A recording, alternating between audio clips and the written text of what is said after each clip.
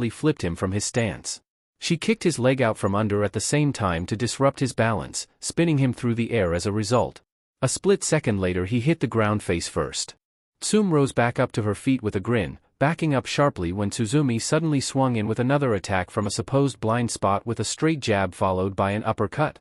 Unfortunately, the Inuzuka's blind spots were compensated for heightened senses of hearing and smell, allowing her to hear his fist sailing through the air towards her and think up a counter before he even had a chance to land a hit. She blocked his onslaught of punches before switching to Izumo spinning at her with a kick from the other side. The specialist Jonin exchanged opponents from left to right, trading parries with both attackers, before lashing out at Izumo with a clawed strike, ripping through his vest in a single stroke. Her opponent stumbled, allowing her to then focus solely on Tsuzumi. The Inuzuka immediately caught his incoming fist with a firm clawed palm and, upon getting close to him, bent his arm at an angle it did not normally bend in. The man shouted in pain when all mobility in his limbs ceased, which she then finished off by striking him at the base of the throat with an open palm and knocked him out, throwing him to the floor when he was gone. Turning around, Tsume reacted in time to Izumo lunging in retaliation at her with a jab, ducking right under it and the user himself. She rolled on the floor between his legs, catching the man off guard, while at the same time jabbing him in the crotch. All the male Chunin watching visibly cringed when the man staggered forward, crying out in agony and clutching his jewels, before he was suddenly thrown onto his back by Tsume coming back around on the outside and swiping at the rear of his thigh with a well-placed, clawed hook. He was left suspended in the air for a full worry-free second of sky-gazing before he eventually hit the dirt, hard. This left the poor guy rolling around on the ground for the rest of that match, if you could have called it that in the first place.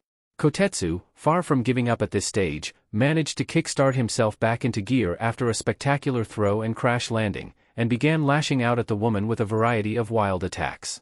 The kunoichi smirked at him as she retreated from his excessive punching and kicking. Judging his rhythm, she then caught his forearm with a swift palm and twisted it. After which she stepped in close to him and wrapped his own limb around his neck. Jabbing him in the stomach 3 times, she followed up by taking his weight and tossing him over her shoulder, straight to the ground and onto his back. This placed her directly over her opponent, with the Chunin getting a very appealing yet brief view of her squatting over him. Now, all 3 Chunin were officially out of the little game. Tsuzumi was luckily no longer unconscious but still in daze, Izumo was on the ground holding his nuts, and Kotetsu was sprawled out on the dirt, body shaken from getting tossed around so much. Upon assessing the condition of each of her wounded opponents, Tsum then rose to her feet and dusted her arms down. With that she marched back over to the crowd where her companion was waiting for her, with those who had been watching parting out of fear. This was more than enough for her to determine the fighting values of each of them as a group and immediately dismissed the opportunity for a workout herself. When she reached the edge of the arena, a couple of the Chunin waiting close by went to check on their comrades while Tsum turned to all of them with a smirk. She had to admit, she was more than impressed. "You guys are doing well. Keep up the good work." Making a clicking noise, she bade Kuramaru to follow after her and together with her partner, they left the ring altogether to check on the other training sites. This gave enough time for the class to reflect on the battle they had witnessed or experienced, and to recover for whatever reasons there were for their afflictions. Oh. Naruto blinked. Whoa. I know. Did you see that? The jinchuriki looked between both girls, astonishment written all over his face. She broke down their attack patterns so easily and took them out so quickly. She's good, isn't she? Shiho smiled, with her blonde friend nodding vigorously in response. She is really good. I can see why Kiba is so afraid of her. Well, now you know why she is also considered one of the best in this village. She can take on Jonin at her current level, but she hasn't been promoted yet because she doesn't want to be. Shiho shrugged, smiling over at the baffled blonde. I guess she's happy with where she is. Tsum already has enough responsibilities back at the clan compound, so it's understandable why she doesn't want to stack on even more work on top of what she already has. I guess being a ninja means you're always really busy, Naruto said, leaning back on his hands and smiling down at the training field. He could see the Chunin gathering themselves up once again for more practice, with the 3 casualties taking a break and the others going about their usual routine. They had a lot of training to get through if they were ever going to clash fists with another shinobi of Tsum's caliber again. But man, that was a good fight. I've got a long way to go yet if I'm ever going to become Hokage. Keep at it. You'll get there eventually, Shiho smiled, patting him on the back. Just keep working hard and remember, there is much more to gain from a loss than there is to gain from a victory. We learn more from our mistakes than we do from success alone. Yeah. I know that much, Naruto raised a fist. No matter what, never give up and always pick yourself up whenever you are knocked down. That's the spirit. While the pair interacted, Yim sat off quietly to the side with an intrigued look on her face. With her tea still in hand, she continued to observe the Chunin training away. At the same time she kept in mind the level of skill the one Inuzuka had displayed against her squad of charge for the afternoon. While the kunoichi was not nearly at her level, she did receive more than a few surprises from the match, starting with the techniques the woman executed. Fascinating. Those attacks she used resemble the techniques associated with Lao-Gar-kun back in my country. Yim smiled and leant forward a little in thought. This place has a very interesting system of fighting. There are so many similarities between our cultures yet, at the same time, there are so many differences. XXX. A week later. Ichiraku's ramen. Naruto sweated nervously as he distributed the food to their proper places over the counter. He had been at this for quite some time now, with only 1 or 2 errors shown in his work progress. But so far his determination was paying off. Heck, both Tuchiya and Ayam were impressed at his progress, so he had to be doing something right? Having another apprentice hanging around the restaurant warranted different responses from all of those present. While one of them was showing their gladness outwardly, the other one was still trying to pass off as a disciplined instructor even as an observer. Even though it was true that the daughter of the ramen bar owner was a kind, happy and friendly individual who had no problems whatsoever with connecting with their customers like her boss, it was also apparent that she was a pretty rough teacher. Naruto knew strict and disciplined when he saw it. Take his words to heart. He'd been drilled by a kung fu instructor and knocked to the floor more times than he could count for about 2 months now. He had the bruises to prove it. Upon finishing dicing up the kamaboko, the jinchuriki tossed it into the bowl and let out a relieved sigh. Quickly disposing of the skins on the chopping board, he then walked over to the desk opposite him and placed the 2 bowls of miso ramen he made down for evaluation. He summed up his work as a whole for himself, before any further judgment could be passed on it. It was hot, it certainly smelled good, and from his years of showing up to eat at Ichiraku's, Naruto noted that it looked exactly like how he had been having it all that time. However, the looks weren't what counted to his final score. What really counted for ramen was the taste. This was the best I could do, Naruto rubbed the back of his head. Sorry if it's not as good as I'm hoping it is. That's okay, Naruto-kun. At least you did your best. Let's just hope it wasn't like last time, Ayam exclaimed, but inwardly shivered at that particularly memory from a few days ago. The very thought of it even had Tucci and Naruto pale outwardly, reminding themselves never to eat a miso contents that looked that kind of green ever again. I pretty much ruined Ayamonizan's dinner, Naruto thought unfortunately to himself. Bracing themselves for the likely, the chef pair picked up the bowls assigned to them for a taste test, chopsticks and soup spoons already dipped and ready for use. One of the rules the jinchuriki had come to learn over his brief apprenticeship under the father-daughter pair was that he was forbidden under chef-to-customer law to taste his own work until it was confirmed to be edible by another party. It was very much like the academy exams or a prolonged situation in which he had to learn steps instinctively to get it right. He had to have his work judged like an art piece before sampling it for himself, which was why he had been coming to Ichiraku's every night to practice and not at home. Still, that didn't mean he didn't have plenty of homework to do. Tucci lent him 3 cookbooks for him to study, all 3 of which were on just making 2 particular dishes. His clones definitely enjoyed those hours alongside the training Yim was putting him through. It gave them something to do other than work themselves to death. Speaking of which, his wrists still had those dark marks around them. Though they made everybody else cringe at the thought of what his activities were really putting him through, he had pretty much gotten used to it. Side by side, Tucci and Ayam prepared themselves. Saying their final prayers and hoping for the best, they finally started the examination. Spoons first, the 2 of them slowly scooped them into the broth and had their first taste of the boys' dishes. Expecting swamp mix, the chef's assistant got a pleasant surprise when she didn't find herself immediately running towards the bathroom. What actually filled her mouth was a delightful tangy taste mixed with the telltale ingredients all blended together beautifully, accompanied by that heavenly aroma of the ramen itself. It filled her with a mild tingly sensation that was good and not bad. Tucci had the exact same reaction when the soup touched his tongue and he looked down at the bowl in front of him in surprise. They both waved a hand in front of their faces to check that they didn't go blind or had fainted by slapping themselves in the cheek. It was an unusual display, but all the same necessary. Naruto stood rooted to the floor before them, holding his hands and looking incredibly uneasy. It was his first descent solo batch that he was able to make within the time limit. He was hoping it had come out good. He had the natural process down in his head and everything. The judging wasn't over yet though. Not by a long shot. They next had to evaluate the noodles, the vegetables, and then any meat swimming around in the broth. The whole process was dealt with in that order, each and every time when deciding the quality of an individual dish. They had to cover everything before summing up each stage in the concluding statements. During which time the judges would remain silent throughout. No words could be spared by them. Not for ramen. Nodding approving, over the next minute or so the chefs tested every aspect, every little detail, and every item visible. It was then they were allowed to indulge as much as they want. However, seeing as that Naruto was literally dying from anxiousness, they decided to spare him the agony of patience and set aside their bowls.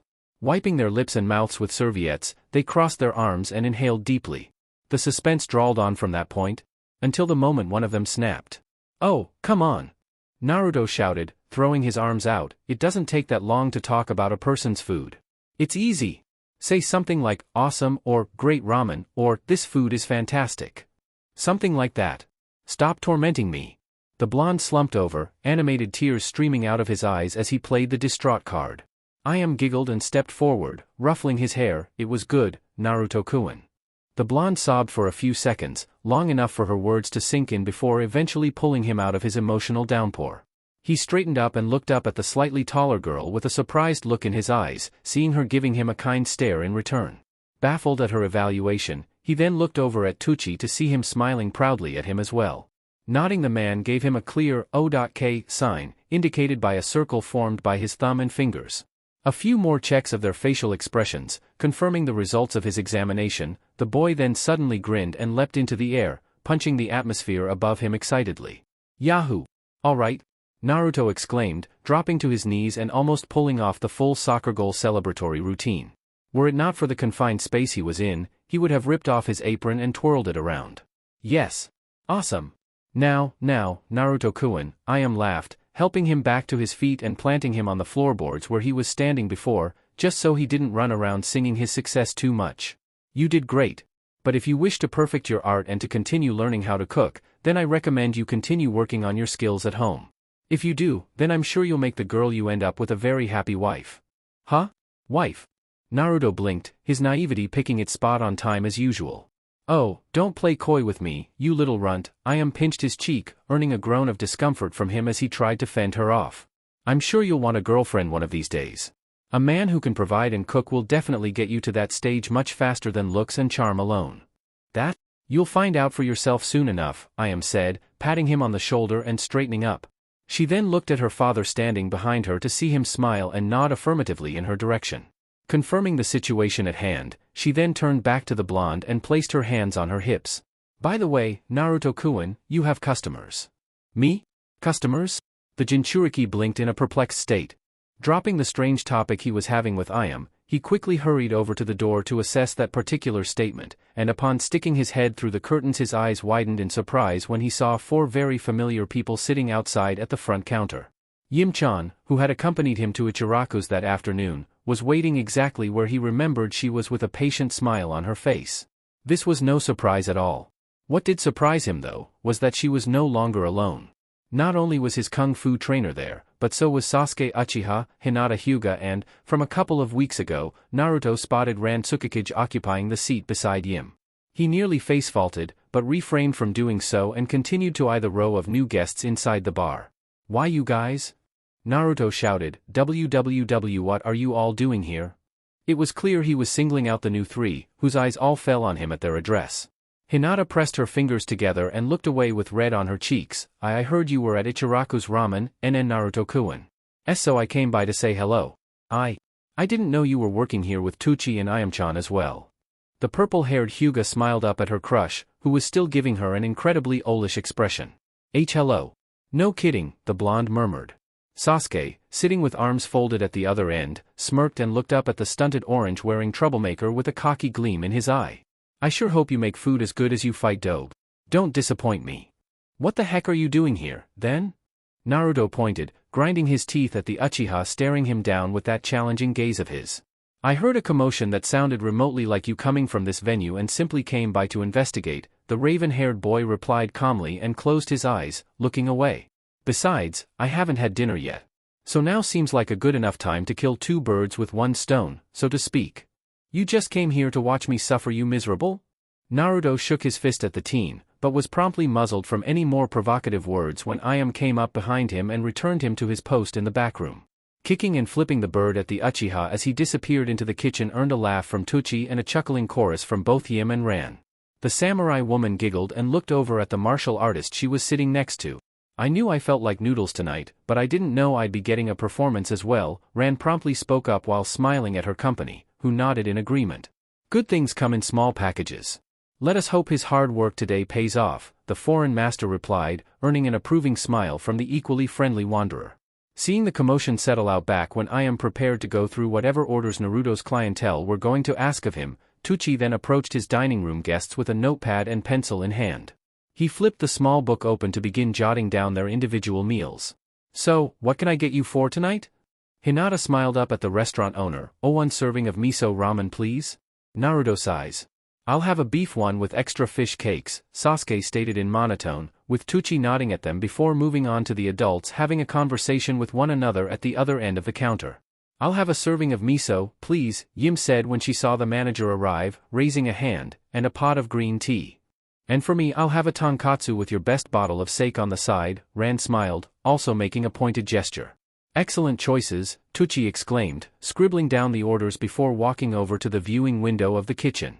He clipped the paper up on the string, and watched for a moment as Ayam woman handled the blonde with the separate ingredients spread out over the chopping boards. He rang the bell on the kitchen counter shelf, 2 number 1s, a number 2 and a number 5 with extra diced fish cakes. On it. Ayam replied, quickly showing Naruto the cutting techniques of the ingredients required for the separate soups, before watching him dump them into the boiling pots on the side. She then let him alone in order for him carry out the orders, starting from point A with his existing material and working his way up as quickly as he could. For the assistant chef, it was business as usual. For Naruto, it was torture in itself. Remember, you can make up time by performing various tasks at the desk simultaneously. After some more years of practice, you'll be able to develop the innate ability to immediately tell what another person would like to have before they even say so. I am exclaimed, watching Naruto carry the tray of fresh noodles from the ovens and throw the individual balls into strainers. He then hung them in a separate boiling pot of water, with his mentor nodding in an impressed manner. Remember, broth goes first into the bowl. The soup for every type of order must be boiled in separate pots, which is why we have 2 out so that we can fulfill 3 different orders. Miso and tonkatsu broths are similar, you just need to add more to the miso. Beef, however, uses oily chicken and vegetables separate from them. The additional ingredients at the end make up the defining aspects of each item. I don't know that much about cooking, so no comment. Got it, Naruto said with an affirmative nod. Separate orders with minimum effort. Excellent. You catch on to the point fairly quickly. Ayam folded her arms and grinned, for a novice. Naruto could immediately tell that this was going to be a very long night. XXX. It was not surprising that the jinchuriki was able to complete his little challenge in a short while after it had began, depositing the bowls of noodles on the window for Tucci to hand out to the customers. The restaurant owner sat each dish in front of their respective patrons and waited with held breath as they sniffed and tasted their meals in accordance to their usual, pre-flight checks. Needless to say, Naruto was also hanging on by his fingertips, with hands pressed together like he was praying and visibly shuffling about nervously. So this is what being a new chef is like, Naruto thought to himself, rubbing his teeth together. Damn. How do Tucci and Ayam put up with this all the time? They have to have hearts of steel to deal with all the judgment and critiques. Well, I guess if you're good at something you do it, but if you're not good you teach. Or is that the other way around? Forget it. At least I know now I won't be taking a job like this sometime in the foreseeable future, unless my life depended on dash. Delicious. Oh. Maybe I spoke too soon, Naruto concluded, his head perking up at his first review. This one had come from Ran, who was quite literally diving spoon and chopsticks first into the bowl of soup in front of her. Watching her consume the noodles and other ingredients by the second, the jinchuriki knew her words were honest to truth as indicated by the beaming smile on her face and sparkling eyes. Wow, this is amazing. Ran stated, looking over at the ninja standing on the other side of the wall and gazing through the window. Your first time? Hell, this doesn't taste like a first. Well, you know, Naruto smiled smugly, sniffed and ran his finger under his nose as he leant against the kitchen counterframe. I'm just awesome. The moment he said that, a butcher's knife planted itself right between the fingers of the hand he had laid down. With owlish eyes he looked at the sheer size of the cutlery piece before glancing over at Ayam standing some feet away. She was smiling sweetly at him. Well, when he saw sweetly at first turned out to be the devil in disguise a second later. Naruto paled when he glimpsed black flames rising off of her shoulders and horns just sprout out of her head like daisies. In spite of the kind, closed-eyed stare she was giving him, the blonde literally felt like he was treading on death's doorstep and immediately proceeded to correct himself on his self-indulging comment. I mean, Ayam Onizen is awesome. Why yeah, that's right, Naruto grinned nervously over at the Ronin samurai still looking intently in his direction. What followed up after this he said both forcefully and robotically, yes. Ayam Onizen is the best. She taught me everything I know and everything I will need to know. She is my master and my mentor. I am just a worm toiling away at the soil and looking for roots. Ayam is the captain of my ship. In his mind he had already committed seppuku at least a dozen times. Every word he spoke killed him that much more. He quite literally looked down towards the floor with bad weather metaphorically floating all around him. Why am I such a coward? Why am I such a sucker for punishment? Why are all the girls I know trying to kill me, as slowly as possible? Well, it certainly is a lovely meal. Ran moved back and continued to consume her order. At the exact same time, the other 3 restaurant patrons were also passing judgment on the noodle soup. Yim was greatly appreciating her miso ramen with an incredibly satisfied look on her face, almost mirroring the smile and delight Hinata also wore just a couple seats down. Since they both had the same order they both wore the same reactions, not to mention their hearts were set in the right place. The only one who wasn't really expressing that much emotion in this situation was Sasuke. Out of the 4 of them, he went about eating his noodles with as little enthusiasm as possible. Even in culinary, he wouldn't admit defeat that easily. But God, were these noodles good. Exemplary, Yim exclaimed, pulling up a spoonful of soup and drinking it. Her tongue ran across her upper lip. The balance and consistency of the ramen is reasonable. The soup complements the noodles so well and the ingredients add more to the bite. She smiled over at the boy. Naruto-kun, you are a natural. Thank you, Yim-chan. Naruto grinned and rubbed the back of his head. Oh well. I can always stand and take whatever is thrown at me, no matter how scary or how good-natured the projectiles are. And my compliments to the chef, Hinata exclaimed, her face red as she addressed the blonde standing by the kitchen window. I really like the noodles, Naruto-kun. Well, that's 3 down, Tuchi exclaimed brightly.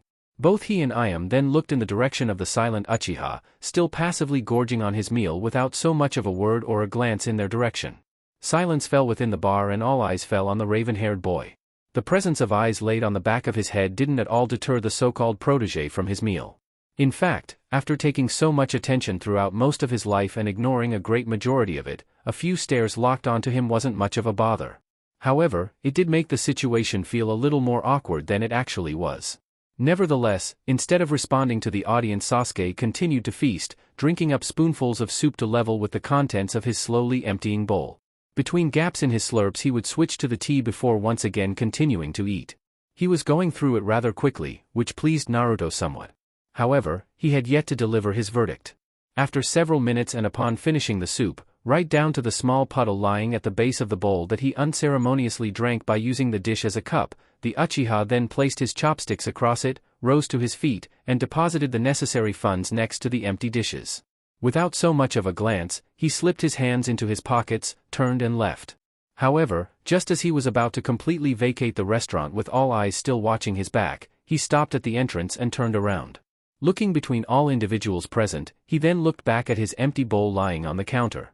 Inconspicuously licking his lips, he glanced up at Naruto staring at him from the kitchen. Needs more salt, the Uchiha smirked and disappeared under the canvas. That miserable, ungrateful, soulless, arrogant, stain on my sandal, snide, little. Naruto screamed as he hurdled the kitchen window and then the front counter. It was a magnificent display of fury, in spite of the fact that all he wanted to do now was to strangle the cheeky fuck that had just left him in the dust. However, just as the jinchuriki was barreling over the final desk, he was unexpectedly stopped by Ran, who stuck her sheathed sword out with one arm and caught him by the chest and under his arms, preventing him from moving any further. Fuming, the boy perched on the tabletop glanced over at the samurai, who was currently sipping a glass of sake while blindly and effortlessly holding him back. Letting out a sigh, the Ronin focused on the wall ahead of her. Anger doesn't suit a kind soul like you. Do not sully your good name by performing any heinous acts of retaliation against stupidity or good-natured teasing. It is unnecessary. Breathing hard, Naruto considered her words carefully. Of course, his anger quickly subsided when he realized just how unreasonable he was acting towards a little taunt, and simply resigned himself to his previous position. He deflated where he hung over the outstretched sword. Thank you. Good. Ran withdrew her weapon. Ga! Thud. Naruto hit the floor chest first with a melody that would make a sack of flour proud. This earned a chuckle from an amused Tuchi and a giggle from Ayam, both of whom were peering over the counter to see if the boy was okay. Hinata also smiled in good humor as she looked down at the crumpled heap of the young teen splayed out across the tiles. Yim giggled when she saw the boy's eyes crack open and glare ahead of him, his goggles lopsided on his forehead and clothes disheveled. She had to admit, it was a pretty common sight seeing her student on the ground, all for completely different reasons. So childish. You did well tonight, Ran commented with a smile, uncaring of how disgruntled Naruto was now on the cold floor. But consider this the first step to learning something greater. You passed the culinary test with only a moderate skill set, inexperience and hope. That is exemplary effort in its own right. But it's time to put that into practice. Alright? Naruto groaned. I'm gonna die. XXX. Early next morning? Yim awoke to a very dark and what she presumed to be a very early start to a day. Having taken Naruto's bed the previous night at his insistence since they were on a rotation basis, also at his insistence, she had been having a few pretty comfortable nights on his memory foam mattress. At first she didn't want to get up upon being roused into the conscious realm once again, but she couldn't go back to sleep either because of the sounds of loud thuds echoing throughout the apartment. She sat up, the blankets rolling off of her and revealing her to be wearing a blue robe, and by the way it seemed to slink down her shoulder, just a blue robe. Hair messy and looking a bit groggy, the young woman slid out of bed fully and walked out towards the back balcony. Rubbing her sleepy eyes, she looked down over the railing towards the backyard, where she unexpectedly saw Naruto with his top off and working on the wooden dummy on his own. The boy was sweating up a storm already, going through the combinations he had learned and repeating them twice over. The sound of his hands hitting the wood was loud and they were moving so swiftly from an observer's perspective, in, out, around and direct. Though stationed directly in front, he would often step in and around the dummy, slamming his palms and arms into its side, rattling the structure to its core. It was clear who he wanted to establish as boss here. Yim blinked as she watched him work, smiling a moment later and taking to leaning on the balcony barrier to better monitor his progress.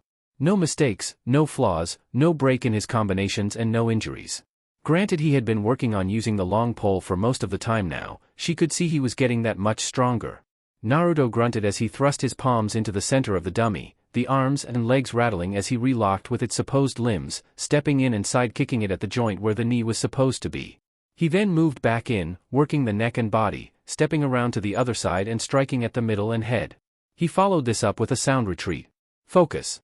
The boy thought, stepping forward and thrusting at the core, one palm and then the other, working on breaking his opponent's limbs at the same time. My energy is an extension of my body. Striking the right arm, then the leg, Naruto thrust in with two hands, during which he emitted a chi wave. There was a sudden gust of wind, the entire atmosphere of the garden unexpectedly picking up on a heavy breeze that blew through the area, with any unfixed objects rattling loudly. The force of Naruto's attack on the dummy caused it to shake violently and slide back about a foot, despite it being nailed into the ground. When the boy reversed into a defensive stance, he was able to spot two handprints clearly laid in the solid surface of his target. Since the wooden dummy was made out of rockwood, a special tree grown on the eastern side of Konohagakure, it was pretty sturdy against unconventional attacks. Hell, this particular device was normally used as target practice for long-range ninjutsu training. It could even withstand a fireball technique at close range and not even get scorched. The fact that he was able to dent it told him he was getting somewhere. Naruto breathed out and stepped back, earning a curious glance from Yim who didn't react beyond a raised eyebrow. She watched him wipe his head in an exhausted state. Still not good enough. An attack like that keeps draining me flat out, Naruto thought, while breathing raggedly. I'd say I can only do it about 3 times between fights, at least. That means I need to get stronger. He then collapsed onto the grass, sitting back on his hands and looking up at the imposing wooden obstacle. It looked like an opponent towering over him, but he ignored that image with a wave of his hand and crossed his legs for a more contemplative stance on the matter. He folded his arms and glared up at it. Well, what do you think I should do? Continue beating you up or move on to my long pole exercises dash? Do you know how to use a sword? A new voice interjected. Naruto stiffened and looked to his left.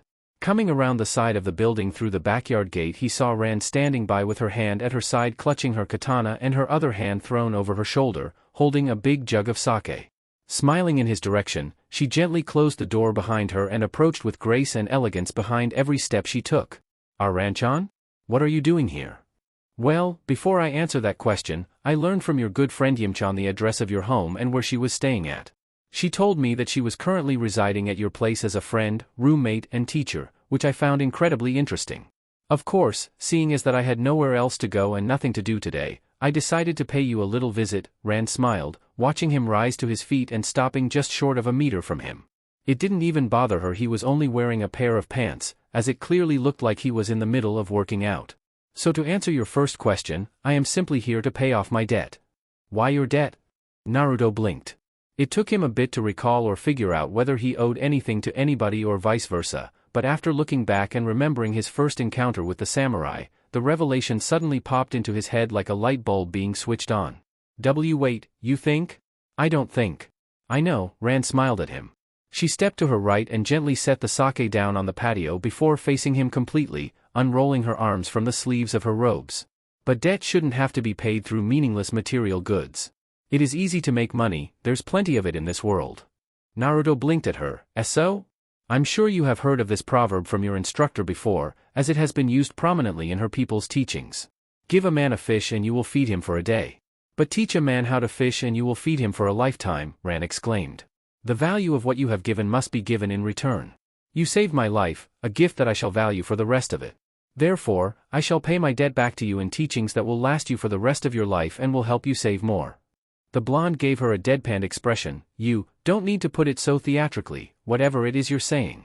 To be honest, he couldn't quite follow what she was telling him. He only understood the beginning of her little speech and that was all. Ran smiled at him. I'm saying that I will teach you my martial arts to repay you for the kindness and generosity you have given me. It was at this the jinchuriki looked at her in surprise, during which time she adjusted the position of the sword at her side. Don't go thinking that using a katana is the only form of fighting I know. I haven't just mastered every single form of kenjutsu on this continent, I have also mastered jujitsu. I believe it is something that might come in handy with the forms of martial arts I assume you have already accumulated.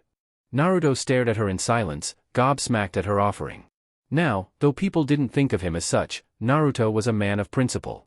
What he did with good reason. No action he ever undertook was taken without just cause. He even had a mental list on hand for every occasion.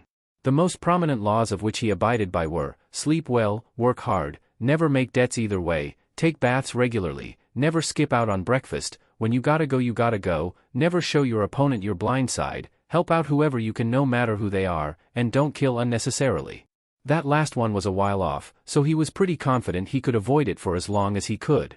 Now, it was established that he didn't feel like accepting another person's debt or set one to begin with. However, when he made this particular vow some time ago after a little run-in with some stranger, he made it under the assumption that all debts were dealt with in coins and not through good intentions. He was robbed blind before and he made sure never to make that mistake again. Hence, there was a small loophole in which he could bypass safely with no repercussions. He was thinking of combining these principles together into one perfect metaphor, only he wasn't able to come up with it yet. Oh well, one step at a time. Well? Ren murmured, giving him a knowing smile. Will you accept me as your teacher as well? I can teach you jujitsu, and how to defend yourself bare-handed against kenjutsu and weapon users. I know you are very busy with your shinobi training and kung fu, but I would very much like to be a part of your personal development, if you would permit me. Sure, Naruto grinned. Rubbing the back of his head in his characteristic manner, he then extended his fist towards the woman in a gesture of friendship. He felt he gave the idea the necessary amount of thought, so what the heck? I accept your generosity, Ranchan. Ran gave him a nod and placed her fist against his. Though she found it to be a rather unconventional method of affirming a contract set between two partners, who was she to complain? This kid showed promise. No one had ever shown so much interest to get her attention before, and this was saying something. Other than that, she had nothing to lose. Oh, one other thing, the Ronin continued, her fist still pressed up against his as the deal was made and solidified. I may need lodgings for the next few months or so in order to stay on hand to aid you in your training. If it isn't too much trouble for you, I would like to stay here for a while. The blonde was a little bit surprised at her request, but he considered her words quickly and decided for it. After all, what harm was there in accepting another master into his household? Her presence felt clean to him, he felt no malicious intent whatsoever like with Yim, nothing. That's okay. There's plenty of room at my place. Stay as long as you want. I am grateful. Thank you very much. As the two lowered their extended hands at the conclusion of their arrangements, Yim, who was still standing up on the balcony, smiled and shook her head good-naturedly. She then looked up towards the village when she spotted the sun poking up from over the horizon. Locking onto it as it rose from its hiding place behind the hills, she gave another pleasant smile, as if welcoming the day ahead. At the same time, a light breeze ruffled at her hair, showing off that aura Naruto always saw about her. I am looking forward to this future with great enthusiasm. XXX. Later that night? Industrial District. Up on the rooftops outside of several supply houses, the shadow of a figure could be seen moving swiftly and silently across, leaping over wide spaces with little effort and climbing to the highest points available for the best views of his surroundings.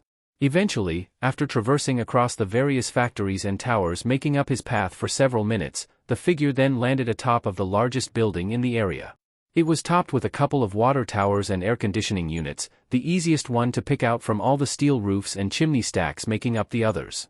Upon setting his mark, the unknown figure then strolled over to the darkest side of the roof of the structure, making sure to be positioned out of view of any potential onlookers.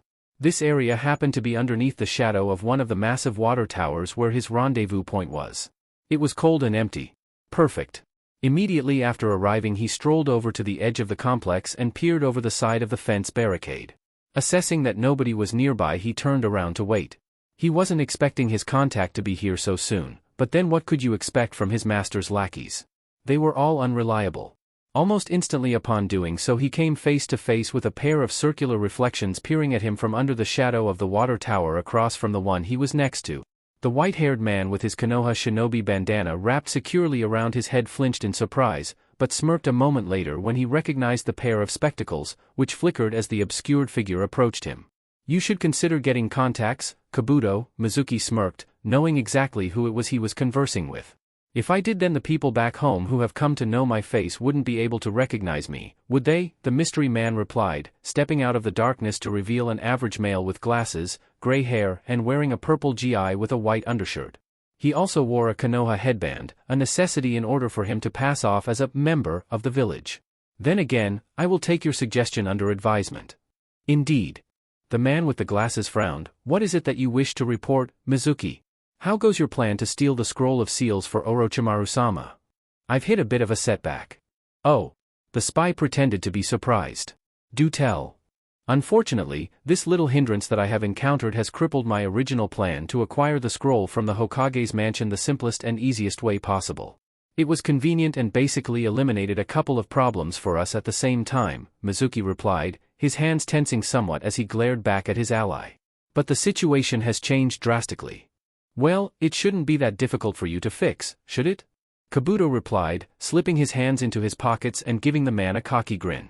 "If it is such a big problem, then Orochimaru should have hired somebody with more skill than you to do your job. Maybe he made a mistake when he sought you out." "He didn't," Mizuki snapped back, finding the pride of his lord's right-hand man quite frustrating.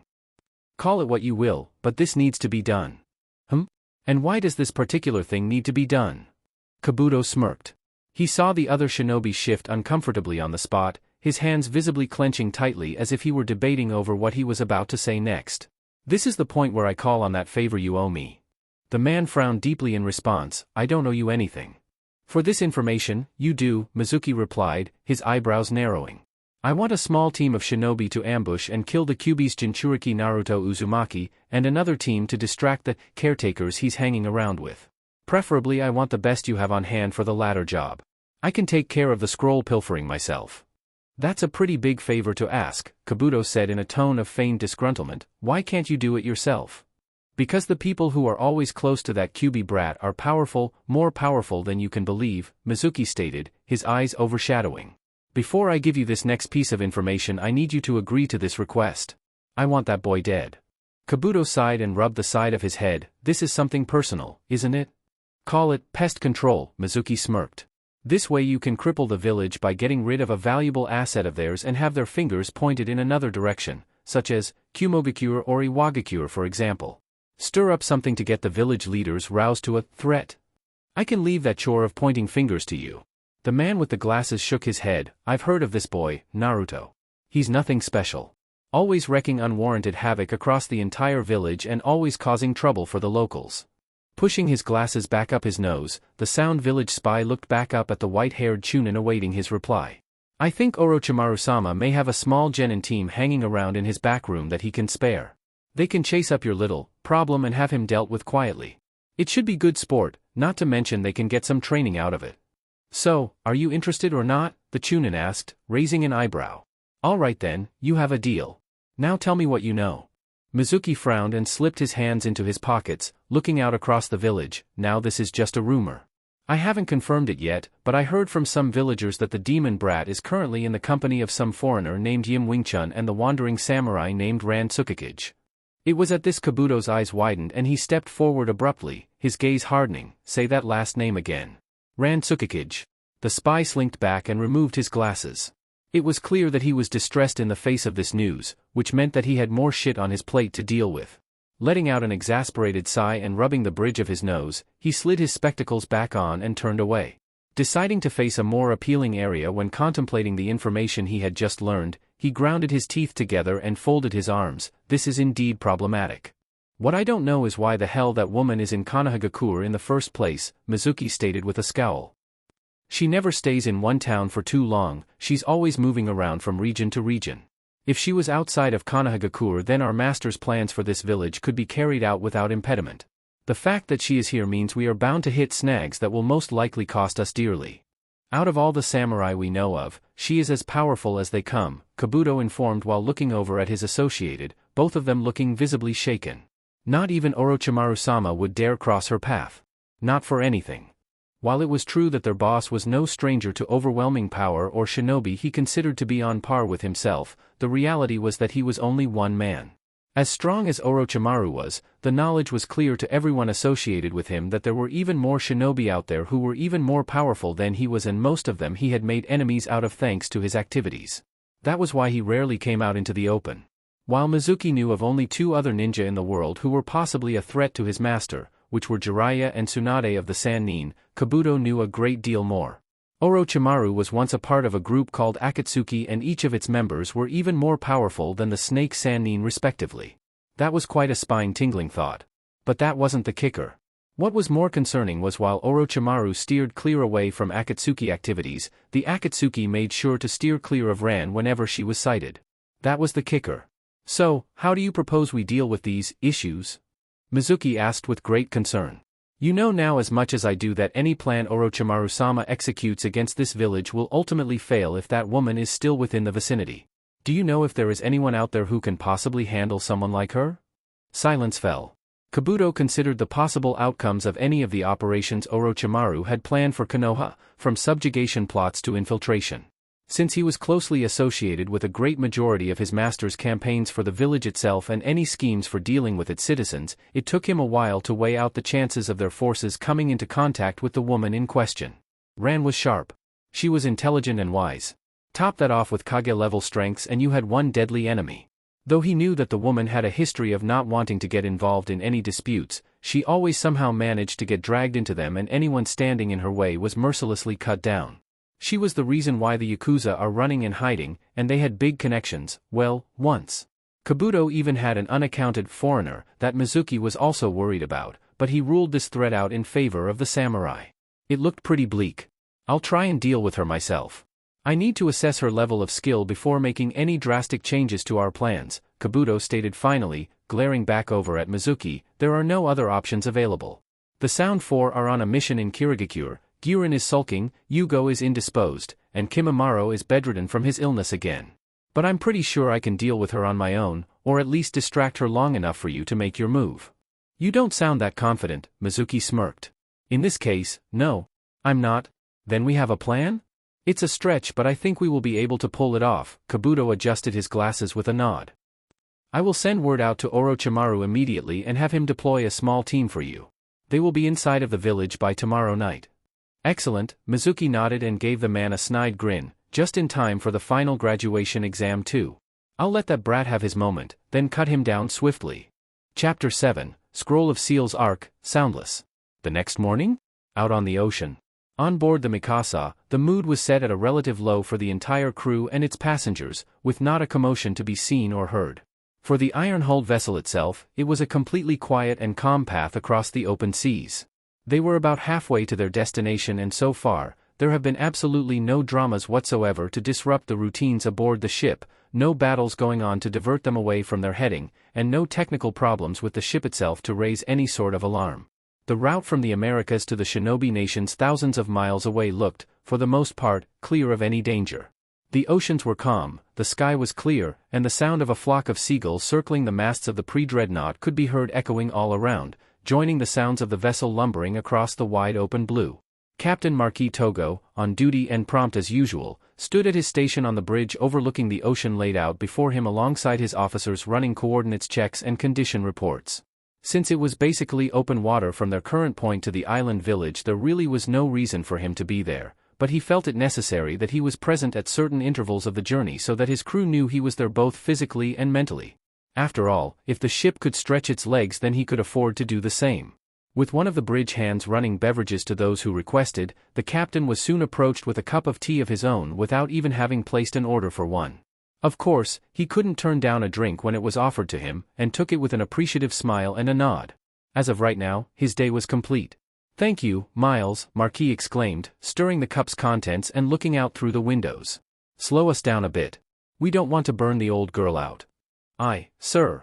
All those who were present on the bridge were all that was needed to keep the ship on its intended course, including helmsman, navigation officer, the captain and his first officer. While all this was going on up in the commander's stand of the superstructure, out on the decks a handful of the crew was going about their usual duties and maintenance checks, mostly out of a sheer need to occupy themselves. But all the same, it was good to have an active and fit crew. There were several hands on the task of mopping and scrubbing the various floors to keep their temporary floating home clean, another team checking on the condition of the lifeboats, and another squad of sailors cleaning out the big guns. At the same time, amidst the bustling of the ship's main staff, a large number of the mercenary squads of the battalion hired by Gato on board were running marching drills at the orders of their commanding officer. While the handful of passengers sat idly by outside or inside their quarters, things seemed to be going as per the usual routine for the military dogs. Even Lieutenant Polly Fairclaw was keeping herself busy. Walking along one of the upper, wraparound decks of the battleship superstructure, the female boxing champion was presently reading up on the checklist she had just completed on the weapons and ammunition down in supply. Her hand casually grazed the railing as she went along, making sure to double-check the numbers. No abnormalities. That's good, Polly mumbled to herself. The colonel will definitely be pleased. I think. It was the routine of the routine. She hated doing stuff like this, especially when the men weren't doing much target practice, even after a while of being out at sea. The entire trip was taking longer than earlier anticipated. This had Polly worry about their ultimate deadline. While she was passing by one of the smaller storage areas around the rear bridge of the vessel under the stern mast, she heard a loud banging noise coming from inside the steel chamber. Deciding to investigate the strange phenomenon, she turned in the sound's direction, pushed open the door and ducked in. She immediately found herself in the dimly lit packaging room with all of the crates shoved over to the side walls. Apparently, under the noses of both herself and the crew, her commanding officer Corbett had transformed the area into a personal training facility for himself. His gear was here, his drying clothes, and so was a fold-out bed he had laid out in the corner. It wasn't as spacious as he had liked it to be, but the lieutenant could see that he had gone out of his way to get in as much exercise, despite his conditions, into his daily schedule as much as possible. Consider this as his alone time. Polly stood in the doorway and watched as the man worked.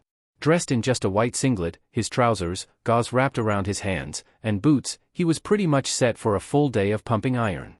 He was also all set and prepared with the necessary equipment. Not only had he set up a stretching and shadow sparring floor, he also had a bench press machine, cable weights, and dumbbells. There were plenty of railings and pipelines overhead, so the setup seemed perfect for him. Right now, he was working on a heavy bag hanging from the ceiling, hammering into it with punches like there was no tomorrow. At least, that was the lieutenant's first impression. Aside from his unique boxing techniques and superb form, Corbett was also displaying insane amounts of strength Polly had rarely seen in another champion before. By the look on his face, it appeared as though he wasn't even trying, just simply cutting himself loose for an adequate warm-up session with fists and sweat flying through the air all at once. Still, it was nothing short of impressive. His hand movements a blur, and in the middle of a series of combinations, the man suddenly felt a presence nearby and turned to see his lieutenant standing at the entrance. He caught the swinging bag and straightened up, giving his comrade his abrupt, undivided attention. "What are you doing here, Lieutenant?"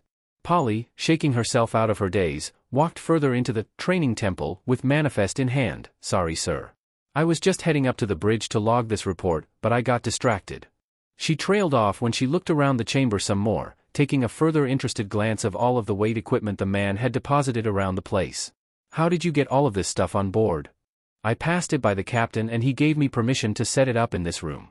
"Sure, it's a hell of a lot more gloomier and cramped than the lounge I use in my apartment, but at least it does its job," Corbett replied, cracking his neck to the side with a sigh. "If I don't train regularly, I'll go soft.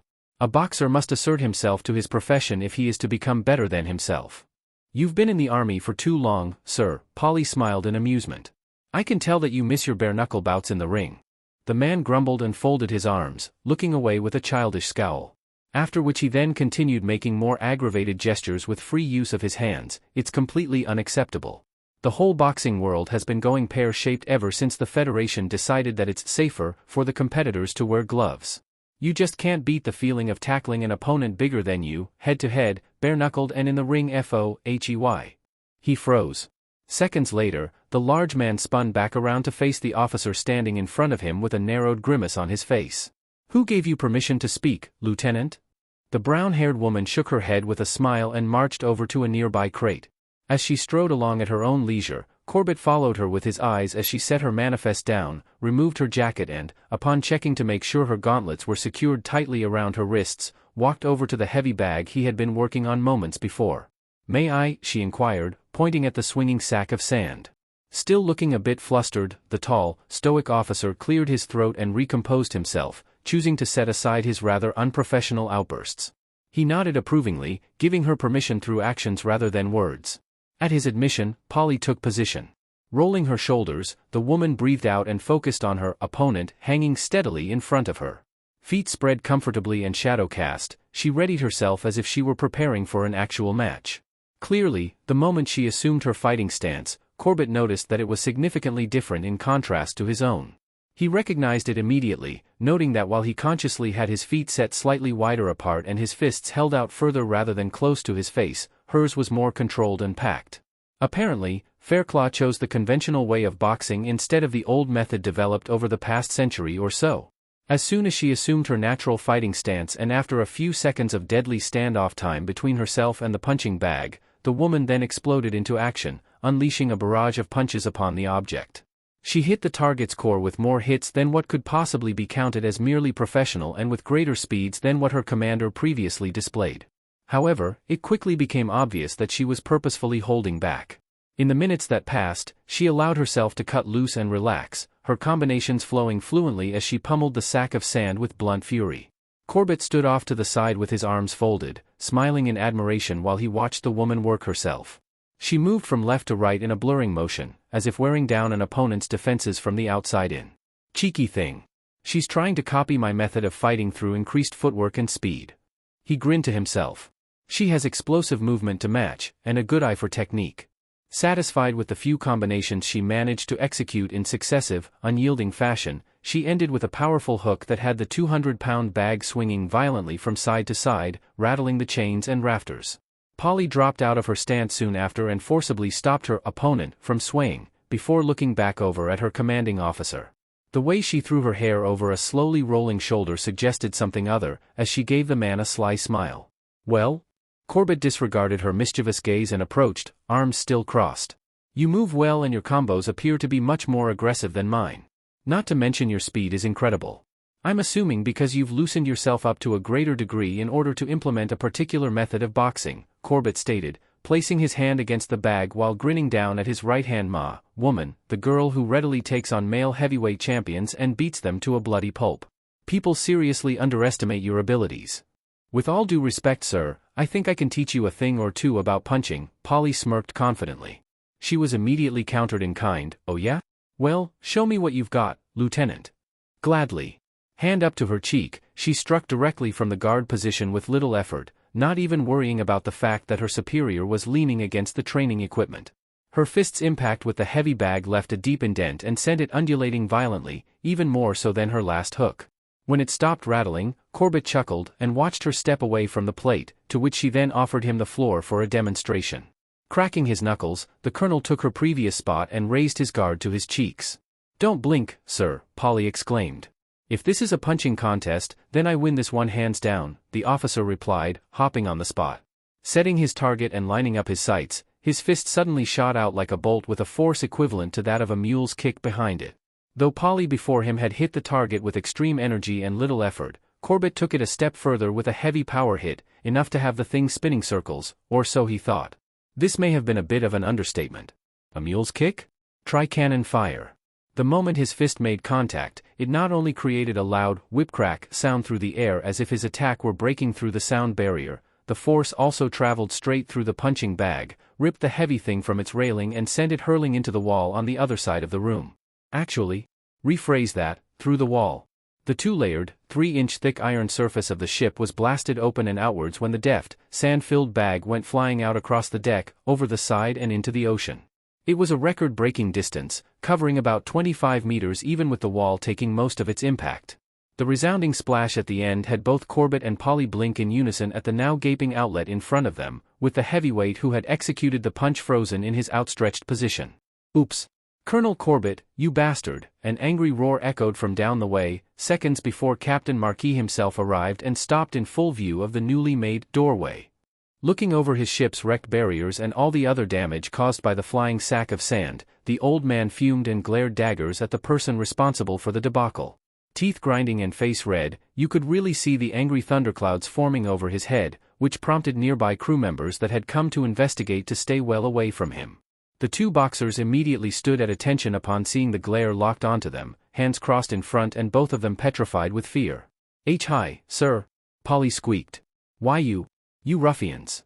The captain grabbed his hat and threw it at the ground, before angrily pointing at the two of them. Know that this will be coming out of your paychecks. Yes, sir. Both Corbett and Polly replied together, heads lowering in shame. Well, this was certainly looking to be a delightful closing scene to the rest of the voyage. XXX. Meanwhile, back in Konoha? What's the big idea, Sasuke? Kiba shouted, leaping back to avoid a spin kick from his opponent cutting through the air, which ended with the Inuzuka making sure to keep a good spread of distance between himself and his opponent standing on the other side of the street. The brief bout resulted in a split between the feral-looking teen and his pup on one side while the Uchiha prodigy stood on the other side, dropped in a relaxed stance and raring to go. People walking by in the marketplace paid little mind to the scuffle going on several feet away and went about their usual business. At the same time, those who were aware of the fight taking place made the smart decision to keep as far away from the clashing pair for their own safety. This was obviously a personal matter. Listen man, I don't know what's gotten into you, but you need to calm down. Kiba said again, holding a hand out in an attempt to halt the other boy's unexpected attack on him. We can't fight now. We've got school to get to. I am well aware of that, Sasuke replied, smirking a second later, so the sooner you start fighting back the sooner we can get to the academy. Now either you attack me or I start stomping you into the ground. The boy with arrowhead eyes gave his raven-haired classmate a deadpan look. You're not serious? For your information Kiba, I'm both calm and serious, the Uchiha stated, his hands opening and closing in a flexing motion. So, are we gonna do this or not? And now wait just a moment, the Inuzuka tried to reason with the teen again, only to see him charging at him a second later. Dodging a deliberate wide shot, Kiba was forced to barrel roll out of the way and make a hasty retreat. He swung out to Sasuke's left and backed away, with his opponent giving quick pursuit with a series of loose punches, hooks and spin kicks. The attacks flew out one after the other, driving the other teen back. Eventually the Inuzuka was chased to the other side of the road where Sasuke previously stood, forcing him to take the defensive. Another right punch came slicing through the air, which Kiba caught and held tightly in his right, clawed palm. Gritting their teeth, both combatants glared at one another. Their bodies trembled as they held their positions, with one attempting to withdraw his hand while the other one opted to hold it in place. The grappling situation presented the Inuzuka with another brief window of opportunity to trade words with his persistent opponent. Come on, Sasuke. Knock it off already. Kiba growled, why do you want to fight with me all of a sudden, huh? Sasuke responded with a hook with his free arm. Kiba countered with an elbow to the incoming fist. The collision of both attacks forced the two of them apart, giving both of them the necessary breathing space to face each other down for a second time from a broken engagement. Now not only was the Uchiha ready for another confrontation but so was the Inuzuka, only he was more inclined to keep defending the swift assault he was having so much trouble blocking. Locking horns with one of the best in the academy wasn't exactly what Kiba had planned for today. It appears you're starting to get into it, Sasuke smiled. The boy in the hood growled, of course I'm getting into it. You're attacking me. It's necessary. After all, how else am I going to rouse any sort of response from you?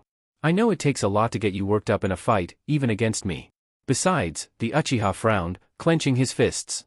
Neither of us has yet to even begin fighting at our fullest, so I suggest you hit me back otherwise this next attack will send you straight into the window behind you. I can guarantee it. Damn, bastard, Kiba hissed, his hands tensing as he assumed the stance of his Inuzuka-style taijutsu. Sasuke was aiming to knock him out or inflict any sort of damage on him. The teen knew that when the brooder made a threat, he meant it, and would carry it out no matter what. Though it wasn't something he did so often, whenever he asserted himself to a particular goal, the Uchiha had always proven time and again to follow through with it. He was as stubborn as Naruto. The only differences were that he didn't let it show what his main intentions were most of the time and he certainly wasn't as flashy about it. This got Kiba thinking. Sasuke has never challenged me to a fight from out of the blue before. In fact, he's never challenged anyone to a fight from out of the blue before. Every time there were any practice spars or contests held during academy lessons he always had the teacher decide his opponents for him, the Inuzuka thought, a bead of sweat running down his forehead as he attempted to figure out this little mystery as to why the Uchiha was suddenly so riled up about a morning workout. He never gave his opponents any sort of thought whatsoever, even before a matchup was decided. What's his deal? Kiba looked the other boy up and down, taking note of the confidence as well as the significant effort he was exerting holding that fighting stance of his. Out of all of the small bouts he had seen Sasuke partake in, the prodigy had never faced his challenger or adversary down while at the same time radiated such unflinching raw power and intent to hurt before, since there were very few who could actually go toe-to-toe with him. Although his stance now was sort of reminiscent of how he and Sasuke had fought before in the past, this time he appeared to be much more serious about it. It wasn't like he was out for blood. It was like he was out to prove something. But what? All of a sudden, after about a minute ticked by and nothing happened, Sasuke bared his teeth at his opponent and snarled, "Well? Come on. What are you waiting for?" Kiba gritted his jaw nervously and shuffled a bit to his right, watching as Sasuke circled as well to keep his dominant side on him. Attack him first, geez. He really wants to get this thing rolling. What does he want to try to do, attack while I'm attacking? I haven't seen anyone this hyped up to start brawling it out since Naru, hang on. The Inuzuka lowered his guard a little, eyes widening a bit when his mind started revolving around that name. Now that he thought about it, ever since that time when the entire class saw Naruto fight back during the taijutsu exam, Sasuke had started acting really strangely. Sure, the boy continued acting his usual brooding self, but the Inuzuka could have sworn he'd seen the Uchiha recently been keeping a closer eye on the idiot blonde. During lectures, during tests, during refresh sessions, his eyes would always trail towards the Uzumaki at random intervals. Could it be? Sasuke, are you worried that Naruto has become stronger than you? Sasuke flinched, shifting the position of his arms. No. Kiba's hands dropped to his sides as he stared at the Uchiha with his jaw hanging wide open. This expression then transformed into a smirking one and he pointed at the raven-haired brood with wide eyes. Holy crap, you're worried that you've been outclassed by the dead last. The Uchiha sneered, I'm not worried, not in the slightest. Aha. You hesitated. Don't try to hide it. You're bothered by the fact that he was able to beat me in a taijutsu match while all those other times you and I ever fought, we always ended up drawing. Kiba grinned widely, pointing a finger at the now seething young male while Akamaru barked out from his partner's collar. You're thinking that if you can beat me, you'd have nothing to worry about? When it looked like the prodigy was about to pop a cork, he eventually calmed himself and grinned cockily at the Inuzuka. Well, I'm surprised that you're not just as concerned about his phenomenal improvement as I am, Kiba. After all, the dead last did kick your ass pretty badly, didn't he? Okay, now that was a low blow. Kiba furrowed his brow at the smirking teen. Watch it, duckbutt. Nice Kamiba wait, Sasuke dropped out of his stance with a confused blink, duckbutt? Kiba face-palmed before pointing at the teen, you mean you've never noticed? You have hair shaped like the tail feathers at the end of a goose. The teen stiffened with an additional blush, while placing his hands on the back of his head to try and press his locks down, but all he ended up accomplishing was making his hair messy and look even weirder. Take a bath. Oh ho, nice comeback, Kiba replied sarcastically while grinning, their back and forth over their taijutsu skills boiling down to a name-calling competition. At least Naruto's banter is better than yours when it comes to throwing insults. After all those times you've shrugged off his loud and well-rehearsed threats in the past, you've never had the time to practice your own words. Come up with something original. What on earth are you guys doing? Both Sasuke and Kiba turned and stared over to the side in response to the new voice, where they both saw Naruto standing several feet from them in the middle of the road. He was dressed in his usual and looked exactly the same as always, but with a supplementary perplexed expression in play as he glanced between his two classmates apparently facing off. This is what it looked like to him from his angle of the situation, as well as from the positions of several other bystanders looking on from a couple of the windows around them and the cafe across the way. The jinchuriki blinked and smiled, looking from one mildly surprised face to the next, play fighting this early in the morning? You should really be doing this at the academy training grounds, not on a busy highway. Their surprised expression still fixated on the yellow-haired child, the two teens looked back at one another. Then, after a brief exchange of mental agreements and whatever other contracts were involved in the code of chivalry amongst shinobi, both of them frowned, nodded heads and glared back at the blonde. In complete theatrical fashion, both of them stepped towards Naruto and, with fists held high, roared at him, "Fight with us, dead last/dobe." Naruto leaned back a tad, since they were so upfront with their demand. Having two guys nose in your business wasn't something he was all too comfortable about. After all, who would like the Uchiha prodigy and a baby Inuzuka giving you a death stare? Well, Sakura and Ino maybe, but that was something else entirely. Registering to their shouting about a few seconds later, Naruto frowned at them. Shutting his eyes, slipping his hands behind his head and sticking his nose proudly into the air, he walked right on by them, using the space between the two hyped-up youngsters that they had provided for him in the closing sequences of their confrontation to make a hasty retreat. Pass? Sasuke and Kiba stood frozen and staring at an empty space once occupied by their target for the next minute, while Naruto just kept right on marching. It took them a bit, but the words eventually sunk in. That was ballsy? Ballsy and cool, they just couldn't believe it. Glaring over their shoulders, they saw their classmate's silhouette way off in the distance, following the next rise of the road he was on without a single skip in his beat. From their point of view he was barely an orange speck with a mop of yellow hair on top. It was eventually after snapping out of their stunned reveries did they realize how long their states of shock had been prolonged for. The two academy students quickly gave chase, leaving behind a large cloud of dust in their wake. "We're not through with you yet. Get back here." Picking up the trail Naruto had so graciously left for them, Sasuke and Kiba pressed on to catch up to him, their voices ringing out across the entire neighborhood with all words they spoke demanding a challenge from him. Meanwhile, unbeknownst to the two teenagers, they had both left Sakura and Ino standing on the same street several feet away from them. The two girls, who had just been about to pounce on the Uchiha moments before Naruto so unexpectedly butted in, were now looking on with utter bewilderment framed on their faces. Blinking in unison, the girls looked between each other briefly and then back a second later, attempting to assess the situation for themselves amongst the silence of the local area and the crowd of onlookers. The dust cloud faded moments after all three boys had vanished from sight. "Sasuke, Kuin?" Sakura murmured slowly, confusion and disbelief etched in her voice. Right on cue, Ino started pouring animated streams of tears from her eyes while her entire body visibly slumped. That was so uncool. XXX. Half an hour later? Over at the school? "Well done to all of you for making it this far," Irika exclaimed, looking up at the rows of students seated before and with their eyes pasted solely on him. This was good. It was exactly what he wanted from them, focus. "I know that the exams up to this point have been tough on all of you. The challenges set out were grueling and the multitude of questions asked was more than enough to put your heads into a spin. But believe me when I say this, it is all necessary for your future development as shinobi. These tests are but the first of many you are going to encounter." This announcement had several of those attentive listeners in the audience groan in annoyance and disbelief. Sure, they were expecting to have it tough as shinobi of Konohagakure when they finally got out of this hellhole, but what their teacher was saying was that their everyday lives would only get much worse. What they didn't know, however, was that the trials out there in the real world were far different from the ones they had already overcome. The only kids who seemed to take this information in stride was Sasuke out of not caring, Shino out of lack of any emotional response whatsoever, Shikamaru who was currently sleeping, and Naruto who was too caught up in his almanac on taijutsu to even bother paying attention. The rest of the kids in the class either looked buggered, worried or annoyed at their future prospects. This brought a smile to Irika's face.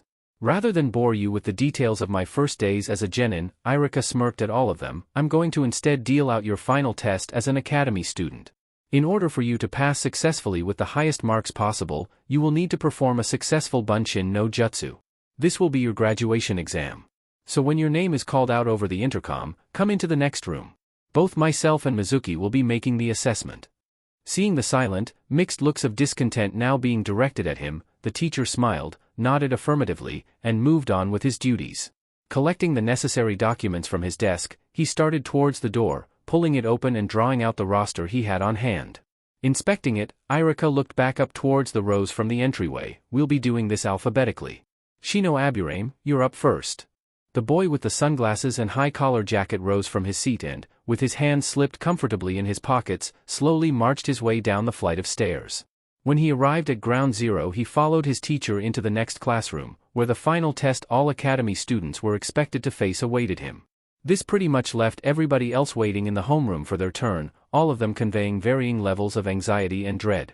Anticipation was the real killer here, a virus that took its toll out on all of them, causing sweats to break out on their brows and feet or hands to tap nervously on whatever surface they were laid on. Sakura, with her fingers laced together, tightened her grip as she stared down at the blackboard. "This is it. The final hurdle. After I pass this exam, I'm home free." Her eyes darted nervously around her from her rival Ino sitting in the chair next to her, who looked just as anxious as everybody else, to Naruto who was sitting way up in the back row. The pinkette's eyes fixed on the blonde troublemaker when she saw what he was actually doing and that he didn't look nervous at all. The look on his face made her do a complete double-take. Unlike the other students in the class, Naruto was smiling with his characteristic brightness as per normal and had his eyes hooked on the pages of a rather thick-looking hardback spread out between his fingers. It was quite surprising to Sakura to see him in such a cool state of mind and body, and for good reason. For 1, he was completely composed, 2, he was focused on an uncharacteristic activity, and 3, he was acting like this was a regular thing for him. Summing up her observations, the pink-haired teen concluded that she had every right to believe that Naruto, in all good conscience, shouldn't be the way he was, as she had learned from her other classmates and their teacher that he had failed this last part of the exams 2 times before in the past. Though this wouldn't worry any other academy student with sound knowledge of the proceedings, since the success rate for the average student in these exams was 87%, seeing that guys like Kiba and Choji were on edge, gave her inclination enough to feel discouraged as well. Why wasn't Naruto? I guess, he knows he has nothing to worry about at all, Sakura blinked, intrigued by Naruto's absolute collectiveness and attentiveness to his task. She watched him intently as he turned to the next page of his book, clearing his throat as his eyes skimmed over the pages with a concentration she would normally expect from Sasuke. This actually had her smile admirably. He's acting so unlike his old, clumsy, troublemaking self. He's starting to look pretty cool nowadays. While buried in deep thought, she suddenly saw Naruto look up towards the front of the classroom. Surprise blinking on his face, he then glanced in her direction. His response was clearly triggered from his sixth sense picking up on the intensity of the girl's stare, but the girl responsible for his distraction didn't register to this fact until she noticed that he was still staring at her after 2 minutes had passed between them. Upon seeing her gazing up at him, Naruto smiled and waved towards her in greeting. Sakura subconsciously smiled back and waved in kind, an unanticipated shade of red spreading over her cheeks. It was after she realized what she was doing that she was finally kicked back into reality and jumped in her seat. Stiffening, she turned back to glare at the front of the class, her lips crinkled in an embarrassed frown, and eyes wide and narrowed. Ino noticed her friend's jerking movements, but didn't address them since she had other things to worry about. Why am I thinking so much about Naruto? Of all people? He's an idiot. Sakura shook her head. Yes. Just an idiot. I'll just, start thinking about Sasuke-kun. What's up with Sakura-chan? Naruto inquired quietly in his head, seeing the girl razzying a few flights down in her seat. Thinking for a moment as to why she was acting abruptly the way she was, the boy then shrugged and turned back to his taijutsu manual. Maybe she's just wondering about the book I'm reading. NGH, nothing important. He currently had his taijutsu almanac opened up in the Hyuga clan section. At the sound advice and suggestions given to him by his good friend Shiho a couple of days before, he was looking up taijutsu styles from Konohagakure that would be considered deadly in terms of their infliction upon other opponents. While the Inuzuka style was a prime example of a fighting form that was physically imposing in terms of its practice, he saw that he had a bit more to worry about when it came to the Hyuga's soft and internal styles of fighting. The gentle fist in particular, from his adventures through its descriptions, showed that it had a profound effect against an opponent's insides, which really seemed uncomfortable to him on first glance of the information. True, he had practiced the style before and mastered it to a degree that he was able to implement internal styles to his blocking fist form. There was far more to the style than just agility, technique, precision, and reflex. The style, sort of like his spring chant, aimed for specific and key points of the human body, both as a practice and as a means of defense and attack. But this wasn't as primarily fixed on external muscles and joints as Yim so passionately explained to him, which required a certain amount of force to begin with. This was fixed mostly on the chakra network. While preliminary practice had the Hyuga learn how to hit pressure points of the body without their doujutsu, the gentle fist style mainly focused on chakra-specific locations. Using needle-like precision and a series of elaborate combinations, they had the ability to cut off, sever and destroy the chakra network. That was a pretty scary thought. He didn't want to have his chakra network temporarily or permanently sealed off. While his taijutsu and kung fu alone was more than enough to maintain control over any fight he got into, he still needed his chakra to make his clones, perhaps the best jutsu he knew. He didn't want to lose that ability if a Hyuga got too close to him. This was why he was so focused on the taijutsu book above all the others he had borrowed. He was a close-range fighter and always will be. He needed to learn how to get in close, and most importantly, stay safe up close. Covering all of his known weaknesses was the main reason why he was learning the gentle fist and its parent styles, to know how to use them, how to counter them, how to break them down, and what to look out for. Yim was quite insistent upon making his weaknesses strengths, which was why she putting him through some new practices alongside Rant's lessons. Naruto had a long few months ahead of him, he could see that now. He became so engrossed in his thoughts and his book that he actually missed out on seeing over half of the class file out of the homeroom to do their bunshin test in the room over. By the time he was called up, he was one of only 3 other kids left in the classroom. It was just him, Sasuke and Ino to go. Shutting his book and adjusting the goggles on his head, the jinchuriki started his way down to the examination chamber to get his final test over and done with. He marched down the stairs, across the teaching floor, and down the hall at a labored pace, keeping his attention fixed firmly on his feet. All the while the only sounds he made were his surprisingly heavy footsteps. It was quite a monotonous trek.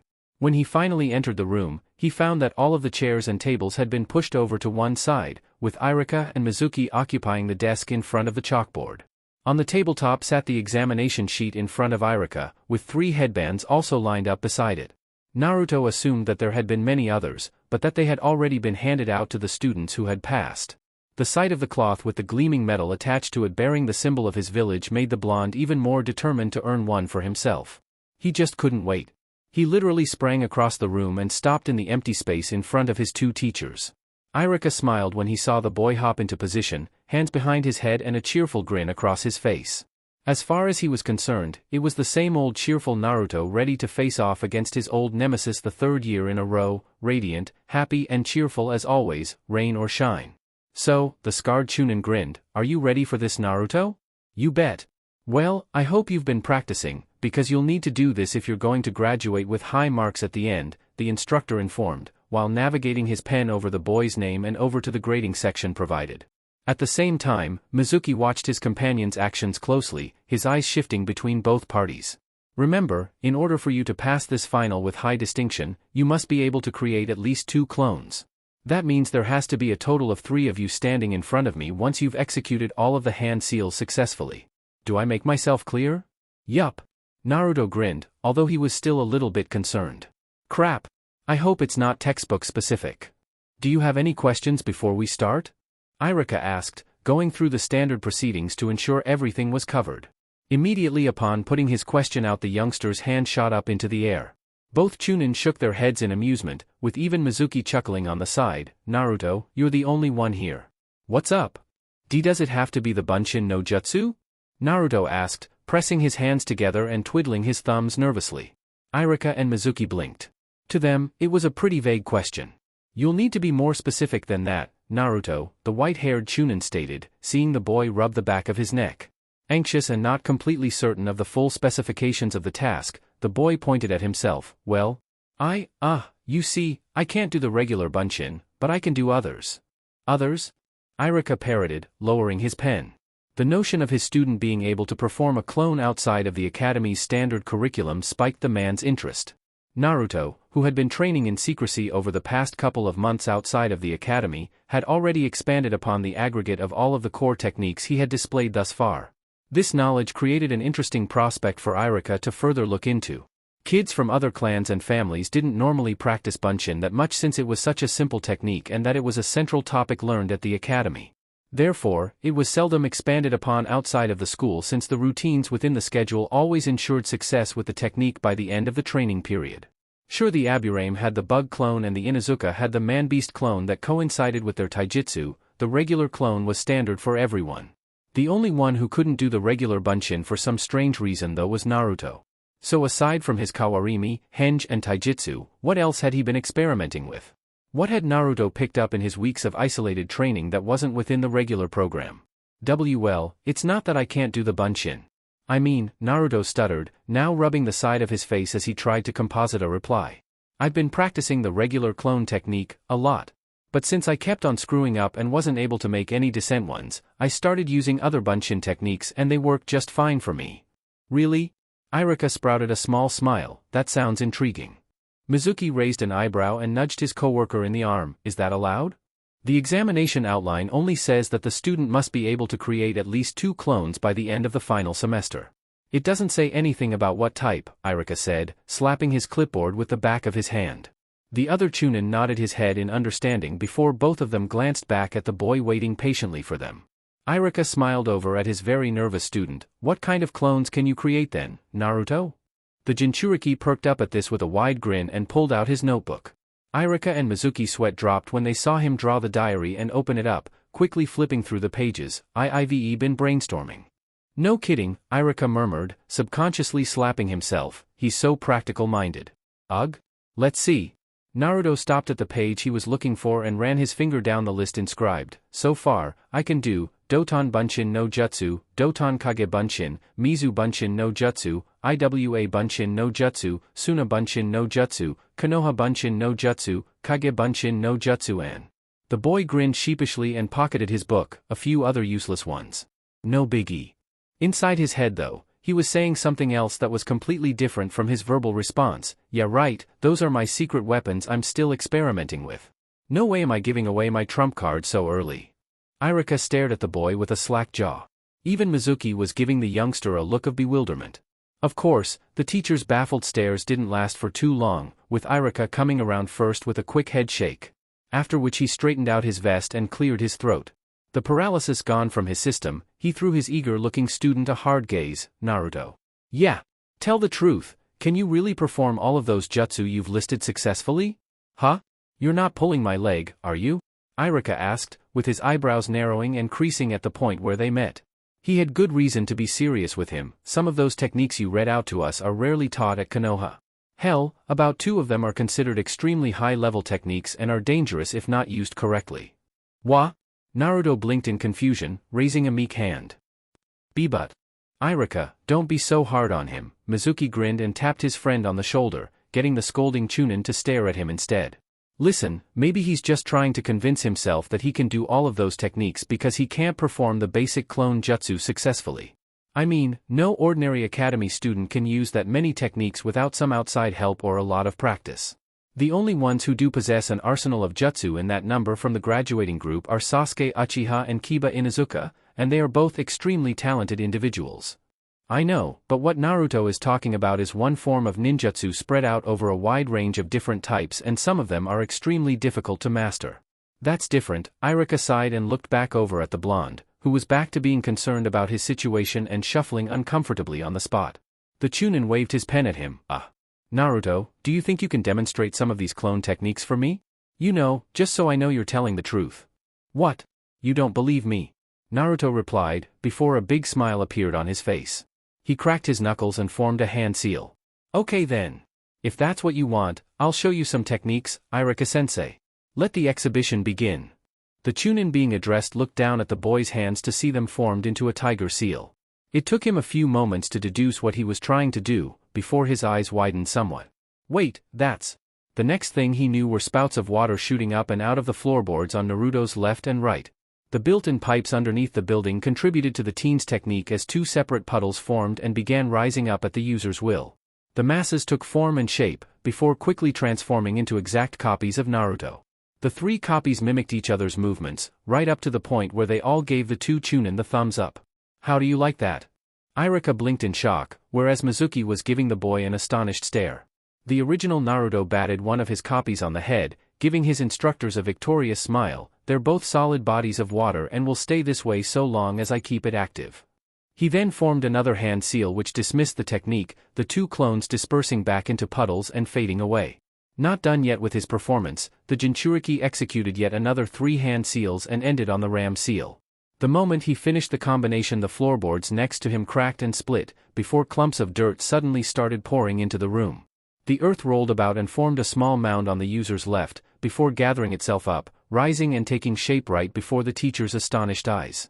The earth shaped into the outline of the boy seconds before it took on its user's color and stood proudly beside the original Jinchuriki, completed.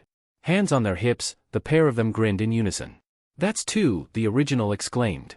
The earth clone then formed a hand sign of its own, the fingers forming a cross seal which was specific for the next jutsu. I have enough chakra in me to do this. Kage Bunshin no Jutsu. Clouds of white smoke exploded around the 2 Narutos, engulfing much of the room in white vapors. When it eventually cleared seconds later, and Irika and Mizuki were able to wave the fumes wafting around them away, they saw to their collective amazement about 4 dozen Narutos standing in front of them on the floor space, arms folded and looking incredibly delighted at their success. They grinned at the Chunin, both of whom were completely gobsmacked at the number of people now occupying the one classroom. Well, when they said people, they should have said the one teenager. What do you have to say about all of us, huh? Not only did they have one Naruto now but many, and the 2 academy teachers were willing to venture a gamble that group Naruto was a heck of a lot more difficult to deal with than the one, and the original was already a handful. Irika chuckled and rubbed his head. Wow, Naruto, that's just, wow. The young man let out a laugh and elbowed Mizuki in the side, who was still gawking at the crowd of copies filed up in front of them. "See? I told you he was full of surprises." "And no kidding," Mizuki gulped. "Want to see more?" one of the Narutos at the front exclaimed, raising a hand. "I've already shown 3 different bunshin. It may be pushing it, but I think I can do 6 more different techniques if you want, Irika-sensei." The clone formed another hand seal, but his examiner stopped him before he can take it any further, waving his hands in front to discontinue the show. "Okay, Naruto. Okay. I'm convinced," Irika laughed, placing his hand on the back of his head and collapsing back into his chair. "You've made your point. Man, you're really something else." The horde of doppelgangers chuckled all at once, which was kind of weird hearing it coming from a mob that was pretty much all one person. The 2 teachers though weren't too put off by the display since they've already had their share of utter weirdness over the years from a healthy dosage of their shinobi comrades. This was at least manageable. The scar-faced instructor sitting on the right-hand side of the desk folded his arms with a proud smile in play. "At the rate you're progressing at, I bet you'll become Konohagakure's #1 bunshin specialist in just a couple of years or so." One of the clones in the crowd frowned outside of the rest of them. "That's what I said." "Oh, shut up," a second copy next to the one who spoke up replied, jabbing him in the side and earning an audible wince from the offender. "Ow!" Irika breathed out in relief. "Well, Naruto, you did well. After 2 long years of backbreaking labor on my part, dragging your stubborn butt around and over the hillsides, I guess it's finally safe for me to say at this point that you pass." The man threw his arms in the air when he saw the collection of clones all look up towards him with bright eyes and smiles. "Congratulations. You've earned this." Picking up one of the headbands from the desk in front of him, the Chunin grinned mischievously and tossed it into the crowd of doppelgangers. The moment it landed in the grip of one of the waiting shadow clones in the center, a riot immediately fired up between the 40 copies. All of them leapt at the catcher and began piling up on top of him to get at the trophy they had all won together. It was quite hilarious when they all started brawling over the one head piece. "It's mine! It's mine! Give me that! Give! Hey! No fair! It's mine! No, it's mine! Gimme! Gimme! Get the hell off of me! I earned it! I saw it first!" While the clones battled it out in a stacked-up wrestling competition to see who had the right to wear it first, Irika laughed outright from where he sat, picking up his pen and board, and scribbling down the results of the examination.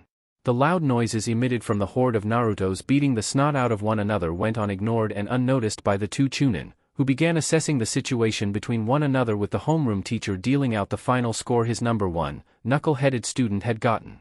In all the excitement and misery going on in his head, Naruto just couldn't believe he had nearly forgotten about them. He also couldn't believe that the 2 of them had come all the way across the village just to see him. A wide smile spreading across his face, the boy let out a joyous laugh and immediately broke into a run, sprinting towards the 2 women with no time to waste. He literally skidded to a halt directly in front of Yim, who in turn stepped forward, keeping her eyes and smile fixated solely on him. Grinning, the jinchuriki looked between the 2 martial artists, with Ran plucking herself off of her post to join them. "Why you guys came?" "Of course. What? Did you think that we would miss this?" Ran asked with an amused smile. "You wouldn't stop yapping about it all night long." Yim leant over and placed a gentle hand on his shoulder. "This is your big day, isn't it? The day you graduate and finally become a shinobi of your village?" The boy nodded his head vigorously in response, earning a giggle from his friend. "I knew you could do it, Naruto-kun. Congratulations." Tears brimming at his eyes, Naruto sniffled. Wanting to maintain his strong and vigorous outlook, he attempted to keep himself collected by wiping them away. However, too overwhelmed with joy to keep his feet planted to the floor, he unexpectedly leapt at Yim and trapped her in a big hug. He buried his face into her robes and let whatever emotions he was holding back go, crying happily. Even though his actions caught the recipient by surprise, she returned his affectionate gesture with one of her own. They stood there for about a minute, bathed in sunlight and surrounded by the fall of leaves of nearby trees floating gently on the breeze. It was until the comfortable silence passed that the jinchuriki eventually pulled himself away, wiping his eyes on the back of his sleeve and smiling up at his teachers. He then turned to look at Ran. As if reading his thoughts, the woman chuckled and held up her hand. "Sorry, I don't do hugs. But I congratulate you all the same." Naruto grinned back. "That's okay, Ran-chan. I'm just happy you guys are here." Earning a nod from the samurai, the blonde turned his attention back to Yim. Back over at the crowd of students and standing on the edge of her group, Ino had just noticed out of the corner of her eye that Naruto was over by the entrance of the institute talking with 2 people she didn't recognize. Now, had it been a young child who was prone to good nature rather than disaster, she would have had something to be concerned about. However, this was the village's resident troublemaker with a degree in giving even Jonin a run for their money she was referring to. What reason was there for her to be taking so much interest in him and a couple of no-namers? Well, the answers were simple. For starters, she had never seen the two strangers before in her life. Secondly, they were both dressed quite fashionably for commoners, particularly since one looked like a traveler and the other a samurai, and thirdly, she had just seen Naruto hug one of them. As sweet as it was, she didn't recall whether or not he had any relatives or family coming to pick him up, not that the two women looked anything like him. It was kind of odd. Still, curious as she was about the pair, Ino nudged Shikamaru in the shoulder and pointed him in the direction of the scene. Who's Naruto talking to? Seemingly uninterested at first, the Nara nonetheless looked over to where his other blonde classmate was standing and where Ino was pointing. When he saw the three people by the gate, his immediate thoughts led him to the conclusion that there wasn't really anything of significant importance about their interaction. But then, when he got a good look at the two older women flanking the youngster, he still had no idea what he was looking for. Don't know. Choji, also taking interest in his friend's current change of subject, followed their lines of sight. Like them, he spotted the jinchuriki hanging around with two strangers, speaking with them like they were close friends of his. And maybe they are his sisters or cousins, or something. I doubt it, Shikamaru murmured, tilting his head. Their hair color doesn't match. They don't have whiskers either, Ino said, scratching her cheek at that observation. Yeah. With that thought in mind though, Choji blinked and looked around at his fellow classmates. Wait, are the whiskers on his cheeks a birthmark or something? I haven't seen anybody else in this village with the same markings as him before. It might be something to do with his clan, Ino replied matter-of-factly, but then double-backed when the facts came crashing back into her.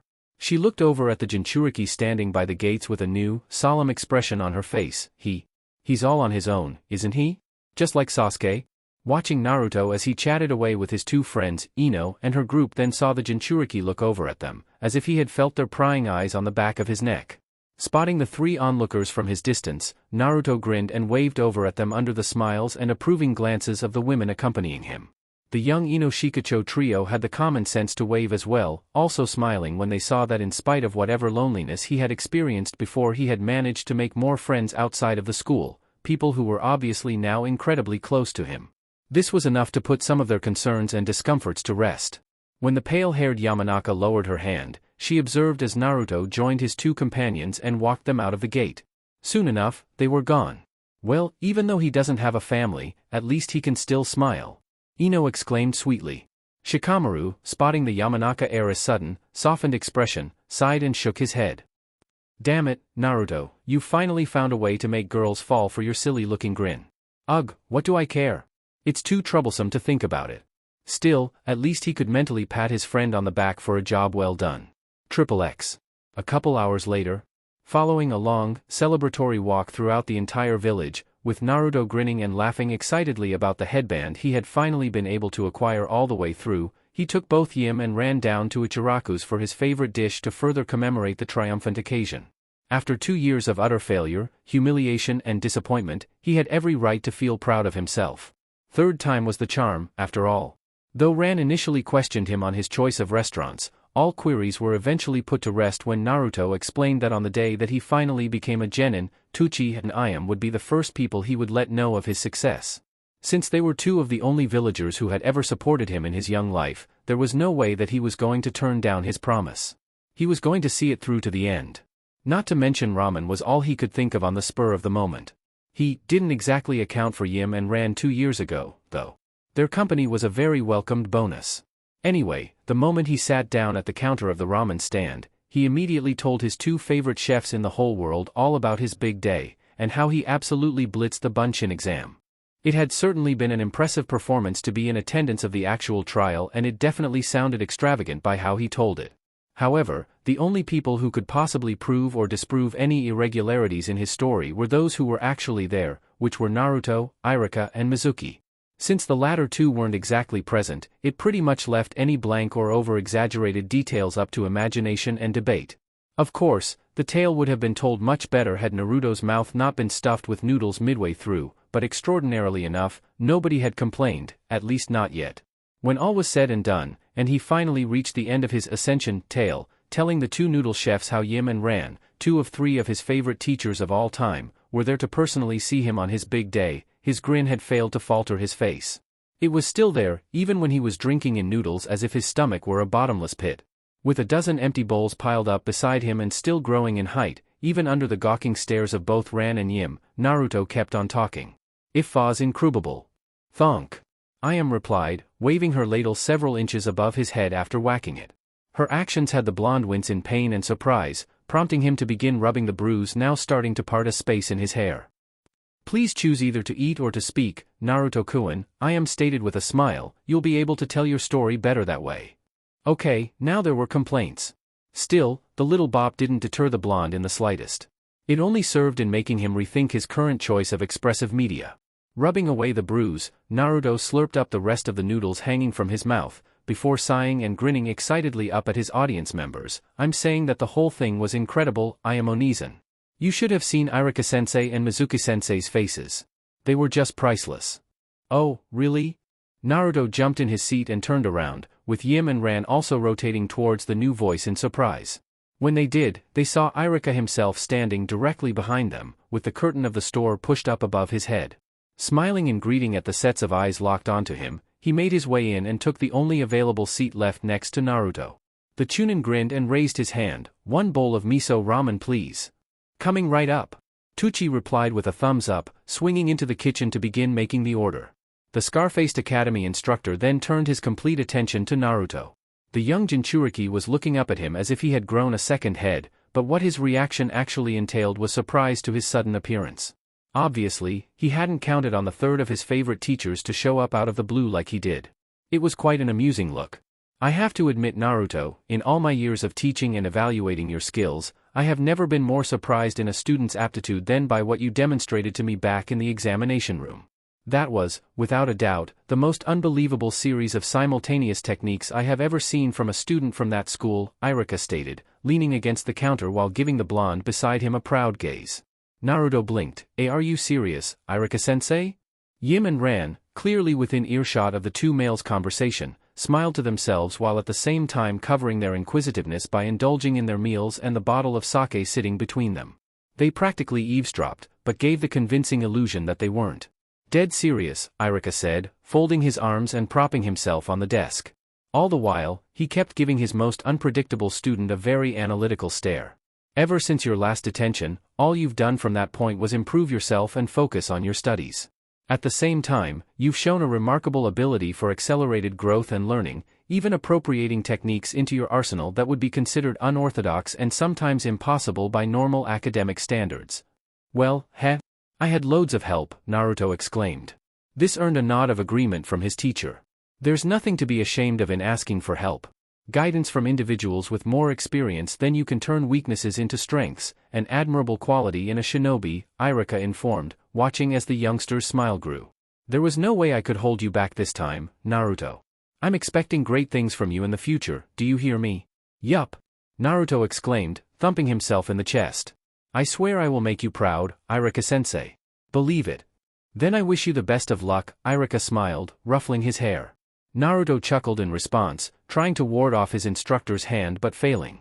Once his affectionate gesture had been given, the academy teacher then turned his attention to the two women accompanying the boy in the bar.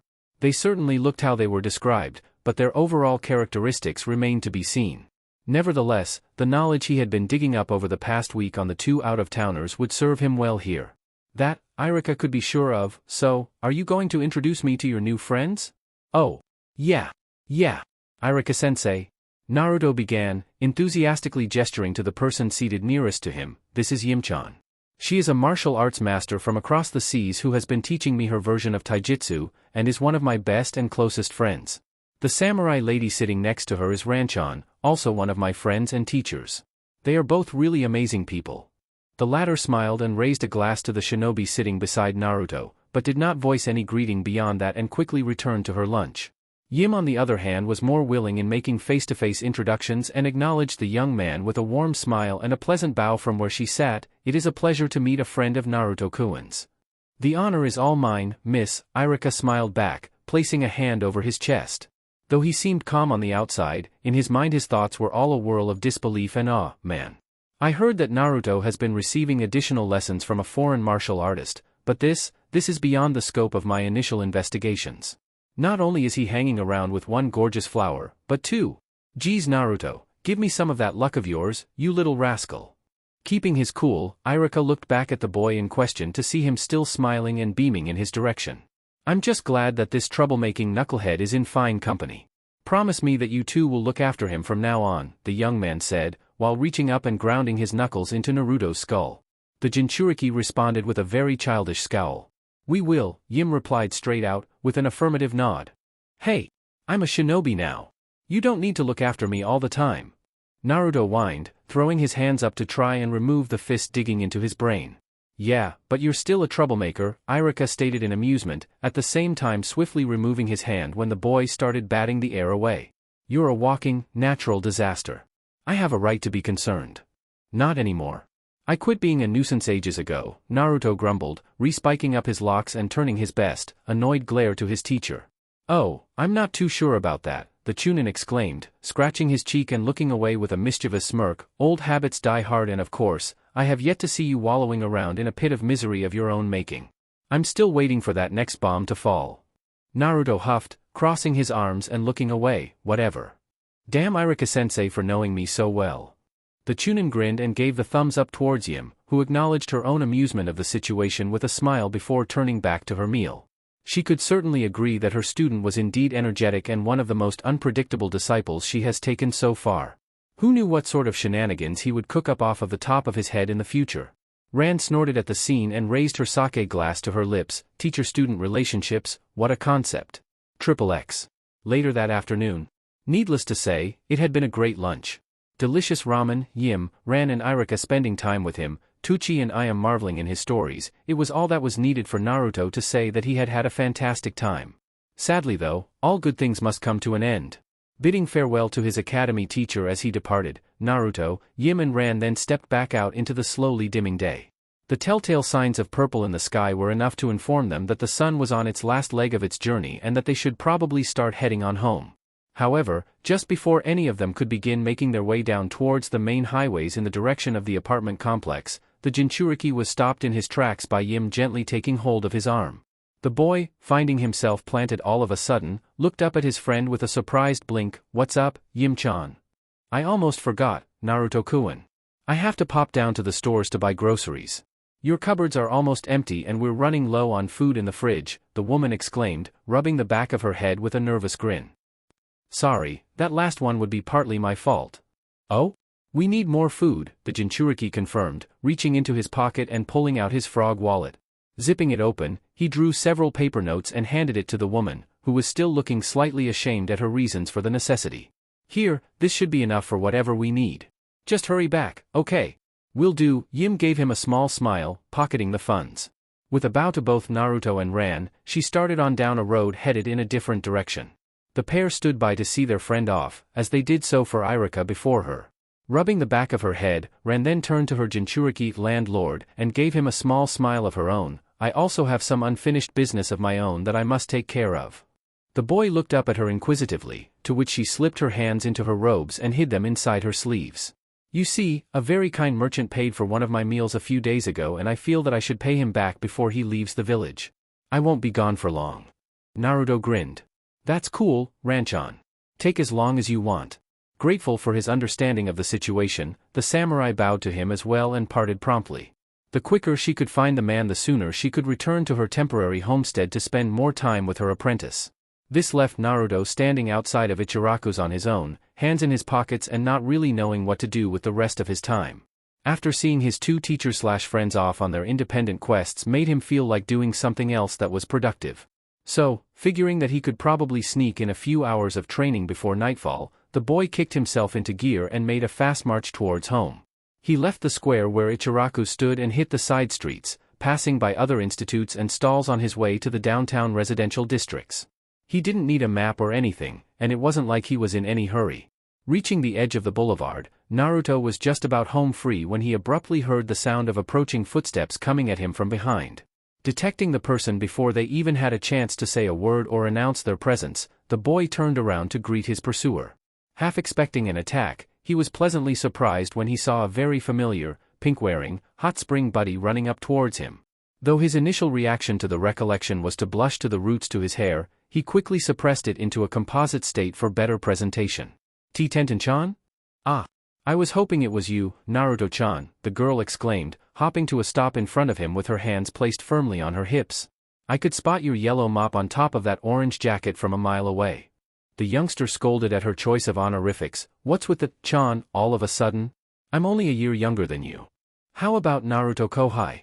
Naruto cringed. I'm not an honorific kind of person, Ten. I don't really like having my name used with that stuff too often, ya know. Then, chan, will do just fine for now, Ten stated with an affirmative nod, but then sprouted a mischievous grin when she saw his disapproving glower fixated on her, that is, until you beat me. Beat you? Naruto raised an eyebrow when he saw her face begin radiating with absolute confidence. Are you talking about that spar we promised each other? Yup. Aha, Naruto murmured and scratched his head. Seeing how pumped up she was just from looking at her posture, as well as the energy she was emitting from her grin alone, he could definitely expect one hell of a fight from her if it came down to trading kunai and jutsu. She looked like she could rain a metaphysical hellfire down upon him with everything she had from the way she was presenting herself. However, it wasn't like she was asking him directly. The truth was that she had yet to call him out on it, though she did seem to be edging him in that general direction. But what did she really want with him? Seeing his puzzled expression, Ten smiled and leaned over, almost coming nose to nose with him. Looking over his face, she then noticed the metal band hanging around his neck and all her attention immediately fell onto that. The girl marveled at the new addition to his appearance for several seconds, before quickly snapping back up and pointing at it. She flicked the headband, a barely audible ping ringing out. I see you passed your exams, huh? Huh? Naruto glanced at the thing she was referring to. Quickly catching up to the present, the boy then shook his head out of his thoughtful daze and smiled up at the young kunoichi. Oh. Why yeah. In fact, I just graduated from the academy today. Heh. It was loads fun. And I gotta say that it was one wicked way to end the year. I see, Ten crossed her arms with a wide smirk. So, you passed the henge, kawarimi and bunshin just fine, eh? Gotten all your essentials down? Yes. Naruto replied slowly and eyed her suspiciously. Seriously. Where was she really going with this, and so suddenly? Perhaps some people were just weird that way. TSK. I'm one to talk. I give unusual a new name. That thought crossed Naruto's mind only briefly, until he was brought back to reality by the feeling of another person's hand wrapped around his arm. Feeling the pull, the boy found himself being dragged along by the girl who had managed to pick him up and out of the crowd at close to dusk. He was at first surprised at her degree of forcefulness, but after being dragged along down several roads and out of the shopping district for the next several seconds, he couldn't help himself but go along with it to see where the universe has decided to take him. He definitely got a good view of the girl's back and shoulders for some time, which was quite enticing, none to say the least, something he never got from looking at any other girl's back. It was then after being weaved around the alleyways and footpaths the girl glanced over at him with a wide grin. I think we, as in you and I, have to celebrate your graduation properly. What? Properly? Naruto repeated. A coronation, test drive, break-in, whatever you want to call it, Ten exclaimed, looking back ahead of her to see where she was going. Either way, it's going to be fun? Fun? Where exactly are you taking me? Naruto asked, now feeling a little bit more concerned for his own safety. He was kind of OCD about the situations he was put into, a thing he picked up earlier on in his life when naturalizing his day-to-day routines. He was very cautious and funny about new places, and though he would definitely take some time to explore any new areas to pop up, he was still a mite bit uncomfortable about being taken somewhere against his own will. The girl giggled when she felt him tense under her grip. I'm taking you to my place, of course. Don't worry. It's just a few blocks from here. And where exactly is here? Naruto queried. That question was quickly answered for him when Ten pulled them off the side roads and started leading him up a very familiar hill. The route took them right past a local deli, one that Naruto frequented quite often whenever he was looking for a frozen treat. Its neon signs glowing brilliantly, even at this time of day, he watched it disappear around the bend over his shoulder as he was led further onwards. Eventually, he was dragged up another high road towards a series of apartments on a rise. When they arrived at the top of the hill, Ten stopped them at the gate, which was her intended destination. Looking up at the building, Naruto saw that it was just a standard two-person block with the area it was in divided into two separate properties by a hedge. The one on the left was apparently Tenten's place as indicated by her letterbox, a nice, cozy little home with white outer walls, tiled roof, and a wooden veranda. The front garden wasn't too bad either, mostly consisting of a lawn surrounded by hedges and a lone oak tree planted on the side. Visual introductions to the outside of the place made, the kunoichi nudged the iron gate of her property open and pulled her guest across the front yard, up the steps and inside. As soon as they stepped into the building, Naruto couldn't help but feel more at home than he did anywhere else besides his own apartment. He was first greeted with a small corridor, where the shoes could be set down on a rack conveniently placed on the side where they wouldn't get in the way. The corridor then led into a lounge room that also served as the dining room, with a table in the center and a television on top of a cupboard at the front. This was all of the stuff that was in sight so far, as Tenten pulled off her sandals and he followed suit.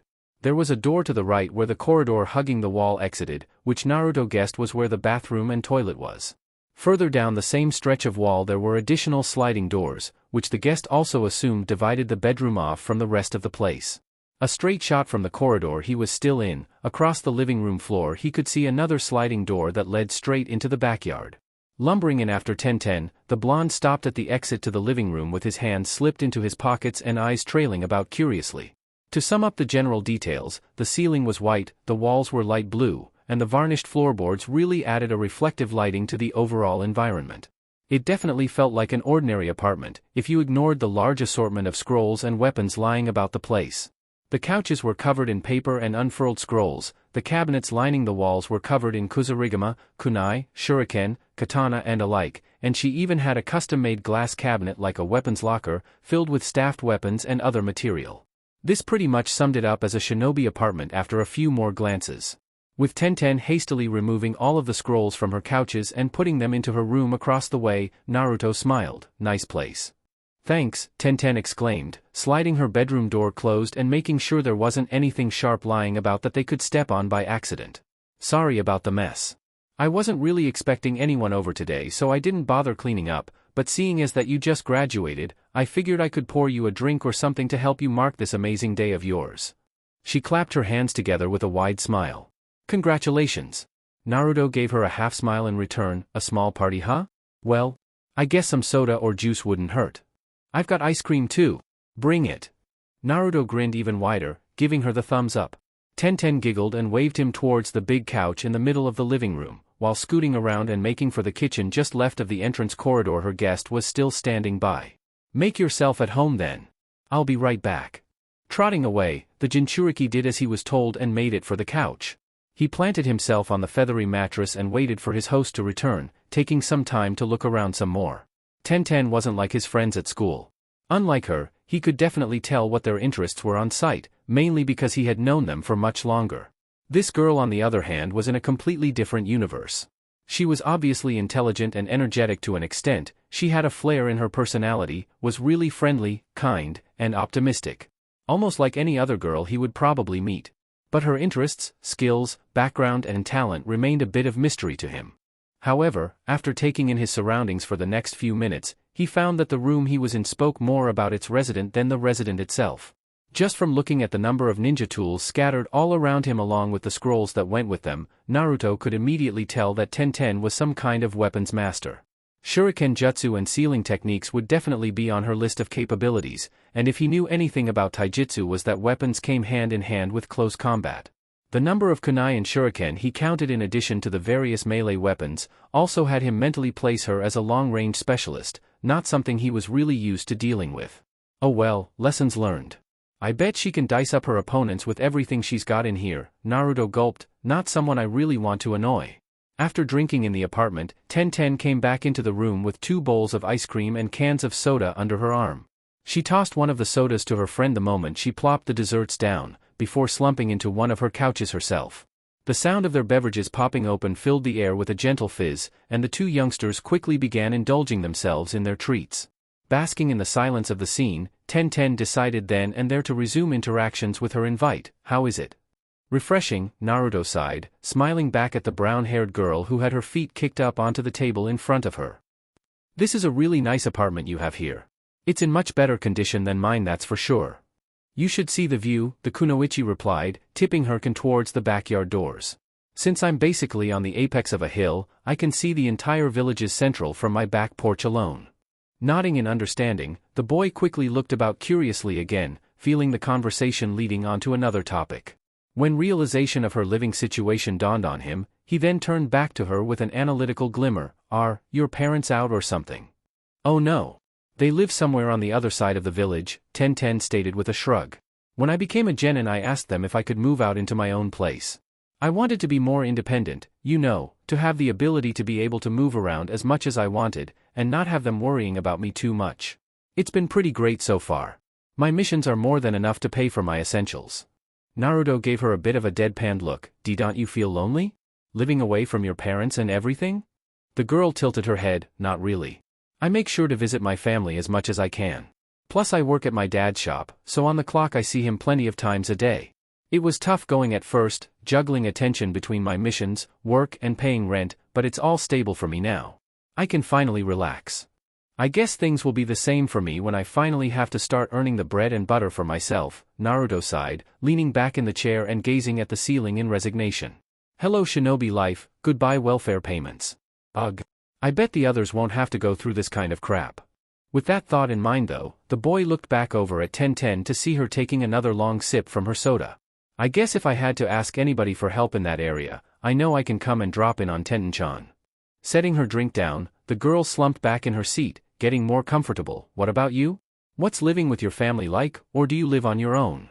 Naruto rubbed his shoulder uneasily with a small smile. Well, to be honest with you, it gets pretty lonely up in my apartment. Ten blinked. Huh?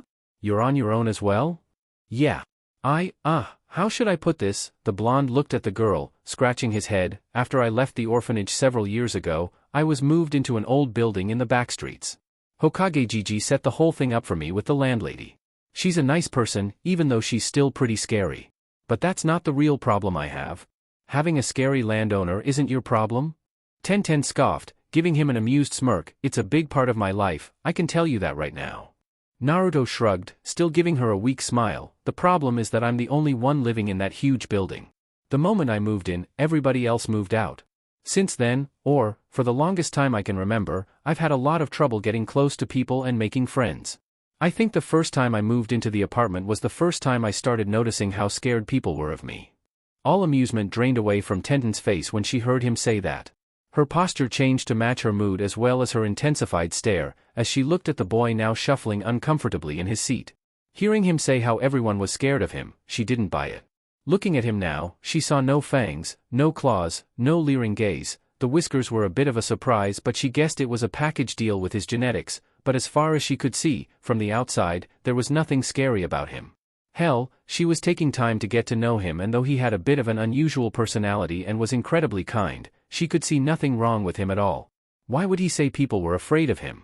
How are they scared of you? Ten asked curiously. Did you do something bad?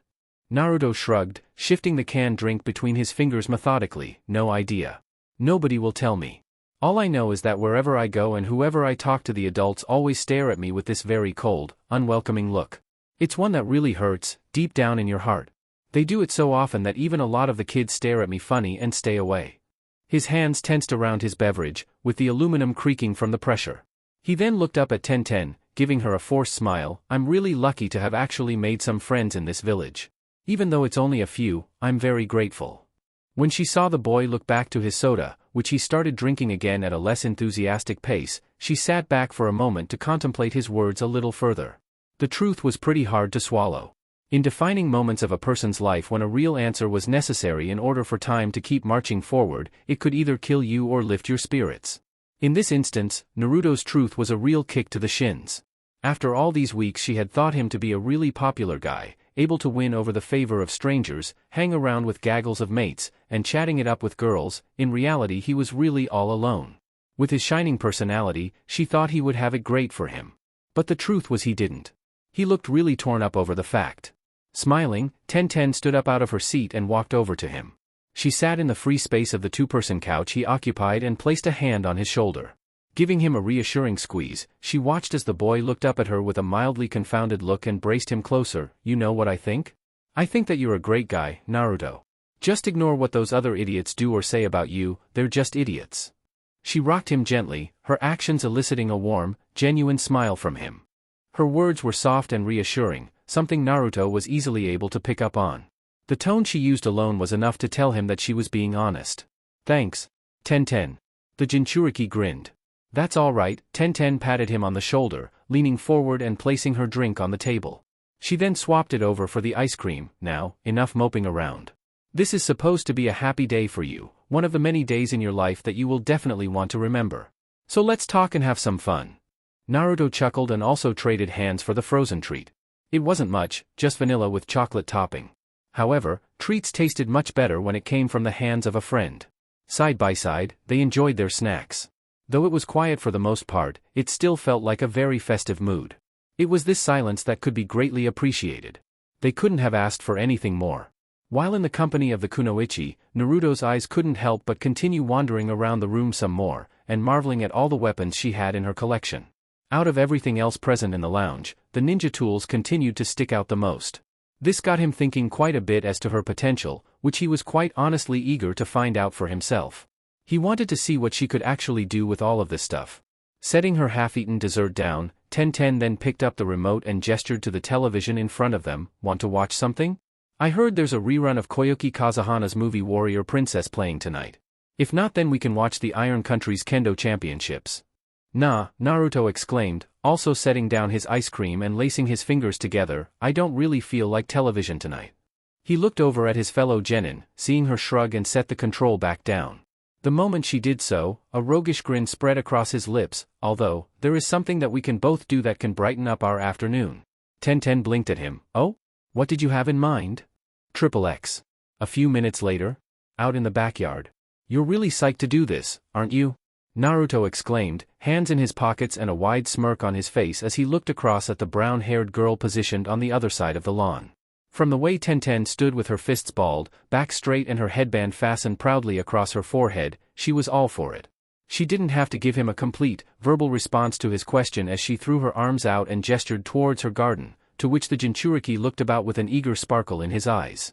He could see that they were both standing in the heart of the backyard. The lawn made up most of the 15 by 25 meter space, with a hedge wall surrounding it, marking the perimeter and extent of her property. A row of flowers made up the garden space that hugged one side of the yard, with a cherry blossom tree planted in the far corner and providing a small amount of shade for them. Furthermore, her patio sat proudly beside her apartment block, with a couple of chairs and a table arranged handsomely upon it. If you didn't count the training post in the other far corner of the garden, you could have called it an ordinary garden view. But this was a shinobi's backyard. It was understandable that there had to be other additions to it aside from flowers. Rolling her shoulders, Tenten reached behind her and pulled out a scroll. Holding it out in front of her to show the boy her intentions, she then marched over to her patio and opened it up. The scroll spread along its entire length, to which she then administered the correct number of hand seals and slapped both her palms onto the symbols marking the center. Naruto watched with great interest as puffs of smoke exploded all along it, clearing seconds later to reveal an assortment of weapons that had been hidden within it. The ninja tools flashed in the fading light. When Tenten stepped far enough away for Naruto to be able to see the entire arsenal she had in her collection, he raised an eyebrow. I was right. She's not only a weapons master, but she is also adept at sealing techniques, scrolls and seals. Interesting, Naruto smirked, his eyes wandering from one end of the line up to the other. Kunai, sais, ball and chain, daggers, staffs, steel fans, kazurigama, katana, tunfas, scythes, it's like she carries around a weapons museum wherever she goes. Interesting collection, Naruto exclaimed. Pick your poison, Tenten stated, using her hand to gesture to the row. My backyard is too small for a full-on fight, not to mention I don't want any of my weapons flying into somebody else's garden or damaging another person's property, especially my own. I can use my post for target practice, but as an arena, she shook her head firmly, not a good idea. So, it's just taijutsu and close-range weapons, huh? The Jinchuriki smiled. Judging from your explanations and your collection of versatile material, I'm going to venture a guess that you're predominantly a long-range specialist. Shurikenjutsu, am I right? It must be a mite bit uncomfortable for you to get in close with an opponent. Tenten smirked, don't underestimate me. I've trained to use each and every one of the weapons I own individually. I'm not as vulnerable up close as others may think. She lowered her extended arm. Plus, I come from a team who specializes in taijutsu. That means if you're a shinobi who focuses mostly on close range, you'd better watch out. I see, Naruto smiled, his eyes sparkling at the prospects of a promising opponent. Close range, huh? I'm absolutely coming over to visit you more often, Tenten-chan. I'm giving you a choice. You can either pick any one weapon you want to use in our spar or you can fight me barehanded, Tenten stated, giving the youngster a very cocky grin. Unless you want to throw in the towel and take back everything you said to me back in the hot springs. No. No. I stand by what I said, Naruto hastily replied, strolling towards the collection and staring down at it thoughtfully. Okay, let's see what you got here. The boy started humming cheerfully as he pointed out each weapon independently, inspecting them from a distance while following the hands-off policy often associated with tradesmen. Tenten eyed him curiously as he looked from weapon to weapon, judging them like he was on some bargain price show.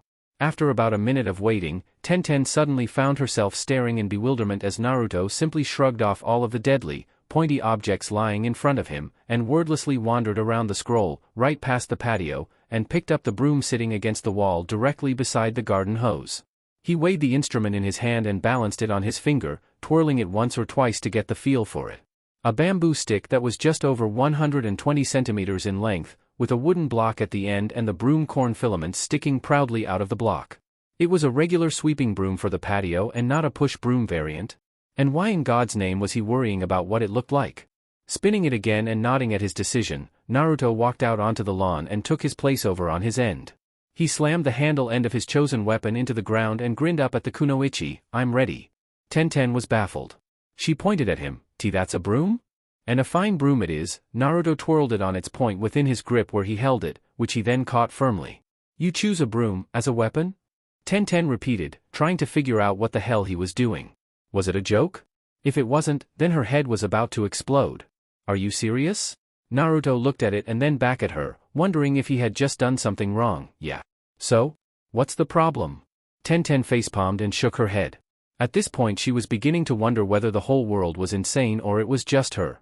Hanging around with two hyperactive, sport freaks in jumpsuits and a depressed social outcast must have done her something awful. Not only that, but now she was facing a new guy who uses household equipment as his preferred weaponry. Where was her life going wrong? Still, seeing that he had chosen and was now sticking to it, Tenten wallowed over to her lineup, picked up a katana and resealed her weapons. Rolling up the scroll, she then shuffled her way back over to her side of the lawn and took position. Going after a guy with a broom? What kind of a threat was there? She was deliberately idling along so as to not embarrass the kid too quickly when she actually started fighting. With a sigh, Tenten made the seal of confrontation with her opponent, who returned it with an ever-present grin in play. She smiled weakly in his direction. I sure hope you're ready for this. As ready as I'll ever be. With that assured, Tenten took up her sword and held it out in front of her in a two-handed grip. She assumed the basic stance necessary for the wielder of a katana, ensuring that the cutting edge was facing towards her opponent and that she was firmly rooted. While assuming her attack stance, she watched as Naruto thumped the end of the broom he still had buried in the ground into it, before kicking the bottom end forward and gripping it in a basic stance of his own. The girl blinked in surprise when she saw him assume a wide stance, one which was traditionally associated with wielding a staff or spear. However, unlike other stances she had seen demonstrated when using a pole, this one was completely unorthodox, as some of his weight was distributed to the back leg with the forward leg balancing him out. Furthermore, the head of the broom was facing towards her and that his grip on the pole was off-center, with the brush end being held far at length. It was peculiar. Tenten narrowed her eyes suspiciously and smirked. Let's see what you can do.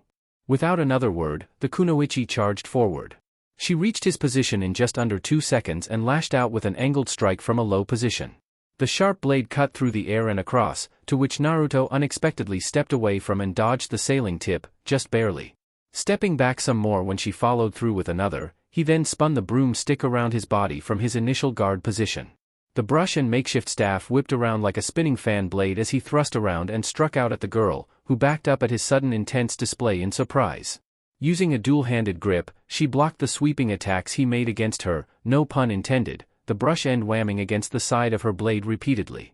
She attempted to cut the stick when it came back around a 5th time, but the damn thing was incredibly sturdy, and she only ended up chipping it before her blade was knocked away by the force of the hit. Parrying his furious swipes several more times and retreating further, she attempted to drive home a retaliatory slash, only to be forced back when the staff came wheeling back around from the other side, the boy spinning on the spot in order to produce momentum. Tenten ducked a decapitating swipe from the stick and, crouched low, she lunged in a stabbing motion. Just as she was moving upwards though, she caught a glimpse of a grin on Naruto's face. It was barely there, but she was clearly able to see the amusement running on his expression.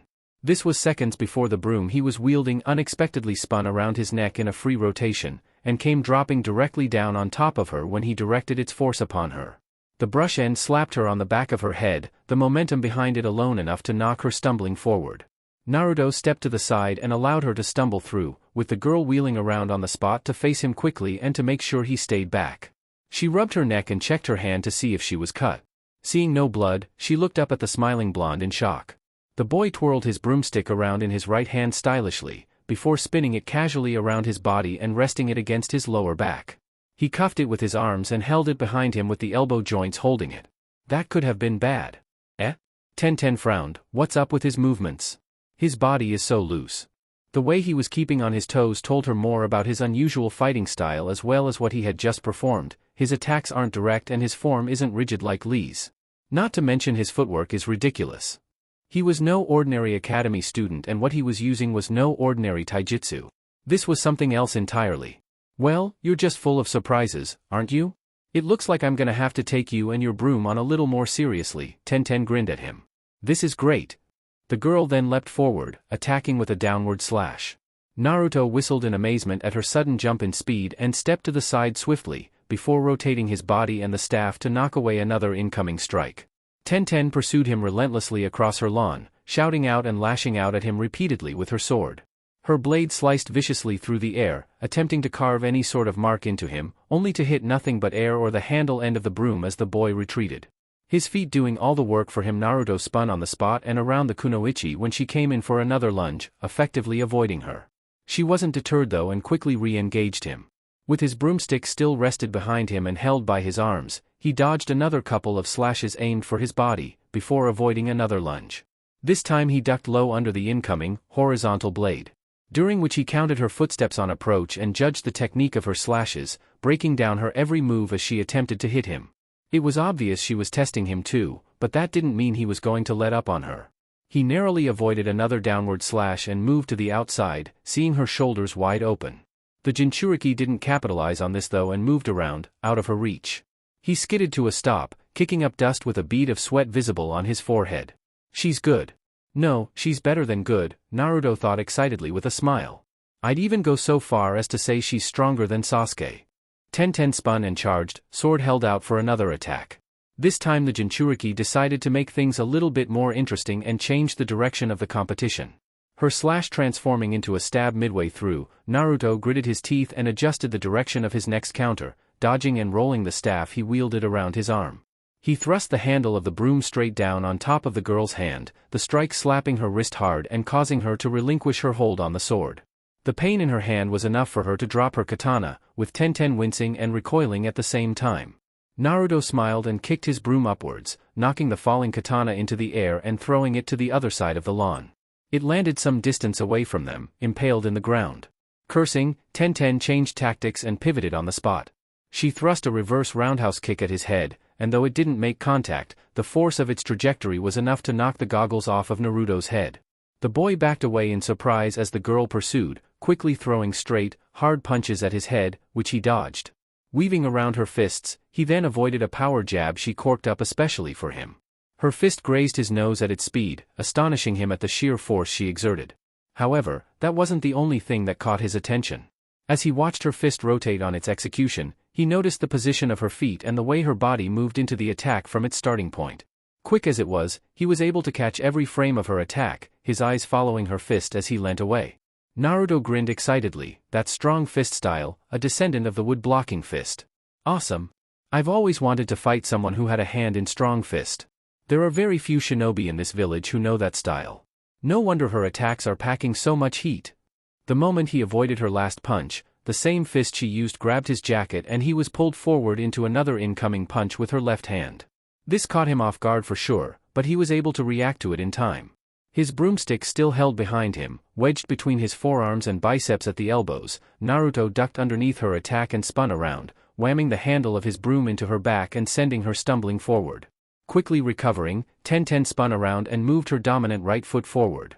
It cut across the ground in a C shape, later completing an S-shape motion in an upwards direction, and she struck at him with a backwards roundhouse, the semi-attack forcing him to duck.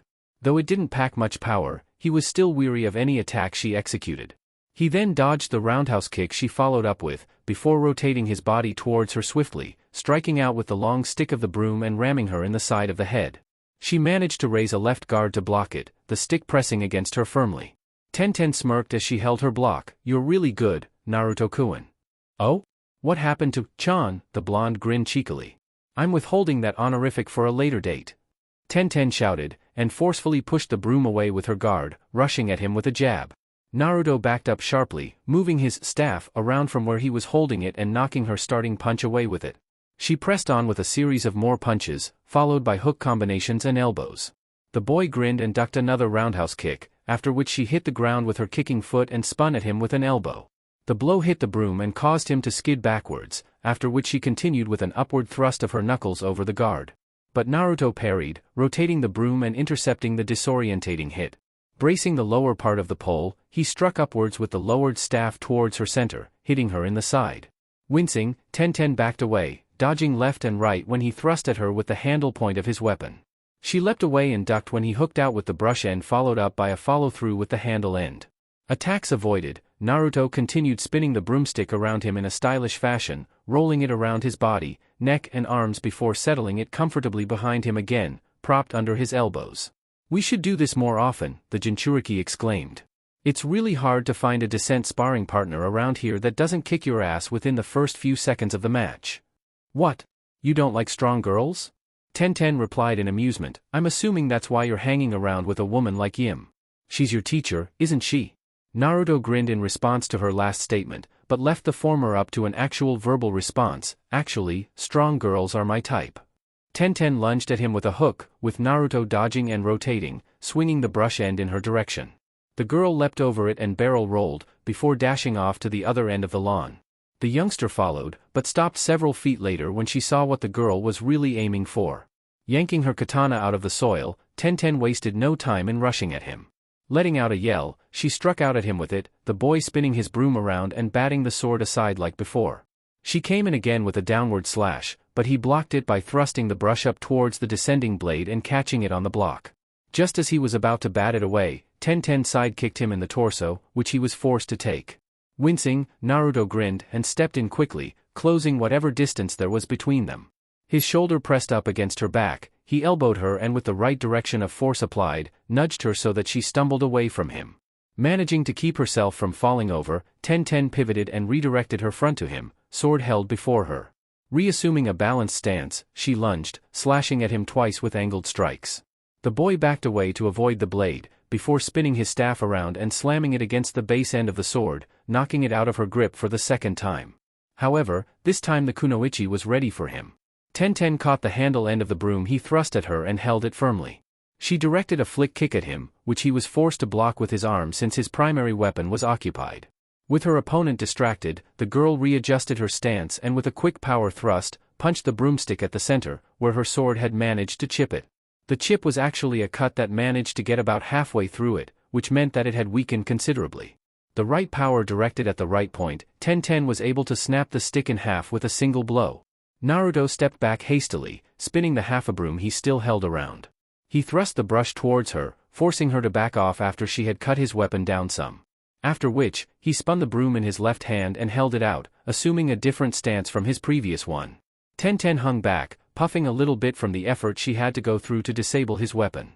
She was amazed at his techniques and his speed, not to mention his endurance.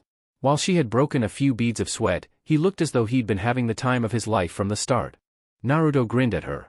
However, just as he was about to begin an attack of his own outside of the solid defense he had been mounting against her since the whistle was blown, he then the important change in his staff.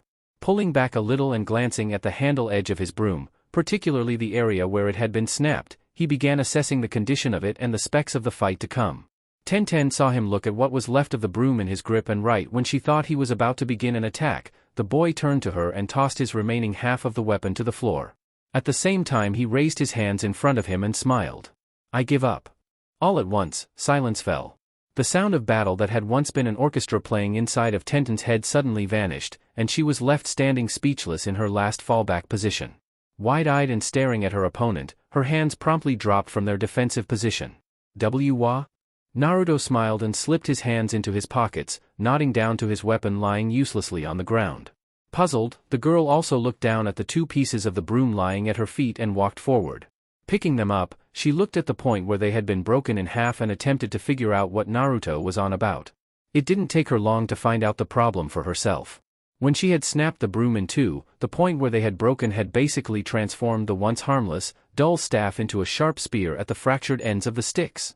The one that Naruto previously held looked as though it was capable of impaling fish or humans if he had the necessary training, and from the fight she had had with him so far, he definitely had the necessary training. Upon assessing the broom herself, Tenten chuckled and looked up at the boy, her eyes shimmering. "You are such a softie," the kunoichi exclaimed. "If I had wanted to kill you, I would have kept on fighting." Naruto smiled back at her, shrugging his shoulders to relieve himself of the adrenaline rush given to him during the battle. "The broken pieces of the broom are like spears now, and in a friendly fight like this one it's too dangerous. Come on. You know that's not a good enough excuse, not for us shinobi," Tenten smirked, dropping the sticks and folding her arms. "We knew the risks when we signed up at the academy, that we would one day have to fight and kill to survive. True. But I can't stand the thought or the risk of maiming or killing an opponent in a friendly sparring match, which was why I chose the broom in the first place." Besides, Naruto smiled up at the girl, seeing her giving him a confused expression. "Yimchan said to me that in order for me to become a master at using a weapon, I must train myself to the extent that I can't kill. She said that whenever I find myself wielding a weapon, I must fight with it until I have rendered my opponent defenseless." Tenten blinked in surprise at the words she was given. Having not expected to hear such wisdom come from such a guy, she smiled and giggled at him. "Makes sense. If wielded in an incorrect manner, an ordinary weapon like a staff could just as easily kill a person as any kunai or sword, even if you didn't intend to do so in the first place. Your teacher is very wise." "Yeah. She is," Naruto chuckled and rubbed the back of his head. "Anyway, if I had wanted to kill in the traditional shinobi fashion I would have used a kunai or a shuriken, but even then I would hold myself back, unless absolutely necessary. Sure, if the guy's skin was as tough as iron and he could punch like a train could plow through traffic, then he would have a viable reason to use deadly force in order to survive. But those thoughts could be spared for another time." Naruto slammed his fist into his hand and ground the knuckles into his palm for an added affect. "I fight to win, but in my own way." Tenten grinned at him.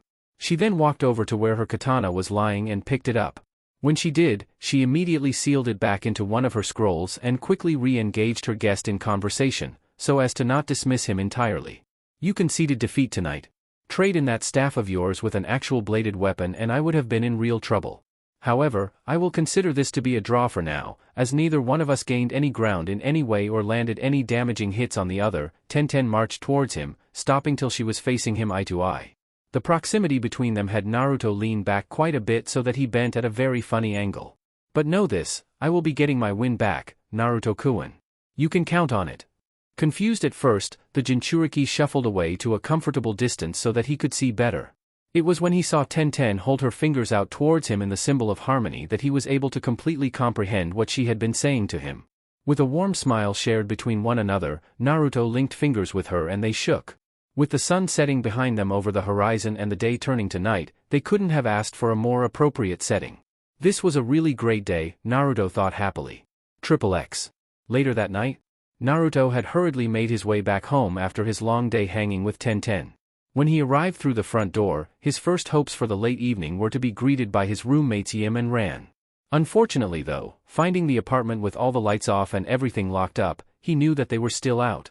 He didn't complain or blame them though.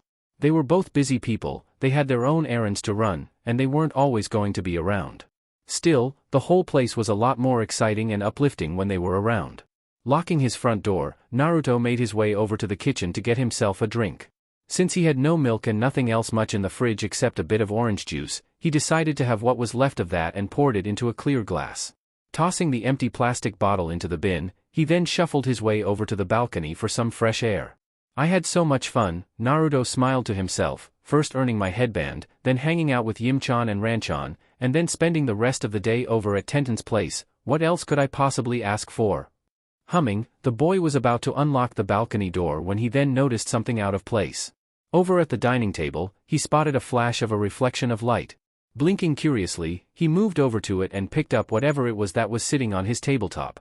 It came as an even bigger surprise to him to find that it was a small bell. It was a silver, little ball bell that would normally be found on a collar of a cat or Christmas decorations, not something that would be left unattended. But that wasn't the mystery here. The real mystery was that Naruto didn't have anything like it whatsoever, and it certainly didn't belong to Yim or Ran. So, where did you come from? Naruto murmured, shaking the bell and getting it to ring for him. The ball bearing inside chimed loudly. It chimed really loudly. Fuck. Naruto winced when he felt a sharp pain hit his eardrums and he backed away, his surroundings unexpectedly becoming blurry. The effects became so intense that he nearly lost it altogether, forcing him to use the glass door behind him to keep his balance. He dropped the bell and gripped the side of his head in agony. What the hell? Looking up, he then noticed one other thing that he had missed. While the bell hit the floor and rolled around at his feet, he spotted another reflection of light. It was very thin and barely noticeable, but thanks to his sharp eyesight in spite of being in a disorientated state, he was able to follow it. It was a piece of wire leading up to his ceiling. When he followed it to its source, he saw a shadow of a figure hugging the corner of his ceiling. The person's hand was outstretched and clearly fishing with the bell they had tied the wire to. Since he hadn't turned on the lights, he had no idea who it was or what they wanted with him. Damn, this ringing was irritating. Who the hell are you? Decapitating airwaves. The shout of an unidentified second party was the only verbal response Naruto received immediately upon asking his question, seconds before a massive gust of wind tore through his entire apartment, rammed into him with bits and pieces of furniture, and literally hurled him out the balcony door of his apartment. The glass shattered on his back, the frame of the door was blown clean out, and so was he. Chapter 8, Scroll of Seals Arc, First Taste. Why does it hurt so much? Naruto groaned lowly, his voice strained from an unbelievable weight pressing down on top of him and was made whole thanks to the telltale spit of agony laced in with his tone. At that very moment, with his face buried in the grass, his head ringing, his body unresponsive, and debris blanketing him in a sheet of wood and glass, the only thing he could really do at this point was question his current situation. His mind was raging with questions. What the hell just happened to him? Who attacked him? What in God's name hit him? Why was he suddenly thrown out of his apartment and onto his backyard lawn a full story below? These were the only coherent things he could think about above the pain now racking his body to the bone. What else could he do? The affair he had just been unexpectedly thrust into, the situation he had so casually walked in on and inside his home no less. It was for real. Why? The boy tightly clenched his eyes shut, while at the same time swallowing the tang of blood dripping off of his lips and allowing his fingers to curl where they were laid, digging them into the soft soil of his garden. Never in his entire life had he been subjected to so much pain. It wasn't a crippling emotional pain or the meager pain of being cut by a simple household object. No. This pain was different. It was the pain of being attacked with the intent to kill. At least he wasn't dead. That was a good thing. The smell of fertilizer all around him was enough evidence to support that conclusion. He could take that as a positive indication over the whopping big negative confronting him. Eyes blinking back open, the wounded jinchuriki grounded his teeth, growled angrily through a locked jaw and, with whatever strength he could possibly muster, forced himself back to his feet. He pushed his front off of the ground first, albeit shaky limbs, and glared ahead of him through an unstable depth of field and an environment continuously in motion. At least that's what it looked and felt from his point of view. His brain was rattled just as much as the rest of him. Looking out, the blonde saw that his flight path had taken him no further than the back end of his lawn and, in truth, the damage to his garden wasn't all that severe, save for the rubble and debris. His apartment though was a completely different story. The back entrance to his home was an absolute wreck. The sight of the total amount of damage inflicted upon the structure had the blonde gawking up at it. The frame of the glass door, the windows, and entire slabs of the wall surrounding the outlets had been utterly blown out, and were now littering his backyard in pieces. Furthermore, the balcony was on the verge of collapse, tiles were still sliding off of the shaken roof, and his patio looked as though it had hell rained down upon it in an ungodly hailstorm. Outstanding! Note the sarcasm. Now he needed to replace both the newly refurbished woodwork and his outdoor furniture. I'll worry about that shit later. Just who or what the fuck hit me back there? I feel like I've been run down by a motherfucking rhino. That was the pain talking. Shaking off the physical trauma, but unable to rid himself of the ringing in his ears and the loss of balance, Naruto glared up towards his ruined apartment again. When he did, he saw 3 shadows suddenly jump out of the gaping hole in the side of his home and land on the lawn just several feet in front of him. The black silhouettes of the now revealed individuals were all that was needed for him to assess that they were the ones responsible for his predicament. Slapping himself in the cheeks, he attempted to rise to his feet from his kneeling position. However, his legs buckled and he fell back down, all because his world was constantly listing from left to right. It was an incredibly unpleasant feeling. Gah! Damn it, the blonde cursed, his fists clenching tightly. I've taken too much damage. This is bad. Who the hell is attacking me in the middle of the night? Desperate to find out the answer for himself, his eyes trained back onto the three rather small shadows standing before him, all framed by his ruined apartment. His vision cleared up quickly enough for him to be able to get a good enough look of the culprits. It wasn't quite what he was expecting. They were teenagers, all three of them, and they were all wearing outfits and headbands Naruto had never seen before. The boy on the far left had spiky, dark hair and dark eyes. A large beige t-shirt covered his upper body with the word death inscribed upon it in kanji on the front. He also had a pair of snake-patterned pants, 2 black strips fastening his shirt to him around the shoulder areas, black sandals, a snake-patterned scarf around his neck, and a headband secured tightly around his head. The guy in the middle, though he was slouched over, Naruto could tell that if he was to actually stand at full height he would be just as tall as his friends. He had bandages covering most of his face with the exception of the area around his left eye, had a large poncho with incredibly long sleeves, a snake-patterned scarf around his neck, and a straw raincoat protruding from his back where the scarf went around. Finally, there was the girl on the right, who had dark-colored eyes and extremely long black hair nearly reaching the ground, and was tied at the end by a violet ribbon. She was fair-looking, with a green vest similar to a flak jacket covering her upper body, a snake-patterned scarf adorned around her neck, a pair of pants of the same color, and sandals. The color combination between all three of them was the same pants, same scarf, and they all had forehead protectors proudly worn around their craniums with a musical note carved into them, all of which gleamed under the ambient light of their surrounding environment. Honestly though, above the stinging wounds carved into his body like camouflage patterns, Naruto found it all to be a bit out of taste. If the situation wasn't so serious he would have cracked a joke at their choice of attire. Man, he's still alive, the boy on the left groaned, folding his arms. What a stubborn punk, the teen in the middle lead on, his tone indicating the disappointment he was feeling. He glared over at his teammate to his right. You held back too much power, Zaku. Now we have to get rid of him the old-fashioned way. The person the mummy lookalike was addressing, now known as Zaku, mumbled indignantly and slumped over. Hey, don't try to pin this on me you 4-foot walking haystack. What about you? What about me? Ever since this team was formed all you've really done was bark orders at us. I didn't see you back there pitching in and helping us carry out the ambush. Somebody had to be the overseer, the middle teen replied with a tight scowl, before glaring back down at the wounded blonde kneeling in front of them. In any case, Plan A failed spectacularly, despite its perfect timing.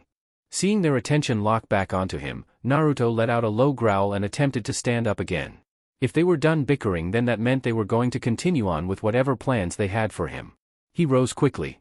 Legs buckling a second time due to the deafening, high-pitched whine in his ears causing the rest of his world to remain unstable, the jinchuriki decided on a course to temporarily fix his condition. Slapping himself a few times in the cheeks and massaging the areas around his knees to coax life back into them, he tried for a third. To his overwhelming relief, he was successful, and managed to take a weak-looking stance before the team staring him down. The trio's serious expressions he could see on their faces filled with a mixture of surprise and disbelief. No way? He's up? Zaku sputtered. Wow, this kid's pretty tough, the girl on the far right exclaimed. He was able to shake off my illusion bell needle technique and your decapitating airwaves, Zaku. An admirable effort. I'm impressed, the boy in the middle commented. But really, his struggles are all for naught. He'll be dead soon anyway. Who the hell are you guys? Naruto choked out, his right eye shutting thanks to the ever-present throbbing pinch in his ears. Why did you attack me all of a sudden? Zaku frowned and glanced toward his partners. Hey, Dosu. Should we answer this guy? The teen wrapped in bandages shrugged. Does it matter? The girl on the far side smirked widely and looked back over at the jinchuriki struggling to keep his body righted. Not really. But as far as last requests go, I think it's only fair that we can spare this brat a response or two. After all, how many chances do you get to look good in front of your targets while on the job? Dosu looked over at his kunoichi teammate. You're enjoying this why too much, kin. I try to make these missions enjoyable, Dosu. It's one of the only privileges we're allowed, the raven-haired girl replied, lowering her head. Try not to waste them. Hey, didn't you hear me? Naruto shouted, forcing the trio's attention back onto him. I'm asking you why you attacked me? Zaku frowned and brought his right arm up in front of him, at the same time rolling back his sleeve. Man, this kid's loud.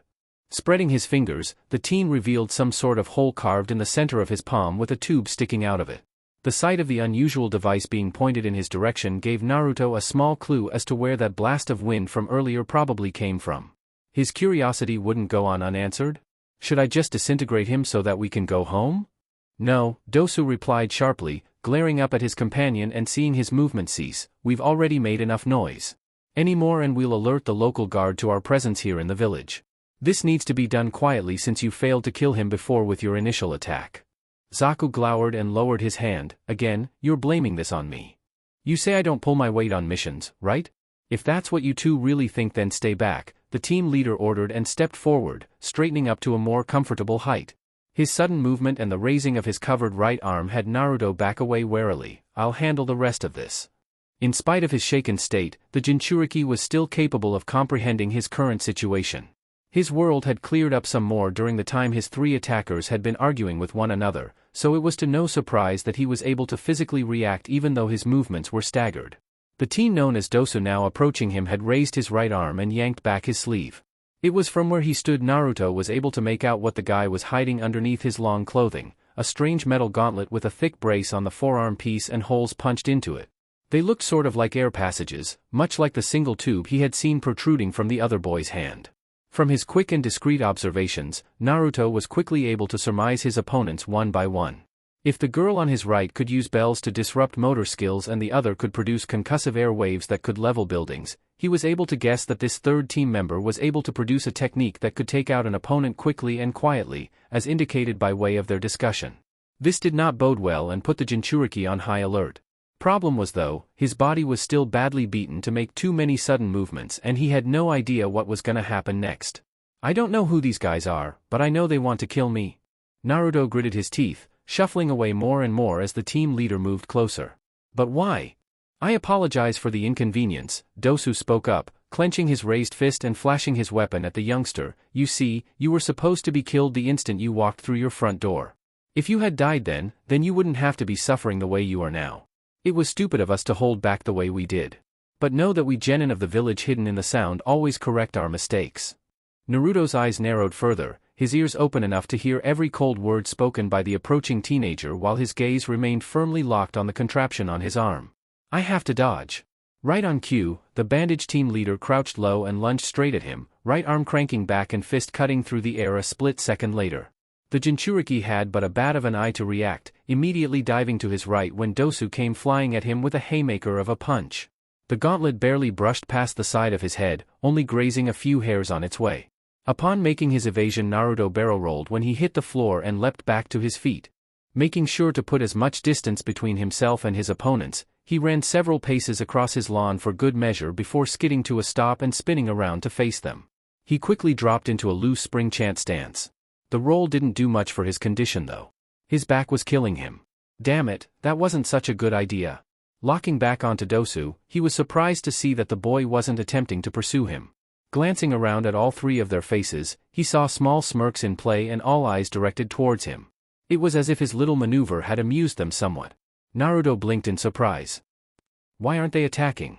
Are they just messing with me or what? He looked back over at Dosu, the one that was supposed to be assaulting him. If that guy's main intention was to kill him, then shouldn't he be trying to hammer him into the ground at this point? Why did he stop after just one punch? It was then the jinchuriki noticed something off about the previous attack administered by the team leader and gave the situation another go-over. His eyebrow rose as his thoughts lingered around that single punch. Was he actually trying to hit me? Did he deliberately make his swing wide for me to see it coming? He's aware of my condition. So should he know that I can't move that well? That hit should have been spot on. He then considered the gauntlet. Wait a second, that Dosu guy said that they should do this quietly. A silent technique? Just as his mind was beginning to work around the answer, it suddenly hit him, hard. Naruto's eyes widened when a sharp pain suddenly went shooting straight through his head via his ear passages. His surroundings and the three teenagers in front of him became distorted, and topped off with the pain and dizziness accompanying these effects he was forced to his knees. The attack's damage unfolded gradually. Not only did Naruto feel completely immobilized, but his sense of awareness and balance were thrown out of whack. Even when he could physically feel the ground at his feet, he had incredible trouble determining which way was up or down. Moments after hitting the grassy surface of his lawn, the dizziness became even worse. He was unable to stop the stages of his symptoms surfacing one after the other as the effects escalated. Retching a couple of times, Naruto then buckled over and threw up, not just whatever he had for dinner but also blood. That was definitely not a good sign. Gasping for air, the Jinchuriki looked up, at the same time wiping his chin of the bodily fluids that had unexpectedly came gushing out of him. What the hell was that? Naruto groaned out, his limbs trembling as his body attempted to repair the damage. However, the impact on his person was so great that even his absurd healing factors were unable to keep up with the properties of the technique that were rattling him to his core. That was no ordinary punch, it has to be that damn metal brace on his arm. Dosu chuckled and approached his downed target slowly, holding up the gauntlet he had used moments before so that his victim could see it clearly. It's quite ingenious, isn't it? You've probably figured out by now that this is no ordinary piece of jewelry. Naruto growled, reaching up and clutching his left ear. So I figured. If you were to remove his hand, you would be able to see a trickle of blood running down from the before-mentioned orifice. This gauntlet is called a melody arm, the team leader continued, flexing the weapon while stopping just feet from the blonde, custom made for the shinobi of Otogakure. It's an incredibly sensitive yet durable piece of equipment, able to capture and amplify the vibrations of my arm's movements. Using my chakra, I am able to project these sound waves the device produces to hit the targets within its range. Case in point, I used my feign punch to produce and direct the sound waves towards your ear. My ear? Naruto coughed out, his eyes widening. That's possible? Indeed, the teen grinned, lowering his secret weapon. Of course, the sound's impact is not limited to the direction of my arm's movement. I can freely control the sound waves the melody arm emits to hit any point of my opponent, so long as they are within reach. Because I used the sound waves to shock the semicircular canals, I've caused you to lose your sense of balance.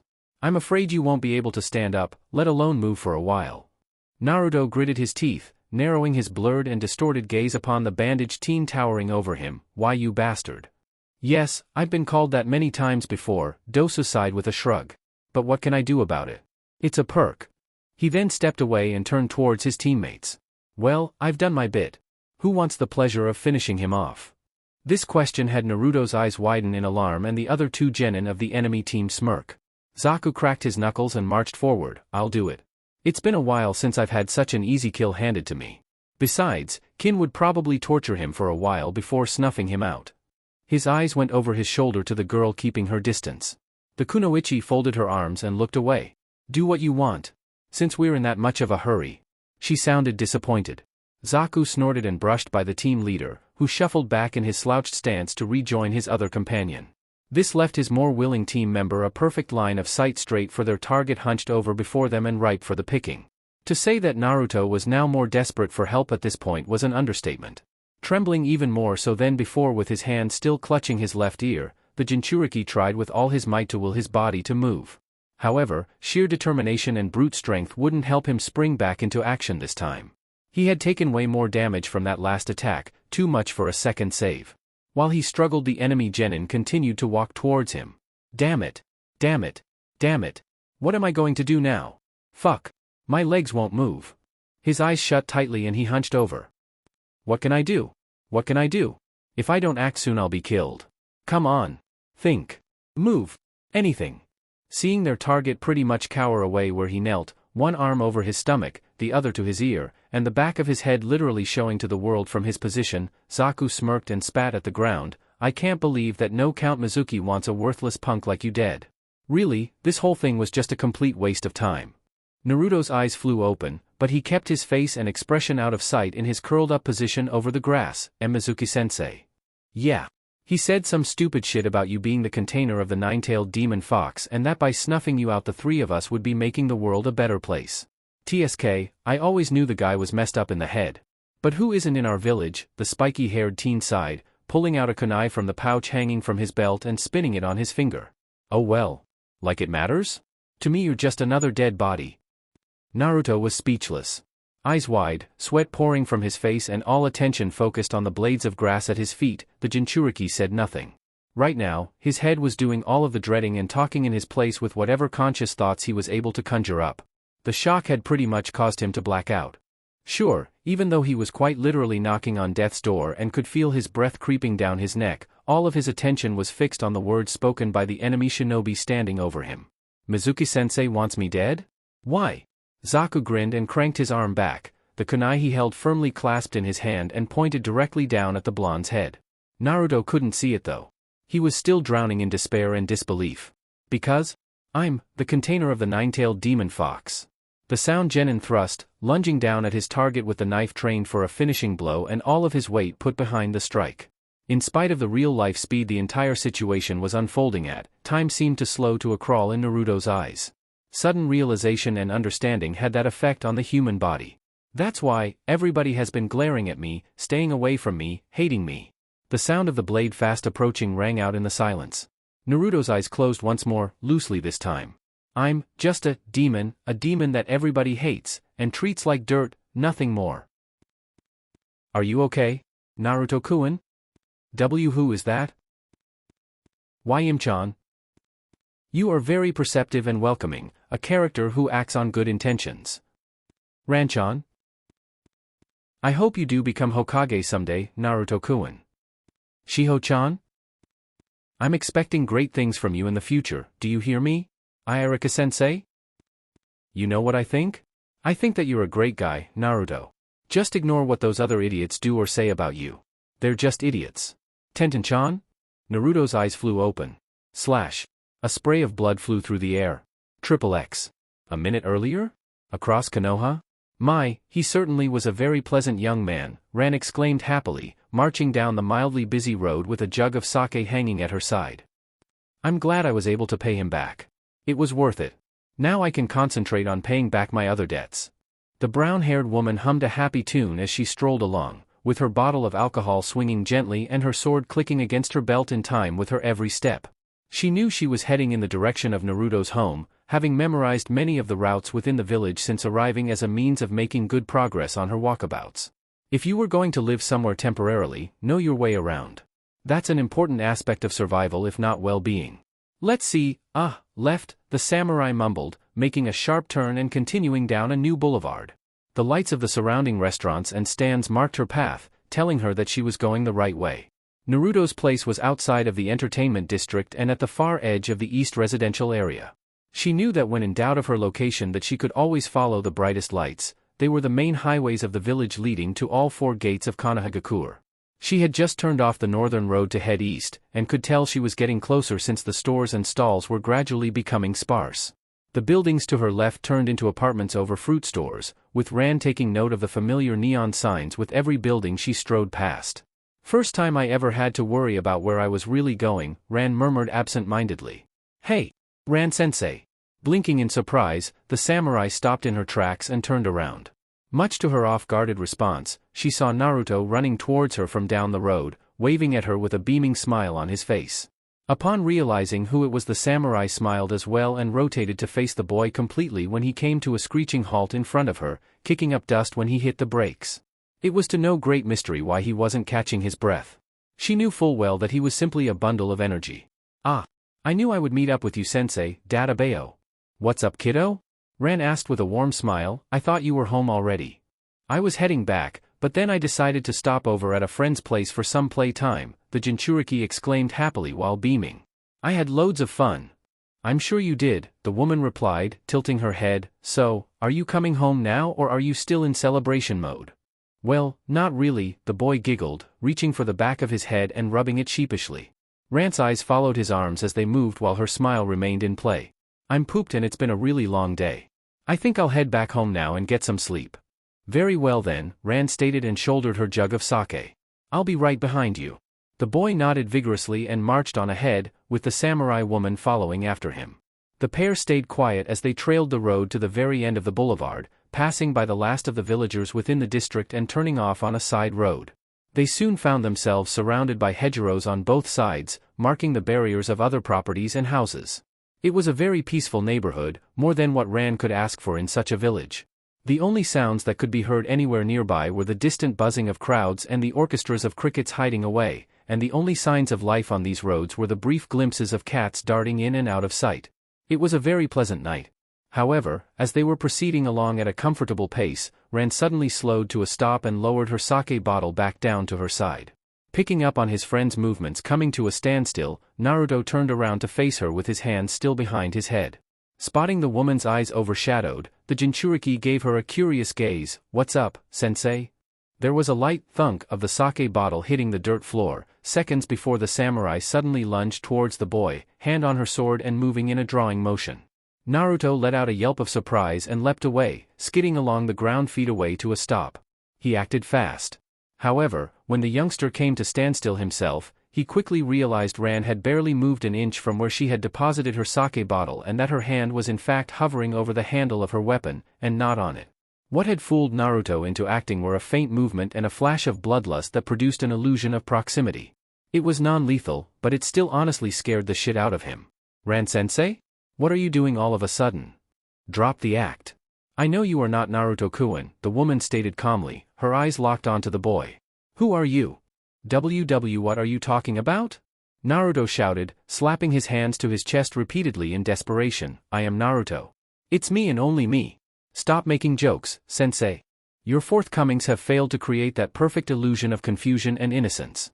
"You want to know why I know it's not you?" Ran inquired, causing the youngster to stop shouting and look at her in bewilderment. The woman smiled. "Firstly, your height is a centimeter too tall. Secondly, Naruto-kun always refers to me as Ranchan. And thirdly, I know that the real Naruto has bruises around his wrists from the excessive training he's been receiving from Yimchan. Your wrists lack those distinctive markings." The Naruto in front of her blinked several times in surprise. It was as though he was having trouble absorbing all of the information being given to him by the woman, much like how the original Naruto would act in a similar situation. Seconds later though, there was an immediate change in the boy's persona when an uncharacteristic, sinister grin crossed his face and his eyes narrowed into arrows. This was unlike the usual Jinchuriki's demeanor as he straightened up and brushed his right hand through the hair hanging over his goggles. "So I've been found out." The next thing Ran saw was the Naruto lookalike go up in a cloud of white smoke, the fumes vacating the vicinity immediately to reveal a tall man with purple garb, very light blue hair and rounded glasses. His finger gracefully brushed away the bangs hanging over his face and pushed the spectacles he wore further up his nose. "I could have sworn I had that down. Had you been paying attention to the boy's mannerisms a little more closely and the smaller details that make up his appearance, I'm confident you would have been able to pull off a more convincing disguise," the Ronin replied, her tone set on serious. "However, there was one other aspect you failed to cover in your attempt to pull a fast one over me. The amount of killing intent wafting off of your person was so great I could smell it hanging in the air like smoke from a fire. That was your biggest blunder." "Humph, too true. I guess you could say I'm a little bit nervous, is all," Kabuto chuckled, closing his eyes. "I failed. But that means all of those stories I've heard about you are true," Tsukikage ran. "You are indeed very sharp." The samurai straightened up into a proper standing position. She was at least half a head higher than the man standing before her, so in terms of physical presence and intimidation prowess, she was superior in that respect. "If you have business with me, simply approach me in the street. Do not try to impersonate a close companion of mine to try and get within casual distance of me. Actions like that will more than likely cost you your life. It's a practice I have mastered over years of being a shinobi," Kabuto exclaimed, placing his hands on his hips. "Try not to underestimate my skills though, Lady Ran. That's the first step to getting killed in a straight-out fight." "Very well then. Since now that we have established that you are a villain out for blood, what is it that I can do for you?" Ran asked, her eyebrows narrowing. "You obviously didn't go out of your way to imitate a friend of mine to get to know me in the conventional sense." "No. Of course not," the young male replied, lowering his head a little. "In truth, I do have important business I wish to discuss with you. I trust you are willing to trade 1 or 2 words with me for a couple of minutes." "Depends on the topic," Ran frowned. Kabuto smirked. "Oh, don't worry. I'm sure you will enjoy this conversation." He flicked his right hand out, a scalpel slipping into his grip.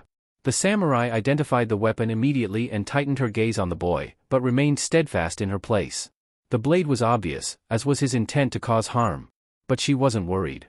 "You're not only rude but it appears you are also violent," the female samurai stated, her hand bracing the sheath of her katana in preparation. "What a troublesome brat." "I wish to test your abilities," the young male replied, his smirk widening and the malice in his eyes becoming that much more prominent. "You've defeated many powerful opponents in your time, many feats of which very few could pull off on their own. That will make you a very prestigious kill for anyone with the stomach to challenge you. So you're out to make a name for yourself, is that it?" Ran frowned. This was becoming incredibly petty. She had hoped that people would simply forget about her if she laid low for a while and carried on with her life, business as usual. However, the universe apparently had other plans for her, which kind of annoyed her. Unfortunately for you, you have the wrong person. So I'm wrong, am I? Kabuto tilted his head. Are you not the Tsukikage-ren villagers far and wide talk about? The one who single-handedly brought down the Benitsubaki and Yakuza gangs? The one who defeated Beninasuke and Junzaburo Shina? Are these tales of your fearful abilities just one big lie? Does it matter whether or not those stories are true? Ran shrugged, a small smile gracing her lips. Who knows? Yes. Maybe I am the one you speak of in those stories. Maybe I am a slayer of man, whose very power behind a blade frightens the most skilled of warriors and illustrious of criminals. Or, maybe I'm not. Maybe I'm not the person you're talking about. Maybe I'm just an enchanting drifter, a nobody, a woman with no name, a humble wanderer who just carries a sword for show. Either way, it doesn't matter one way or another. Kabuto frowned deeply at her response. The woman was awfully obscured. Actually, enigmatic didn't seem like the right word to describe her right now. She actually seemed more stubborn than cryptic, nothing like the graceful samurai who was said to have felled warriors with a single strike. Of course, he could just be delving into his observations a little too deeply. His assessments of her abilities so far have been partially fruitful up to this point. Then again, she could just be trying to throw him off. Perhaps it will start mattering to you once I open up this little engagement of ours, Kabuto suggested, the scalpel flashing between his fingers. You'd better start hoping that you are the woman samurai from those stories, otherwise this is going to hurt more than it's supposed to. Ran furrowed her brow, watching as the young male in front of her suddenly crouched low and leapt at her. He sprinted down the open path with seemingly boundless speed, quickly covering the ground laid out before him in seconds and lunging with a shout. The sharp knife in his grip cut crisply through the air in a stabbing motion, alerting the target to the threat. His movements and aggressiveness forced the wandering samurai to step back a pace, since he was actually quite light on his feet. But this came as no surprise to the Ronin. Through heightened senses of awareness, she was easily able to see through his actions. All of a sudden, in the middle of his attack, Ran stepped forward into his strike, wrapping an arm around his extended one and taking hold of the forearm. With her shoulder, she turned into his body and knocked his left hand away at the wrist when it flew in from a blind spot. That palm was glowing blue, a sight she made sure to stay well away from. Plowing further in, she tripped her attacker up and effortlessly tossed him over her shoulder. Kabuto let out a shout of surprise when his opponent drove him into the road wrist first, shattering his scalpel, disarming him and breaking his arm all at once. Wincing on the heavy impact, the throw was continued as he was sent tumbling across the ground. The stun of the counter was unbelievable, but it didn't take long for the young man to regain his bearings and skid to a halt on all fours several feet away from his landing point. Assuming a crouched position, Kabuto glared up at the Ronin staring down at him from her spot, their positions reversed. Ran stood proudly and unfazed where she was, whereas her opponent was kneeling on the hard road with his right hand dangling limply at his side. Aware of the damage, the spy sweating bullets took a hold of his broken wrist with his left hand. Pumping chakra into his usable limb, his palm and fingers started glowing again, only this time the aura was green and not blue. All the while he kept careful watch of the samurai in front of him. You can't deny it now. You are her. I care little about trivial stories such as those. When you travel the world in pursuit of great sake, things like that are just extra weight, Ran murmured, eyes narrowed. You should give up now. All you're doing is chasing a ghost. Maybe so, but I'm not going to give up. Not while there's still life left in me and time to spare, Kabuto continued, his smile returning to his face in spite of his condition. His words, however courageous they were, caused the samurai listening in to flinch, who managed to catch something amiss in his statements and by how he expressed them. You're strong. But I can assure you now that in spite of all your strengths and skills, you will become nothing more than second-rate at the end of this. You can count on that. Ran frowned even deeper, her eyes overshadowing. I can see that you're putting a lot of effort into keeping me from continuing on to my destination, even going so far as to sacrifice your body heedlessly. All of your talking seems more like stalling than actual provocation. What is it that you're hiding from me? Kabuto grinned, something up ahead that was originally not your concern. Ran's eyes visibly widened, but the rest of her expression remained unchanged. Naruto. XXX. Meanwhile, Zaku's eyes widened when he felt his knuckles become locked up in a vice-like grip, keeping both himself and the kunai he held in his extended arm from moving an inch. The whole thing happened so fast. There was no way he could have accounted for what had just taken place. What his first and only occurring thoughts were was that his final attack was to be a simple, clean hit. No fight, no fuss, no sound, just a straight shot to the back of the head with the blade to put his target out of his misery. Hell, the blonde had been incapable of movement. He was a sitting duck. Everything was going exactly as planned thanks to his teammates' efforts. It was a sure kill. Right up to the point when a hand shot up out of nowhere and caught his fist in mid-descent. Dosu and Kin stood flabbergasted and eyes widened. What the kunoichi coughed. There's just no way, the team leader murmured. Huh? What? Garg. Zaku shouted, trying to push his kunai through by force. How in the... It was just beyond comprehension. It was all there. The knife, the thrust, the timing, and the victim. There had been a spray of blood caused by the kunai he wielded cutting through flesh. That was for certain. However, the sight wasn't in the amounts he had been expecting them to be in. No. In the face of all odds and against the impossible, their broken, stricken and wounded target had managed to catch the kunai and literally stop it from ending his life. Even though he had been brought down to the point he should have been unable to budge an inch, the jinchuriki had defied all of the damage inflicted upon his body to spit in the face of death. Still curled over and on his knees, Naruto held the attacking boy's hand firmly in place. Head lowered and face hidden from sight, tremors ran up both opposition's limbs as one held the defensive while the other attempted to drive home his blade. Unfortunately, Zaku couldn't move. How? How are you still able to maintain this level of strength? The teen growled, now attempting to free his fist by pulling it away from his target after failing to push through. Let go of me. When he had made the attack, Zaku struck downwards with the blade in a forward-facing grip. It was supposed to be a quick jab with little resistance. However, when the jinchuriki caught the fist out of pure reflex, the kunai had managed to slip between his index and middle fingers while at the same time cutting the webbing of his hand. Blood had been drawn from the catch, but the blonde had nevertheless prevented the attack from following through and was currently holding onto the hand struggling to twist out of his grip with all his might. But, as Zaku was soon to find out, Naruto still had much more might to give. The jinchuriki's grip tightened around the enemy's knuckles. It tightened so much in fact that the sound genin felt his fingers pop even while they were in a locked fist position. He winced and pulled even harder against the blonde, grabbing his own wrist with his free hand for extra leverage. Ow! Damn it! Let me go! Zaku yelled, his feet digging into the lawn. In spite of the added traction though, his target wasn't letting up. Why you brat? Let go of my hand. Struggling as hard as he could to free himself, even resorting to punching the hand and arm of his opponent, Zaku glared angrily down at the kid slowly crushing his fist into dust. When he did, he saw Naruto's head and body rise up. The jinchuriki's face revealed itself from underneath his wild locks of hair, unveiling an expression cast over with shadow and what the sound genin first perceived as pure rage. Zaku's expression became one of fear when he caught a long glimpse of the boy's eyes underneath his fringe. They were their usual blue, yes. However, the color in them had sharpened somewhat, as if they had their own aura about them. To top it, half a glimmer of green could be seen burning deeply at the back of his pupils, as if all his rage and killing intent was focused solely on the boy who had tried to end his life so readily. If one could read inside of Naruto's mind at that very moment, they would know that he would not be letting this ill intent upon him pass. He was gonna raise hell and bring it crashing back down to earth, and he was gonna start with the son of a bitch in front of him. Naruto's grip tightened to its utmost, a cracking sound coming from Zaku's popping knuckles around the kunai he still held. The teen yelped in pain and leant back. That was all that was needed for the jinchuriki to make his move. Let go? Naruto growled, his left hand pulling Zaku down towards him. At the exact same time, his legs tightened and the blonde shot straight up, his right fist following after him. With his teeth bared and fists clenching to their tightest, you could see the fire raging on inside his eyes. Not until I break you, you bastard.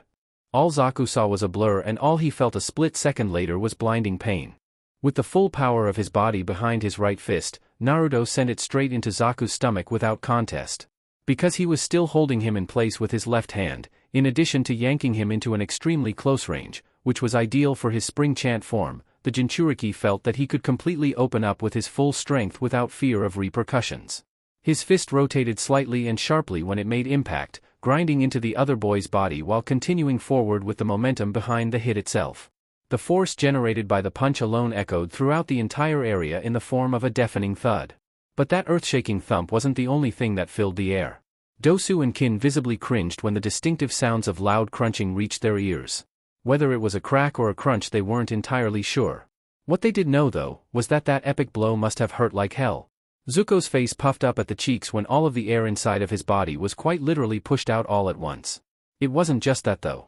The bolts of pain shooting through his entire skeletal structure could not go unignored. I can't believe it. He was on his knees and he still had that much strength in him. What power. He just broke 3 ribs. The genin's mouth flew open in a gasp, a spray of saliva and blood flying through the air. The jinchuriki had hit just below the right pectoral, right where the ribcage was. Had it been behind the ribcage, that blow would have ruptured the liver, but he wasn't in the ideal position to administer the hit correctly. Nevertheless, it still had enough power behind it to break the bones holding the boy's organs in place. Naruto watched his opponent keel over from the rupturing blow and withdrew his fist, making sure to stay on guard. At the same time, he released his opponent's hand, allowing him to stagger back and regain whatever breath he lost from the attack. It quickly became clear that the teen did not take hits very well, and what a hit it was. Zaku stumbled back to his two comrades, both arms crossed over the area of infliction with drool and blood dripping freely from his mouth. Gasping for air, Zaku lost all strength in his legs and collapsed to the ground. Seeing him fall, his teammates arrived at his flanks for support. "Zaku, are you alright?" Dosu asked, not just concerned for his teammate but for their overall well-being. That punch was completely unexpected, and from his point of view, it meant only one thing.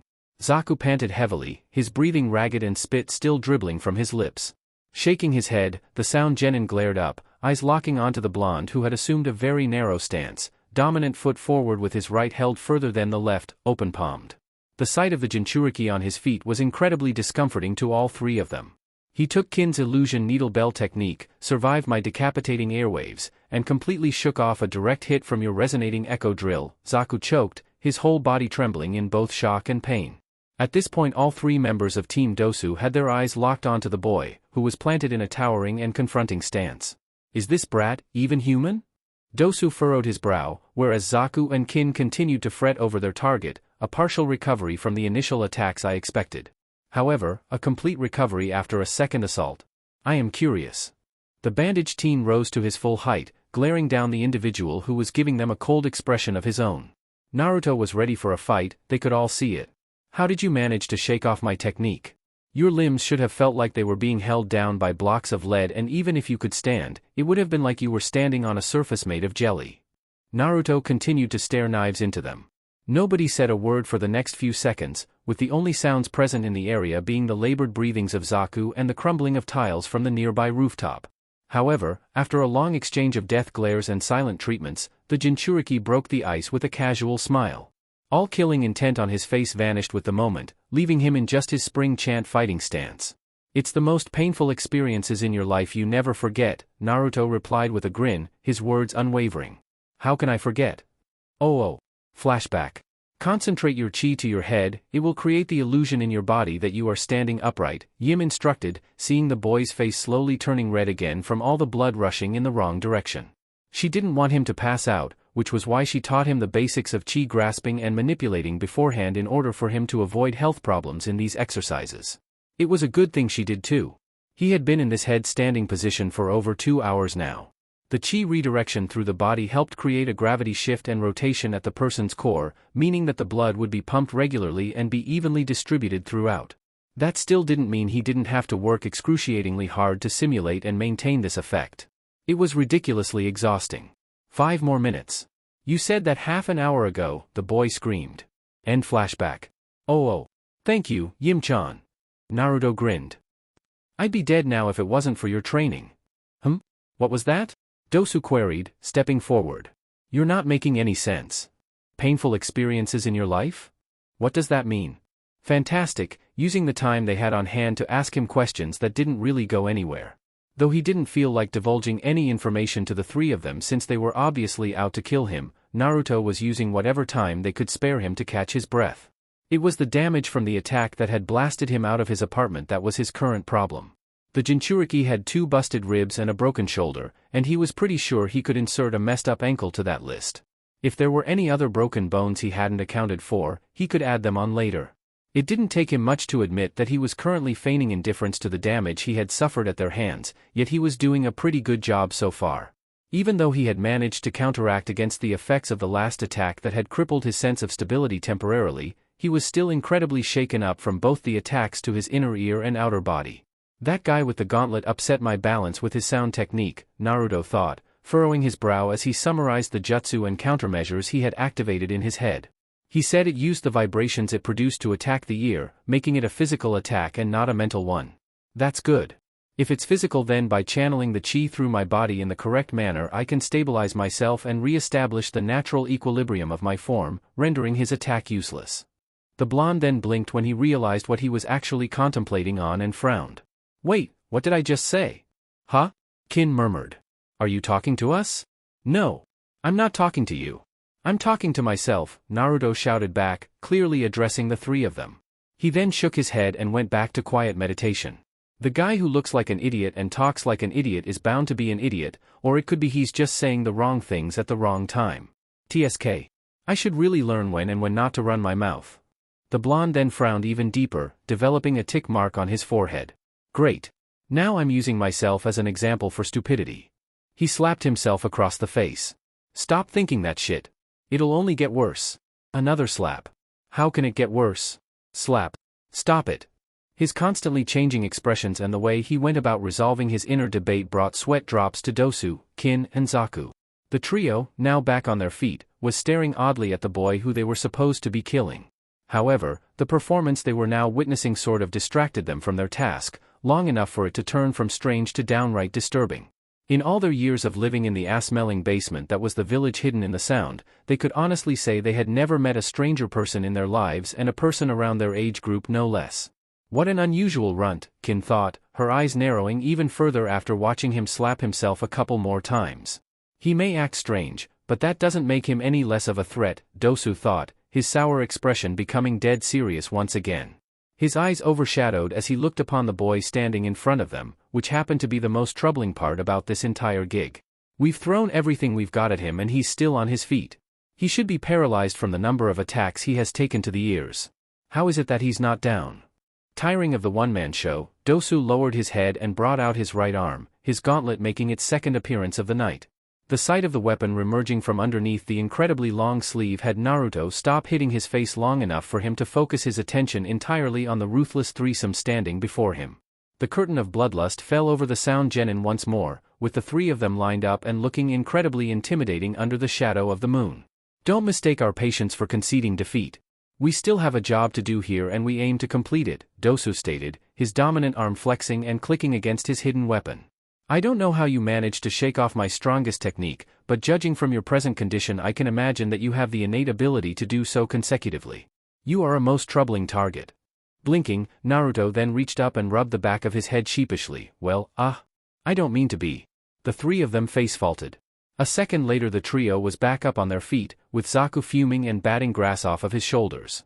The teen angrily pointed at the grinning blonde. This guy really is just a grade A moron. How is he not dead yet? His consciousness is probably attributed to his lack of a brain, Kin murmured, rubbing her eye tiredly. Dosu frowned deeply, dropping into a wide stance.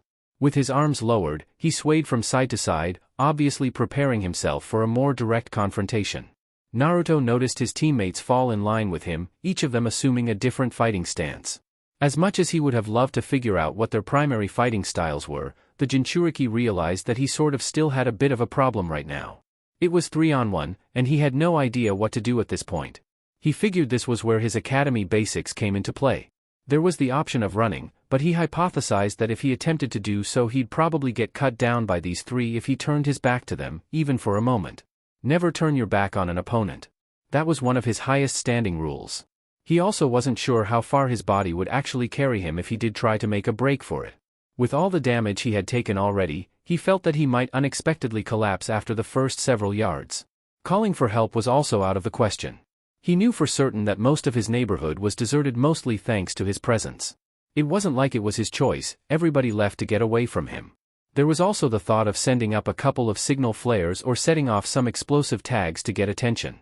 Unfortunately though, he had left all of his equipment up in his apartment when he stepped through the door, and since the backyard staircase was destroyed he couldn't get back up there. If he tried then he would most likely be attacked from behind by these guys. Subtly, he attempted to make hand seals to create clones. They could probably run in his place or fight for him, while he went and got help. But his body was still too shaken up and his attempts to weave seals failed. He couldn't concentrate. Damn it. My chakra is agitated. I have to rely on chi then. Weighing up all of his options, especially the important factor that he was cornered, there was only one other thing he could do. I guess. I just defend myself. Naruto shook his head and reassumed his spring chant stance. At the same time beads of sweat continued rolling down the side of his face. These are the first enemy ninja I've ever fought against and am still fighting.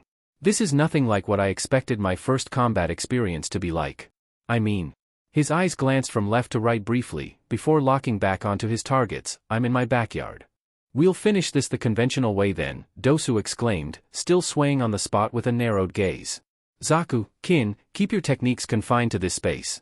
He seems to be the type to favor taijutsu, so we tackle him from all sides and overwhelm him at once. Heh. No problem, Zaku grinned, flexing the fingers of his extended right hand as he remained planted in a wide stance of his own. I could do this with one arm tied behind my back. I'm ready. Let's do this, Kin also stated confidently, left hand held forward and fingers extended loosely. Naruto frowned as he glared between his opponents. They had broken up their formation a little and were warming up for the confrontation. Even after his astonishing recovery and retaliation, the trio had the right state of mind to know not to simply rush in and end it quickly. They were smart. This also meant that they have come to recognize his level of strength and knew they had to take him on seriously. Honestly though, the Jinchuriki was hoping that they wouldn't. If they were disorganized, he knew he at least had a sporting chance in terms of fighting against stacked odds. He didn't know how well they fought up close, but looking back on their abilities displayed so far, they were good. The three of them together? Things weren't looking so great for him. Nevertheless, he was going to give it his best shot, even if he did end up being killed tonight. Naruto's form remained relaxed yet his expression remained hardened. I'll destroy their rhythm and force them to attack in desperation. When they come at me, I'll take them on one by one. That'll shake them up. He gritted his teeth and switched the dominance of his stance, extending his left and then his right. His open palms transformed into fists. I'm not going to die. Not tonight. Kyuubi or not, I promised everyone that I would become Hokage. Without so much as a warning, all three sound genin charged at him. They kicked off of the ground hard and fast, and went at the boy down the center line while making sure to cover their flanks.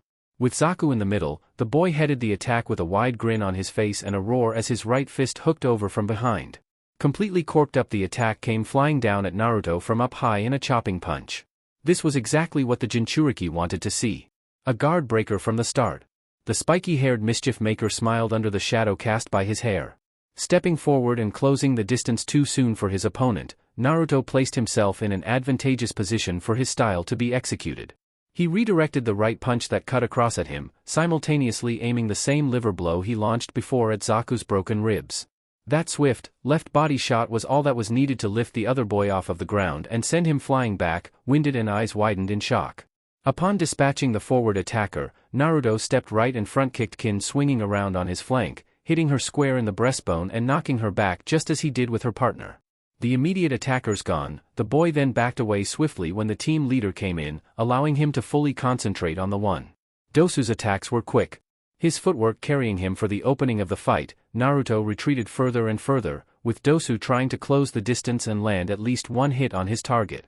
He threw a roundhouse kick, which he spun back around from with a series of hooks followed by a straight. The Jinchuriki redirected the kick, ducked and backed away from the hooks, and parried the right his opponent followed up with. He then stepped in when Dosu threw a guard-breaking hook with his left, the sudden proximity shocking the bandaged teen when he saw Naruto's eyes come right up in front of his own. The Jinchuriki locked up the boy's arm and physically pushed him back, the back of his palm pressed up against Dosu's neck.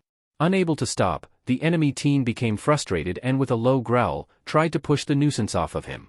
Naruto knocked both his retaliatory arms down, dodging a wild uppercut and ducking the hook that followed up. The team leader then tried opening up striking distance again, throwing a jab, but Naruto redirected it towards his own chest and trapped the arm there with his forearm, keeping it in place and ceasing his movements. Dosu cut at him with his gauntlet arm and a hook, which Naruto reacted to and caught with ease. The Jinchuriki then began a disorientating finisher, swiftly striking the boy at the neck from his locked position with his right, followed up by swift and powerful chain punches from the stomach up. The lightning-fast hits knocked the bandaged teen staggering back, who was then struck under the chin by two hands thrown up by his opponent, who purposefully angled him for the finale. Naruto grabbed Dosu by his forearms after damaging his balance, pulling him back in and swinging into his chest with a right elbow.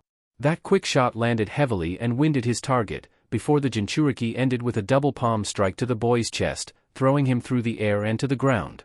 The genin landed with an uncontrolled and ear-splitting thud. At the closing of the engagement, Naruto stepped away into a defensive stance with his fists extended, looking down at the damage he had managed to inflict in turn for his own. Zaku, Dosu and Kin quite literally had the air knocked out of all of them. From their positions on the ground, they were staring up at their target with looks of pure shock and awe on their faces. Where the hell did that come from? Kin coughed out, stunned. Mizuki said that this kid would be tough. He didn't exactly specify how tough. Zaku blinked, trying to shake himself back into the moment. What's going on here? Dosu furrowed his brow in frustration. In the last few seconds, things have just become even more complicated for them. This kid is much stronger than he looks. He watched the boy remain planted where he was, giving the three of them the death stare. The team leader grinded his teeth angrily. It doesn't make any sense. The mission specs all concluded that with our combined skill set the target would be an easy one to dispatch. His defenses are supposed to be weak. However, that cocky spy Mizuki did not properly account the boy's overall capabilities. He's got to be a genius of some kind. Looking over the stance the boy was using, Dosu didn't know what to expect. He was using moves and techniques he had never encountered before. Every other opponent they had come across always used wide power hits, nothing like the compact and narrow attacks this one was using. He knew which way to guard and how to disable their attacks in mid-thrust. He's dangerous up close. We can't get trapped in his reach. Dosu glared over at his kunoichi teammate, who was glaring at their target with the same look of worry etched across her face. Kin. Right, the girl shouted in response, reaching behind her and suddenly throwing her arm out. There were simultaneous thin flashes of light accompanied by a shallow chime that filled the air. Naruto's eyes widened when he realized what was being thrown. Senbon. He backed up, watching in slow motion as the barrage of needles all flew at him in one big cloud. There were about a dozen of them and they were all trained on him, blocking off all of his escape routes high and low. His expression widened into one of shock when he instantaneously summed up his situation right then and there. My body's too damaged for any drastic movements. I can't dodge them. Kin smirked, catching the distressed look on his face. Got ya. Senbon were mostly used for medicine and were not an entirely good supplement for kunai. However, in the hands of the right user they had the potential of being turned into deadly weapons. His opponent definitely seemed to know what she was doing and how to use them. However, eyes sharpening suddenly, Naruto turned his right shoulder in and bravely covered his face with his right arm. He clenched his teeth and shut his eyes, completely exposing himself to the attack. The moment he did so, he was faced with an immediate and brief stinging sensation as the wave of projectiles sailed right by and into him. The shocking ordeal ended seconds later. Well, it certainly went down smoother than he had earlier anticipated, even though it hurt like a son of a bitch. He turned his own body into a pincushion, choosing to take the blow rather than risk a duck, dodge or parry a second time. What? Zaku shouted, seeing their target quite literally withstand the entire barrage through his shoulder. From over his guard, Naruto glared at his opponents, spotting their stunned expressions. The leader of the team however smirked moments upon witnessing the boy's response. The way he defended himself, and how he was currently standing and conveying his brave expression gave Dosu more answers than he could possibly get from asking for them. I knew it. Even after his recovery he can't move all that well yet. That's why he's fighting in such a narrow stance. He's not going to waste whatever energy he has left through excessive movements. We've got him. He turned back towards Kin with a smirk, again. Don't let up. Okay, Kin shouted, reaching for her pouch for a second time. However, Naruto wasn't going to give her that second time. He had to counter to prevent her from inflicting any more damage on his person, so he quickly hatched a plan. Once again inspired from his training and observations, he dropped down to his knee the same time the kunoichi reached for her pouch, having read her movements from the get-go. As soon as he did, he threw his counter at her in the form of a stone. The rock shot through the air like a kunai fired by a bow and struck the girl in the palm when her hand arced into view. The kunoichi let out a yelp of pain at the sudden impact, the blow forcing her to relinquish her weapons and scatter them all over the ground. Gripping the newly forming bruise, Kin glared angrily up at the boy glaring back at her from his kneeling position. She knew she was marked, fucking smartass. He can think on his feet. Dosu tilted his head in thought, so, he can come up with a counter after seeing the attack only once. Adapting to the immediate situation, His response time is amazingly quick. Gah. Fuck this fighting from a distance. I'm taking him down now. Zaku roared, immediately throwing himself back onto his feet and at his opponent. He didn't care if his ribs were screwed up, he was still going to get the kid for that. Kin followed after him the moment she saw him make his move. Wait, not so fast, Zaku, she shouted, you saw what he did before. Her words fell on deaf ears. As soon as Zaku attempted to open up an engagement, Naruto stepped in to face him and sent a straight kick into his forward thigh. His landing leg buckled and he staggered back from the hit, which Naruto counted on in order to face Kin, who came in a split second later. The girl threw wild attacks at his head and chest one after the other, shouting with every punch and kick executed. However, the jinchuriki managed to redirect and avoid every attempt she made to hit him, making sure to keep 2 paces ahead of her.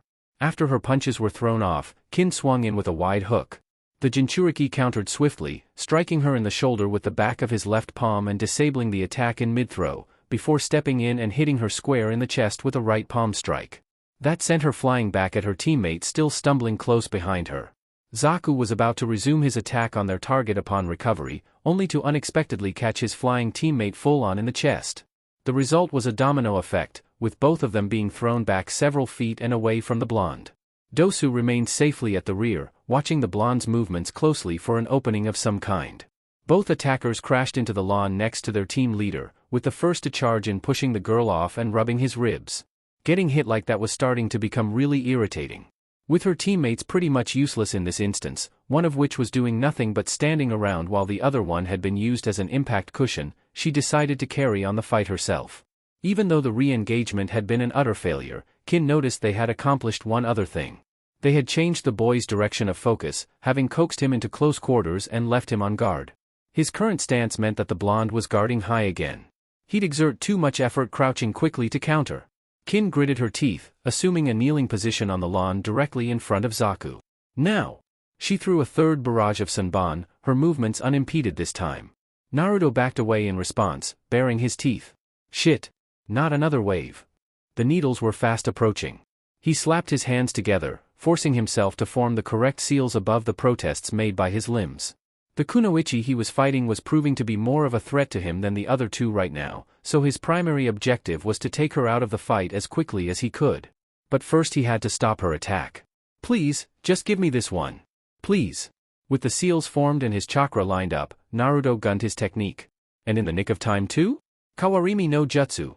His body became enveloped in a cloud of white smoke, which cleared up a split second later to reveal a large log hovering in his place. The Sanban peppered the large chunk of tree in one go, while consequently causing no damage to the jinchuriki who had executed the substitution jutsu in the first place.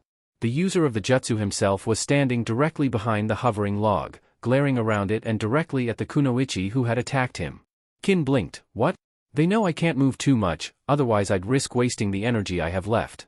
They're constantly switching from close range to long range to throw me off. I need to drag this fight out as long as I can. Naruto furrowed his brow, the whole world still moving in slow motion as he thought up his next course of action. The Sanban-covered log in front of him began falling towards the ground. If they're switching to long range, they must be thinking they're safe from my fists. Heh, they're in for a big surprise. In a fight between shinobi, nowhere is safe. His fists clenched tightly. I'll give them a taste of the Uzumaki Special Delivery, version 2. Grunting, Naruto stepped forward with his right and spun on the spot. In one fluent motion and with a loud yell of effort, the jinchuriki sidekicked the falling log with full force and sent it hurling towards the kunoichi. Take this. Zaku managed to dive out of the way of the incoming projectile, but the kneeling Kin wasn't able to respond in time to the giant piece of timber flying at her like a throwing knife. Dodging shuriken was easy, but dodging a chunk of wood several times their size was something else. Shit! She crossed her arms over her face and braced herself. The brace came a second too late though when the log suddenly slammed into her at full speed and sent them both flying across the lawn towards the perimeter fence on the other side. The impact was heavy, both the kunoichi and the log propelling her through the air, smashing into the solid barrier with a loud bang. The timber fence collapsed in on itself when Kin vanished in a cloud of dust and debris, her teammates Dosu and Zaku looking behind them in astonishment. The wall of fumes that filled the air and expanded dissipated following the epic crash, revealing nothing more than an even more ruined backyard and the kunoichi lying painfully sprawled out over the remains of the fence. She looked pretty messed up. Blood dripping from her mouth, torn clothes, and covered in splinters and scars, Kin was either dead or unconscious. Fuck! Zaku spun around and glared hatefully at the blonde who had taken out their third member. The boy had his legs still extended from that bolted hit, which he then lowered and returned to his narrow fighting stance.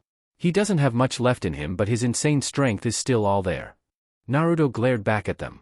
In that battered and bruised state of his, he already looked like a battle-hardened shinobi rather than the recently graduated small fry he actually was. From the fight that had been going on so far, both Dosu and Zaku could only ask one question. Who the hell is this guy's teacher? Triple X. Meanwhile, elsewhere? Aw, you're so adorable. That was the inarguable voice belonging to one Yim Wingchun coming from the depths of a random alleyway somewhere in the middle of Konohagakure. Crouched beside a couple of bins with an empty cardboard box sitting next to her, the foreign martial artist sat quietly and smiled down at the little kitten she had found sitting at the side of the road meowing at the passing traffic. She had been on her way home from the groceries with hands full of food and supplies, in a bit of a rush due to her intention of treating her student and friend to some of her homemade fried rice to conclude his day of celebrations. However, while passing by a 24-hour deli near the entertainment district, she had become distracted from her intended route by the pair of eyes belonging to the little critter now sitting in front of her, peering at her from inside the box by the dumpsters. Discovering it to be the kitten, she gently nudged the box further down the alley and, using a plastic dish she had on hand, poured it a bowl of cream. All of these events lead up to her present situation. Smiling gently and with her arms comfortably situated across her thighs, she kept a careful eye on the little tyke as he drank his fill. She then petted him gently, feeling it purr under her touch. "Why are you all by yourself? Poor little guy." The cat moved into her hand, finding comfort in her touch. It then sat back and meowed, gazing up at the stranger who had helped him. Yim smiled while looking him over. He was a young, ginger, domestic short-haired cat. He had a very fine coat with a darker orange patch on top and a lighter patch on the bottom, was incredibly friendly, cute, and looked quite healthy. He wasn't fussy, was incredibly patient, and didn't try to run from her. In spite of all of the young animal's perfections, Yim couldn't help but ask why somebody would just leave such an adorable kitten out in the cold like this. She rubbed his head again and moved the dish forward, the tyke going back to his meal. "Hey, if you're all alone out here, why don't you come along with me? I'm sure Naruto-kun could use the extra company, and it's nice and warm over at his place," Yim exclaimed, stroking the kitten's back. "What do you say?" The cat replied some time later, looking up, licking its chops and meowing sweetly. Yim giggled. "Okay then. But behave yourself. I don't like being scratched." Who liked being scratched? A troublesome blonde was enough to deal with. She didn't need another mischief maker on her hands. The cat seemed to understand her enough not to make any complaints. He carried on eating. While she continued to nurse the cat and watch over him, there was a moment of silence to fall over the area. In the midst of her affections, Yim unexpectedly felt a sharp chill run down her spine, followed by a secondary sensation. The woman looked up and glanced to her side sharply, looking extremely alarmed. What was that? It was like an electric shock running from one side of her head to the other, a very distinctive feeling only she was familiar with. The reality was that her sixth sense was reacting to the chi of another, and it was from that brief feeling alone that she was able to tell that the chi on the transmitting end was fluctuating. That was not necessarily a good thing. She double-checked, turning her head east so to get a better look.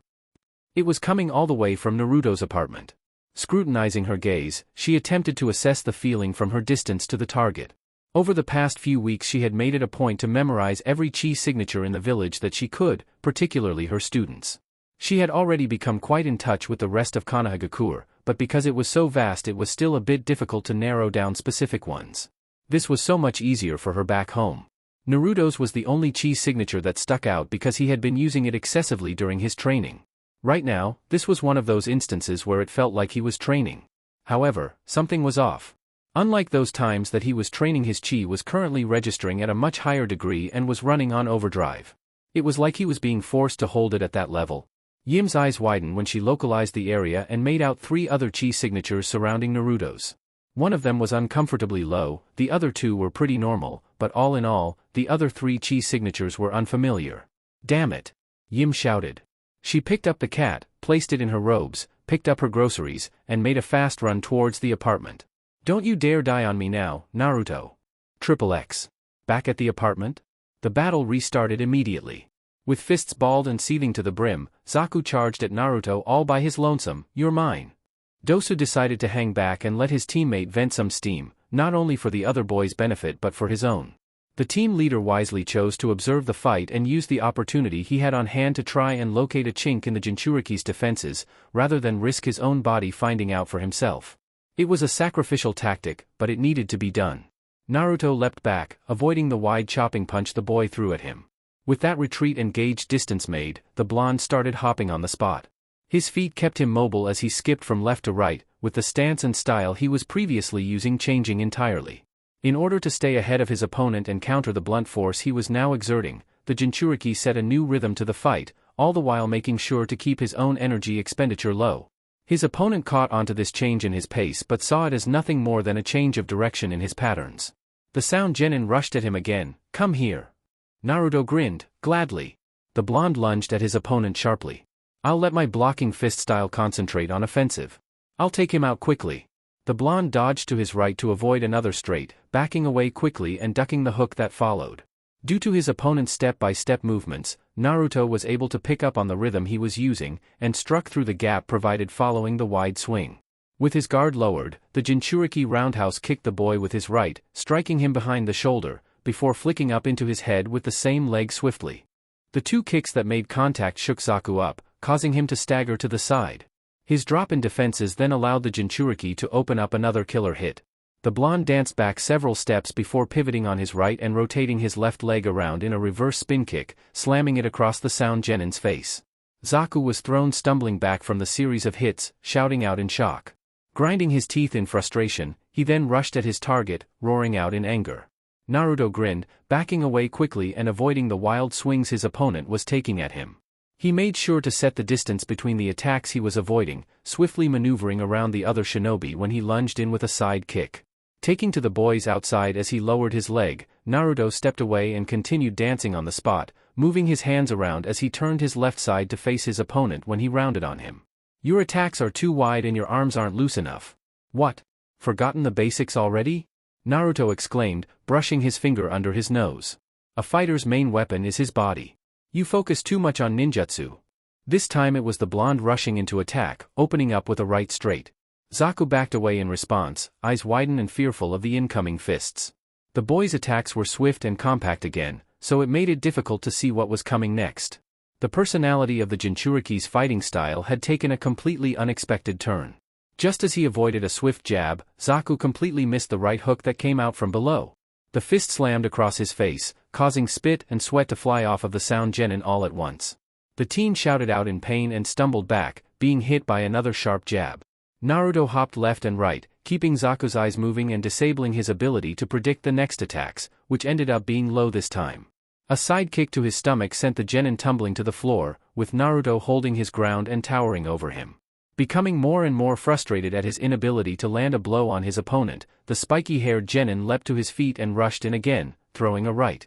Naruto caught it in a parry with his right hand, ducking low and swiftly jabbing his attacker in the armpit while his arm was still outstretched. That lightning-fast hit stung, with Zaku responding swiftly with a punch from above. The jinchuriki caught that as well and responded by twisting the arm around in his and striking at the elbow joint. Staggered by the hits, Zaku pulled away and punched with his right again, only for his opponent to catch it, lock it and then thrust a right elbow down at his elbow joint.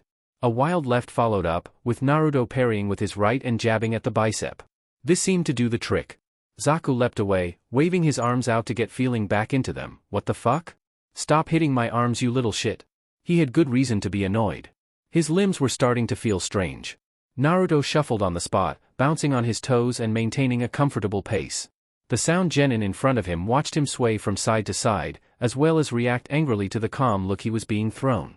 Irritated, Zaku rushed back in with a left hook, but his opponent parried that and struck at his elbow joint again, before ducking a roundhouse kick.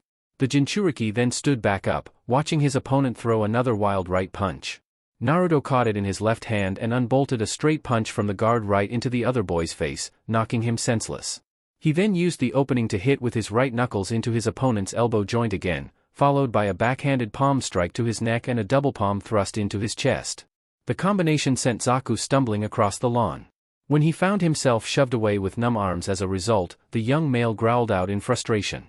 He attempted to shake feeling back into his hands a second time, but it did little to help with the numbness. "You bastard. I'll teach you to mess with me." Through gritted teeth, Zaku raised his left hand and opened it up, showing the tube he had sticking out of his palm. His stance widened and feet dug into the ground, ensuring that he was well planted for his next technique. Doses I flew open, Zaku. "Don't. Fuck it, if this gives away our position. I'm taking this kid down once and for all." With a wide grin spreading across his face, the aggravated teenager began pumping chakra into the base of his arm to send down the airway passage in a single blast. "I'm gonna blow you away. Extreme decapitating airwaves." His technique exploded into action, taking his left arm completely out at the elbow in the process. His forearm and hand arced through the air, the pressure having been built up too rapidly and went off prematurely.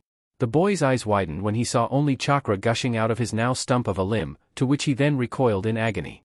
Stumbling back, he used his only good arm to grab his stricken one. My arm. WWH, wah. Breathing quickly, he glared up at the blonde staring at him from afar. What did you do to my arm? Naruto smiled at him. I noticed earlier that you had those funny tubes sticking out of your hands. At first I was puzzled by why you had such silly-looking things implanted in you. However, after piecing together what I knew with the threats you made against me, I was able to figure out that you were the one that blasted me out of my apartment and destroyed half of it. He then nodded towards his now lack of an arm. I decided to fix that. But how? Zaku seethed, pouring sweat and now suffering extremely from the backlash of his exploding appendage. How did you do this to me? One of my fighting styles accentuates the ability to hit the vital areas of the body. I attacked your arms at their most vulnerable points, the joints. I gambled that those were the areas on your body where the tubing would be more exposed from the muscles, and hammered away at them till they were too damaged for use. Naruto furrowed his brow and lowered his stance, digging his feet into the soil. I knew you would snap eventually if I kept hitting you. Now you won't be able to use that technique of yours again without blowing your other arm off. Zaku growled, stepping back. You, conniving, sly, little. I'll end this now. Naruto stated, drawing his hands back to one side and cupping them. As soon as he did so he started concentrating, drawing on the well of chi in the center of his body and focusing it to his palms. The effect was immediate, his hands starting to shimmer with a very bright aura, as if they were vibrating at an incredibly high speed. You can stand and die, or you can run. I won't give you another chance. Take it. The teen spat, like hell I'll die. Throwing his free arm out, a kunai suddenly slipped into his grip and with a roar, he lunged at the blonde-haired boy standing several meters away from him. His feet kicked dirt into the air as he charged at his target full pelt. Why don't you? Rahhhh. He dove at his target, knife first. Naruto frowned, suit yourself. Sliding forward, the Jinchuriki's body moved with the direction and execution of his final technique. With a growl of effort, the spiky-haired genin thrust his right forward in a corkscrew-like punch, his glowing fist cutting through the air before reaching its end point just inches from its target. In spite of Zaku being in mid-thrust, Naruto wasn't going to let him get away. With one final yell, a blast of compressed wind exploded from his fist and cut through in a concentrated burst. The invisible attack struck Zaku full-on in the chest, lifting him several feet off of the ground.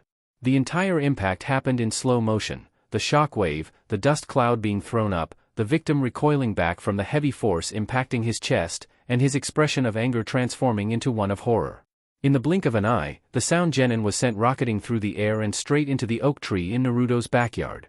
He went straight through it, snapping it at the trunk and causing it to fall over, continuing on through the fence, destroying it, and into the hedges of a neighboring backyard. That was where his shocking 30-meter flight took him, cushioned by various solid barriers that more than likely broke every bone in his body if the long fist technique didn't. Clouds of dust and debris flew into the air as the tree completely tipped over and another fence was added to the extensive property damage. With his fist still extended, Naruto brought it back, curling it into a guard before straightening up. Letting out a relaxed breath, the blonde's eyes then rounded on the last remaining member of the sound genin out to kill him. Dosu remained stationed where he was, glaring back at the Jinchuriki now facing him. Sure, he was thunderstruck, but he was keeping an incredibly calm visage in spite of his shock. You are a lot stronger than you look. Dosu tilted his head, a bead of sweat running down the side of his face to be soaked up by his gauze wrappings. I can see that clearly. Now I know why people always use the phrase, never judge a book by its cover, duh. Naruto's eyes and brow narrowed at his opponent's words, while his fists tightened at his sides. Why didn't you step in to help your friend? You knew he was in trouble. Why didn't you attack me or try to stop me? If I had tried I would have failed miserably, the team leader replied with a shrug. You are too strong in an in-close fight and you have the ability to shrug off my best jutsu. Unfortunately, Zaku failed to see this since he was blinded by anger. So, what happens to you? Do you want to have another shot? Naruto asked, seeing the boy flinch and his body twitch. Ranchan told me that the only cure for the stupidity your friend showed me earlier is death. Do you want to be smart? He shifted forward, ready to take on another stance to resume the confrontation if his remaining opponent decided to follow through. If you still wish to fight me, I will be more than willing to accommodate you. Wait. Dosu threw his hand forward, his action causing Naruto to stop. The Jinchuriki was glad that he did, because at that very moment he was able to catch a clear glance of the actual fear reflected in the other boy's eye. The only remaining enemy though quickly hid this behind a mask of composure. It's pointless for me to continue this battle. I give up. Naruto remained quiet, watching his opponent give him a once-over with his only uncovered eye. You were targeted by Mizuki because he wanted you dead.